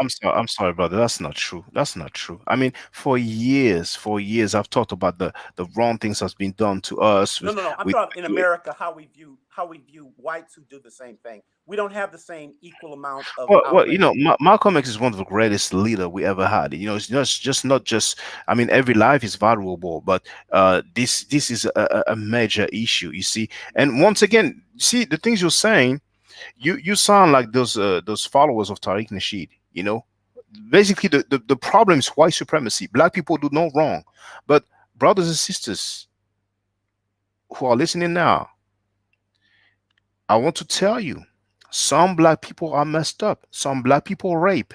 Some people rape women. Some black people rape children. Some rape men as well. And some kill. Some will kill you for money. Some will kill you for women. Some will kill you because they want to steal some clothing from you. Some will kill you just because they feel like you look at them wrong. This is a reality. And we cannot just keep on saying that brother killed me because of white supremacy. You know? Not saying that. Not saying that at all. I'm not saying you saying that, but I'm just saying it because I guess um, when Hassan was you, talking about the reasons, those may be valid reasons why his life was ended. All I'm saying is there is not the same level of outrage when people of the dominant society do the same thing. You even pointed out with the oh, no, no, insurrection. no, hold on, brother. I do apologize for cutting you off, but we've seen what happened with George Floyd, not only in America but worldwide. There was a huge outrage when a black man was killed. You see, so I respectfully disagree. Are you saying that a white man putting his knee on the neck of a black man in 2020, right? Or was it 2019? Wasn't an indication about white supremacy? No, you said we don't go. There's not so much outrage when white people do those things to us. So I gave you the example of George Floyd. Okay. Well, there's always that one example, Shaka. But let's go by the history. I mean, I There's get back. there was the Genesis as well, you Well, know, but and Shaka, I we mean, can't trade back and forth, back and forth. When you look at, like, if you look at the position of African Americans, I can't speak for Black America or American or French blacks in France, but in okay, America, we are at the bottom in all categories, but financial. hold on, brother. There's one thing I don't understand. If you have a family member that gets killed by, let's say, I have an organization and they kill you because you publicly disagree with me or criticize me, how would you feel if you say members of Shaka's organization kill my family member? Shaka wrote on his newspaper that my family member was worthy of death. How would you feel if someone says, "Oh, but you know, brother, when it's white people doing bad things to us, we don't hear you going at it the same way as you going it, as you doing it to go against Shaka." The FBI, the Individually, CIA had to have an end in it. How would you feel? individually, I'd be horrible. I'd be outraged. Yes, You as an see, individual, absolutely. but I just want to say this, and it's all good because you know I do hear what you say, and also what Hassan is saying, and I've heard it before as well. So at the end of the day, we will never agree on everything. We will never I, agree I'm on, always on I'm yes. always skeptical when mainstream media tries to tie things up in a nice, neat bow, so that Mm. they're coming out after what he's died since 1963. So in 2021, they're coming clean and say, "Yep, the FBI and CIA conspired." You They know, are I not. mean, that's It is very one deathbed so-called confession. That's what it right. is. I know. But now um I just want to say, and look at this. Look. Afro-Asiatic wrote, "Getting to the verdict on Nation of Islam is not guilty. Thank you." So the Nation of Islam is not guilty. It's okay. He was worthy of death, as was written in the No, newspaper. I, The I don't. killers were no, I don't but agree with that. Yeah. it's okay. Now you see, back to this thing when I asked him to show us the depictions. Now our brother Afro-Asiatic mentioned, there it is, Saint Maurice to begin with, right? So let's look at Saint Maurice. I will share a very reliable source. There it is. So the entry is not long. This is Wikipedia. This is Encyclopedia Britannica 2012. So Maurice Saint died circa 286. Ogum Agonum, sorry, near Geneva. So Geneva, I think that's Switzerland. Feast day, September 22nd. Christian soldier whose alleged martyrdom with his comrades inspired a cult still practiced today. Among those martyred with him were SS Vitalis, Candidus, and Exuperius. He is the patron saint of the Vatican Swiss Guard. Okay, so as Sister RP has greatly pointed, or maybe it was somebody else, because I was trying to read the comments also, this is not a ruler. He was a Christian soldier, allegedly, because I don't even think that the historicity of Saint Maurice is actually established. So, and this is circa 286. And remember, I was asking about rulers, about so-called Moorish rulers. You see, and our brother said that there are plenty. You know, I could go back to the quote, but it looks like it's very difficult now. Hold on. Okay, the message might be a bit further up, but and this is what the things like what's his name, hidden colors do to our people. When you listen to things like hidden colors, you will feel, you will think that indeed we have so many rulers, and I'm just asking for one. Now, Afro-Asiatic is not the only one who have to go to that task. Anybody else is free. Please show me those so-called black rulers who were in control in Europe. If there were so many, how come you cannot just show me one? But anyway, now, brothers and sisters, it's been 4 hours. It's 1 a.m. in France right now. So I think we can call it a day. So I will let everybody make their closing remarks, and then and then I will make my closing remarks. So I will go anti-clockwise. So I will start by Radio One, then Inspire One, then Hassan, and then yours truly. So Radio One, if you see it there, please make your closing remarks. Oh yes, brother. Yes. Just want to say, that I do not agree with the views of Tariq Nasheed. There's a lot that I disagree with him on, because he tried to make it seem as if foundational Black Americans can go no wrong. And truth be told, some of the biggest coons I ever met were foundational Black Americans. And some of the most nicest and good-hearted people I ever met, and even helped me during dire times when I needed help, were people of Caribbean and Haitian Jamaican descent. And they helped me a lot. And I got so much hate and backlash from my own people, which is foundational Black Americans. And that's why I disagree with Tariq Nasheed on a lot of views, and I really don't know him as a person, but I see the way he disrespects people that come on the show, and I just see him as a type, if when push came to shove, he'll turn his back on you, that's but I don't know him as a person, but the way he disrespect people, I mean, because I see it like this, have some respect for all brothers and sisters.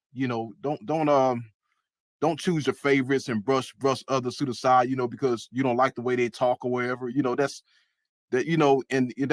not right. He has 100,000 subscribers. And maybe if he came around, and changes, changes views, maybe he can get 1 million subscribers, and he'll have a lot more followers if he stopped hating on certain groups, and I just don't agree with his views, and he is Islamic, he has a Moorish name, and let's not forget about Umar Johnson, okay, Mr. Pan Prince of Pan-Africanism, who also have an Arab name, okay, because Umar is not an African name. It is an Arab name, okay, but yet he called himself the Prince of Pan-Africanism. It's just so much fakery going on. And Yeah, I'm gonna cut it short. there used to be Abdullah as well, but now he doesn't use it Yeah, anymore. yeah, yeah, exactly. And that's why I don't want to associate with some of these groups. Like when he had the Foundational Black American Conference, I live right down the street from that, where he had it at, but I didn't go. I didn't go because I don't associate with those people. I went to a couple of those meetings, and a lot of those people, man, they like they're so they real fake. They try to look down on you. You meet a couple cool people, but it's like they overrate themselves, and they think they just this some type of big time celebrity when good and well they're not, because on their videos they're not pushing 30 million views, 30 million, 50 million views like Cardi B or Kodak Black, so they're not even that big, but they like to overrate themselves and try to look down on others, and I just can't buy into that. And I just want to say, if you if you're looking forward to Tariq Nasheed or any Nation of Islam followers to do anything on ancient Kemet, I'm here to tell you that you're going to be disappointed, okay? Because it's not going to happen, okay? Because I know for a fact that these people in the Nation of Islam or of the Muslim faith and of the Abrahamic faith have a deep hate for ancient Kemet. They have a deep hate for ancient Kemet, and they are the main ones who are always side talking and trying to bash Kemet on the side, and I'm just saying that you can't trust them, and they have a deep hate for ancient Kemet, and that's all I want to say. Peace out, brother Shaka, brother Inspired One, brother Hassan. Just want to say peace out, Hotep, and you guys have a good night. And I'm out. Peace. Thank you, brother Radio One, and check out the brother's channel. Is what he has too. The most recent one is Pharaoh Misraim, but his more ancient one is Radio One, spelled RAIDIO1. I hope I did not misspell it. Now, just before I let Brother Inspire One make his closing remarks, I will show you a video that's just a few seconds long, and it will show you what Brother Radio One said about the hate that they have for ancient Egypt or Kemet. This is coming from a PhD who is also a member of the Nation of Islam.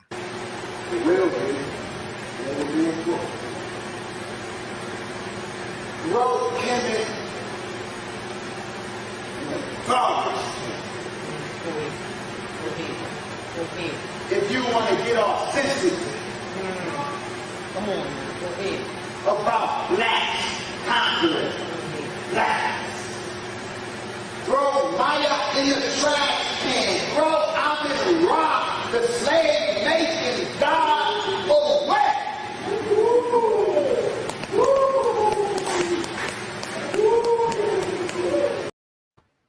Of course, they will say second out of context, but that's fine. So, Brother Inspire One, please feel free to make your closing remarks. So, first of all, thank you for giving me the opportunity to speak. One of the things that I love about social media is it allows people from different platforms to express contrarian views or if they don't agree. So, I still think it's the Wild Wild West in the beginning. I don't think we've got a consistent message that can be promoted for the masses. And so you're going to have all these little splinters, right? But I don't want us to lose sight of the fact that we cannot censor people just because we don't like what they say. We can disagree, and I think you give us the platform to do that. We can disagree because, to me, disagreeing is part of gaining knowledge and wisdom. But what doesn't work is hate, destruction, and divisiveness, right? So, but hate, destruction, and divisiveness is how I'm talking about here in America, how our country was founded. So I just don't want us to cut off a source of information just because we don't like what they're saying.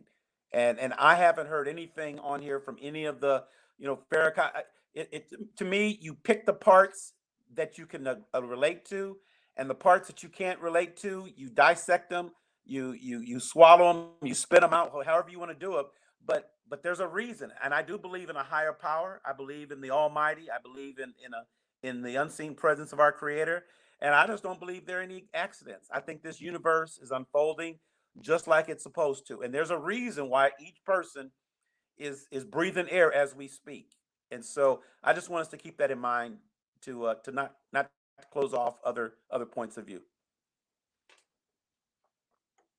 Thank you very much, brother Inspire One, and thank you for calling. It's been a while, so I'm glad that I can see you back with us now, brother Hassan. Feel free to make your closing remarks. Yeah, all right. I'll keep it short so you can go back to your family. Yeah. They're I don't know. they're sleeping, but thank you. Oh, okay. Right. Um, yeah, I don't know. I've been accused of white splaining throughout this video a few times. It's interesting that that was not applied to Farrakhan, who said that black and Negroid features are inferior. But it's a pleasure to learn about ancient Egypt and discuss it, and I'm very glad for Shaka because he will do things like, say, yeah, the Israelites, they weren't black. They were maybe Palestinian, they were brown people, but they weren't black people. He'll say things like, the Moors, yeah, some of them were black, but they were mostly not us. You know what I mean? Because that gives credence to when he says Kemet is black, because he's telling the truth and he's not working in delusion. He's working in reality. So I really appreciate that. I hope to see more of you. I hope you do more. I hope you go on as many platforms as you can, and wish you well in the coming year.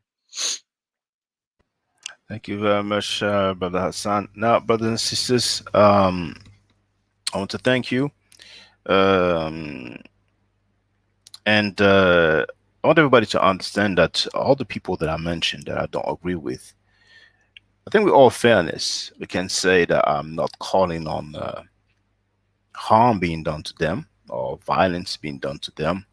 And as a human being, I feel like I have the right to disagree. And if I was to compare the things that they have said about other people, including when they died, because we heard Farrakhan talking about Malcolm X after his death, we heard Farrakhan talking about Khalid Abdul Muhammad after his death, talking about he had a feminine side, almost feminine side, but or him being abused, uh, abused as in molested, Malcolm X having a problem with women, talking about his relationship with his mother. I don't think that I do anything near that, but fine. As a human being, I feel like I have the right to disagree with some doctrines, and just like some people disagree with what I'm saying, but they have a theology that they try to pass off as history. For example, that same guy that you've heard say, quote, throw Kemet in the garbage can, throw Ma'at in the trash can, throw Ahmed Rad slave making God away.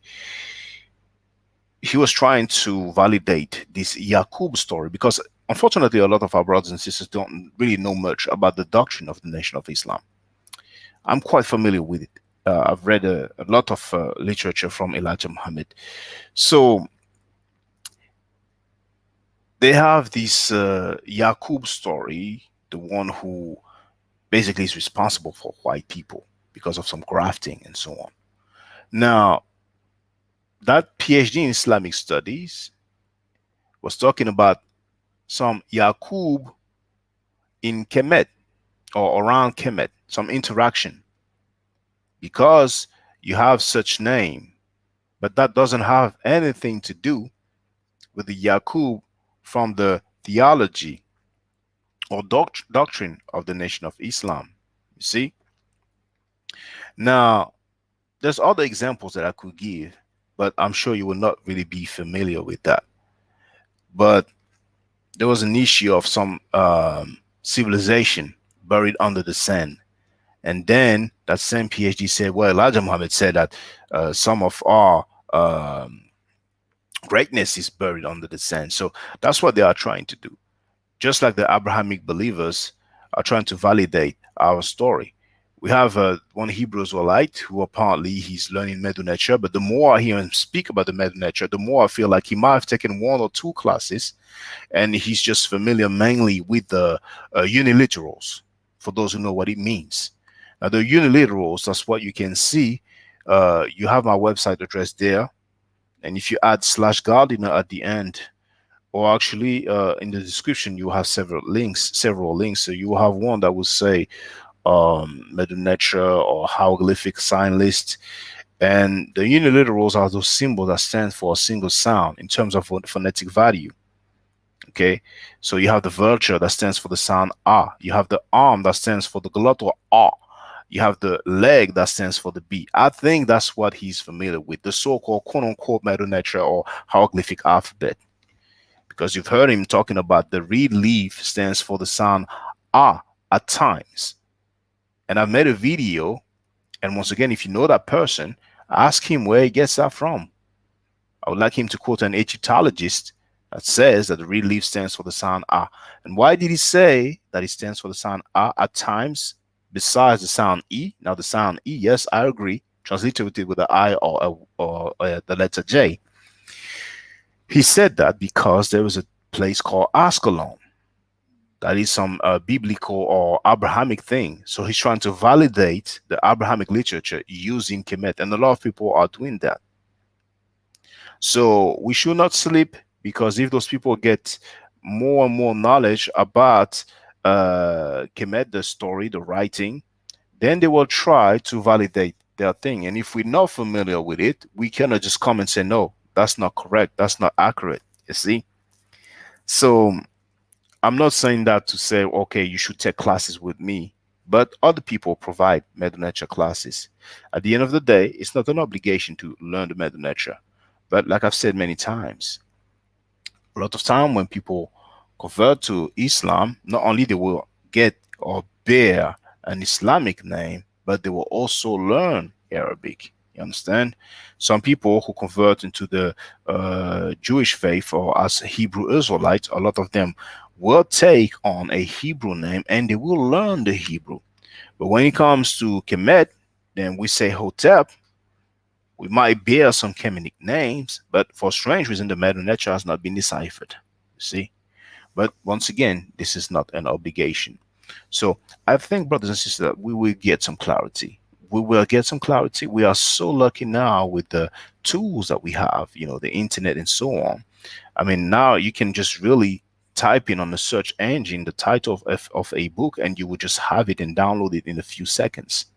And back in the days, we were far from that, you see. So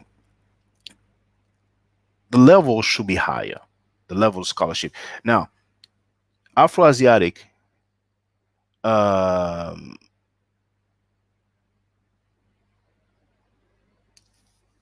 he's been cordial so far, and we don't really agree. I just want to ask you, brother Afroasiatic, was it you the last time when I was quoting? Was it really you?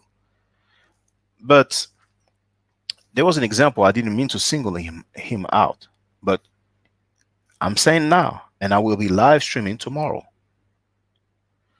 I would like you, brothers and sisters, to show me those Moorish rulers who conquered Europe, who are in charge, because apparently there were so many. You understand what I'm saying? So those people have different schools of thoughts, theologies, and some people are at the lower level, others are at the top. And those who are at the top, they make a living out of these teachings. So because it's not convenient when some people are disqualifying their teaching or refuting their teaching, then they can have different kind of reactions. And it can go from not paying it any mind to try to silence the opposition. And when I say silence,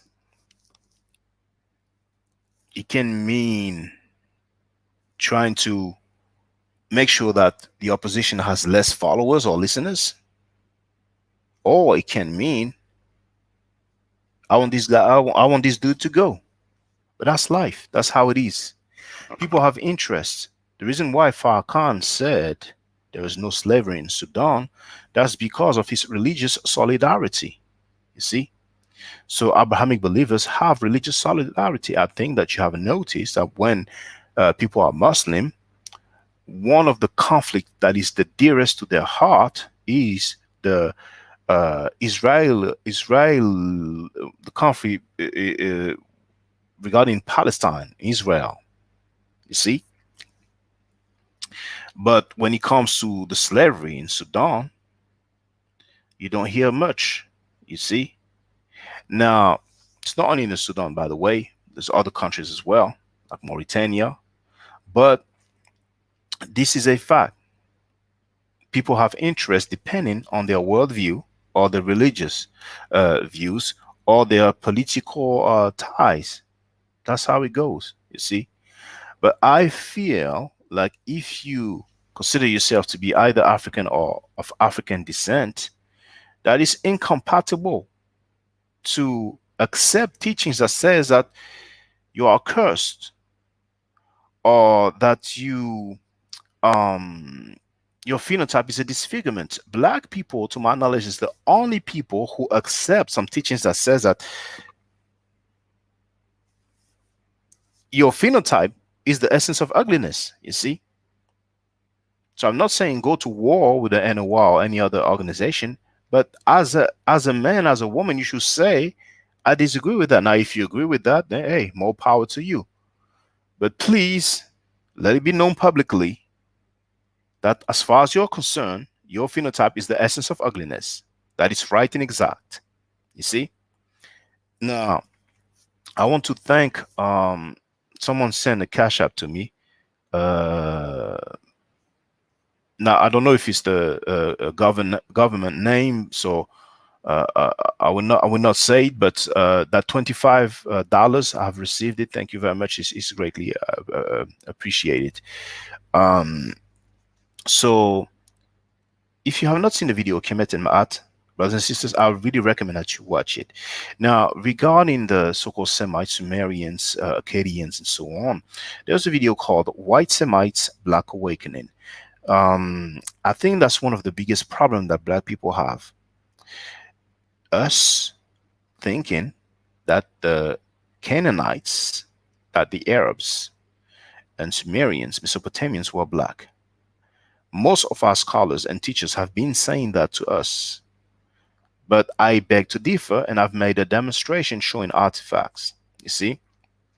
And I really hope, brothers and sisters, that we will take the habit of understanding how crucial the records, the data, the artifacts are, you see, because that's the key to history. You see, when we talk about history, it's not mainly linguistics, it's mainly what can be attested, and that cannot go outside of archaeology. Well, if we're talking about ancient time, there has to be archaeology. If it's modern time, it's not necessary because it's digital in modern time. But in ancient time, it deals with archaeology. When scholars, PhDs, write books and say, okay, Akhenaten left Waset or Thebes, as the Greeks call it, and he went to Aket Aten, the horizon of the Aten, now known as Tel Al Amana. That is because there's evidence for that. There are actually records, writings. You see, that's the way it goes. It's not because he woke up one day or because he was part of a religious group that thought that and he's just repeating it. But those people who talk about Jesus taught in India, like the Moorish Science Temple of America, Drew Ali, Timothy Drew, known as Noble Drew Ali, he wrote that Jesus taught in India. You see? So we don't know where he gets that from. The Yaqub story comes from Far Muhammad. We don't know where Far Muhammad got that from. You see? And Far Muhammad, he's has a reputation of knowing several languages, including the language of the birds. You are free to believe that. Elijah Muhammad wrote that Joseph, father of Jesus, put Jesus on a donkey, and he told the donkey, now you go to Egypt. If you want to believe that, feel free to believe that. Elijah Muhammad wrote that Moses spoke Arabic, Egyptian Arabic. Now, Moses, if he existed, that's around 1500 BC. The Arabic language was not in existence at that time. You see? So, I don't want to be too long, brothers and sisters. You have the right to disagree with me. You can even come in tomorrow and speak with me and tell me why you disagree with me or what you disagree on. We don't need to be on all rah rah stuff. It's not necessary, you know. But you are really welcome. You know, I mean that. Now there are two brothers who've been trolling, and I told them if they show their face, I'll let them come on the panel and speak. But besides that, I really mean it when I say that people are welcome. Even if they disagree with me, it's fine. I'm pretty confident and sure that we will get some clarity. All right. So I will tell you, brothers and sisters, dua. And besides saying dua, I will say dua itu and dua necheru. Now, itu is a word that you can translate by ancestors, even though literally it means fathers. But you know, in English, we say forefathers. And when we say forefathers, it's the same as saying ancestors. And it's just a beautiful language of the Medu Necher. And now I will just put the outro. But once again, thank you for the appreciation, brothers and sisters. Thank you for the love and the support. Now, the financial support will be appreciated, but if you don't want to or you can't, it's fine. Remember, just by sharing the links, it will be greatly helpful. Understand? I think that I've been consistent. I started when I was 22 years old. It's been more than 15 years. So I think that I am reliable. I usually take a lot of time before I tell you things. I make sure that I have the source and so on. But anyway, I don't want to sound like I'm tooting my own horn. Thank you very much, brothers and sisters. And brothers in America, no matter what you hear, I want you to know that. Because in France, we have people who are born on the continent. And because France colonized many parts of Africa, so a lot of them ended up coming to France. You might come across some Africans who feel some kind of way about African Americans. But a lot of time it's because of the lifestyle and the crime that's happening in certain parts, in certain hoods or ghettos. It's not because as long as you're African American, they just don't like you. And you have good and bad everywhere. So you have some bad people who think about in a bad manner in Africa as well. Just like in Haiti as well, you have people who think in a bad manner, just like in America, just like in France. But remember, and I've said that before, Africans, black people outside of America, we have love for African Americans. As a matter of fact, we just have love for black people in general, including people in America. Remember that. Remember that. Don't be misled by some quotes that you might see, that you might read, or you might hear. And some of you will have the opportunity to travel, and when you do, you will just notice and realize what I am saying to you. Because I could play the audio of a Moor who was part of a team, so-called Black African team, and he's there saying, you know, Africans sold us. They didn't give a F about us. You know, you run around talking about you have all this love of Africa, but this was business deals. Those are the same people who used to greet by saying Black African power. Just to show you that sometimes the people's mindset, because of their mentality and ideology, is incompatible. You see, incompatible with the African way. You cannot be down for Africa and talk about greet by saying Black African power, and then at the same time say, oh, Africans didn't give a F about us. You know? Anyway, thank you, brothers and sisters. Stay safe, stay healthy. And if I'm allowed to, by the Necheru, I will definitely holler back at you. Hotep. Now, for the record, for those who don't know, I'm giving Medu Nature classes.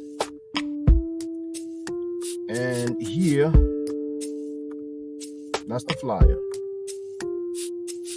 Okay, so those who are interested, feel free to holler at me. If you're not interested, it's cool, but I recommend that everybody who has not yet seen the video Kemet and Ma'at before Judaism, Christianity, and Islam, then watch it. It has about 300,000 views and really deserves to have a lot more. I just want to let everyone know who's listening in now and who's going to listen to this stream in the future. I just had my first Meta Nature class by Brother Shaka today, and I've had other Meta Nature lessons by other teachers, and I can tell you right now, the brother is the best in the game. He is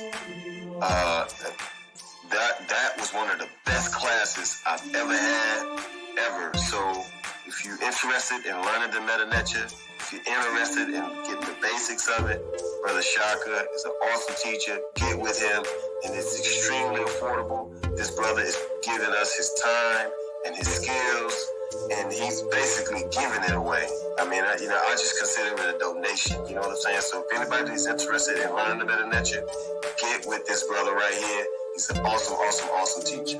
And I'll end with that. Hotep Senu, Hana Senut. This is Julie, also known as Servant of Yah, and I'm currently taking the Medu Neture classes with Brother Shaka, and it has been an amazing experience. Only 2 lessons so far, and I feel like I've been taking the classes for months, just with the how in depth he goes into the vocabulary words, the construction of the language, the grammar. It's been immeasurable, the experience. And one thing that comes across, hands down, is his extreme passion for teaching this to anyone who is willing to learn and has an interest in learning. So I highly suggest, if you are interested, even a minimal interest, that you subscribe to the classes with Brother Shaka. It's such a nominal amount for how much you get. I know, like, our last class was over 2.5 hours. It felt like 2 minutes, but because that's how, involved you are in what he's teaching and how he teaches and how compassionate he is about what he teaches. Also with sharing materials free of charge, no question, no doubt. It's just what he does. He doesn't have to, but he does. And so I just wanted to give a short testimonial about the class and the effectiveness of the class. And all of that is attested to how studied Brother Shaka is. So I highly recommend anyone with a minimal interest that you do sign up for the Medu Neture class. Hotep. Don't forget to subscribe to my channel, which is Ma'at Forever. Don't forget to watch the video entitled Kemet and Ma'at. Don't forget to share Kemet and Ma'at on my channel on Twitter, Facebook, Instagram, WhatsApp, or other social media that you use. Email, text messages, you name it. Those who wish to donate can do so on paypal.me/Ma'at Forever.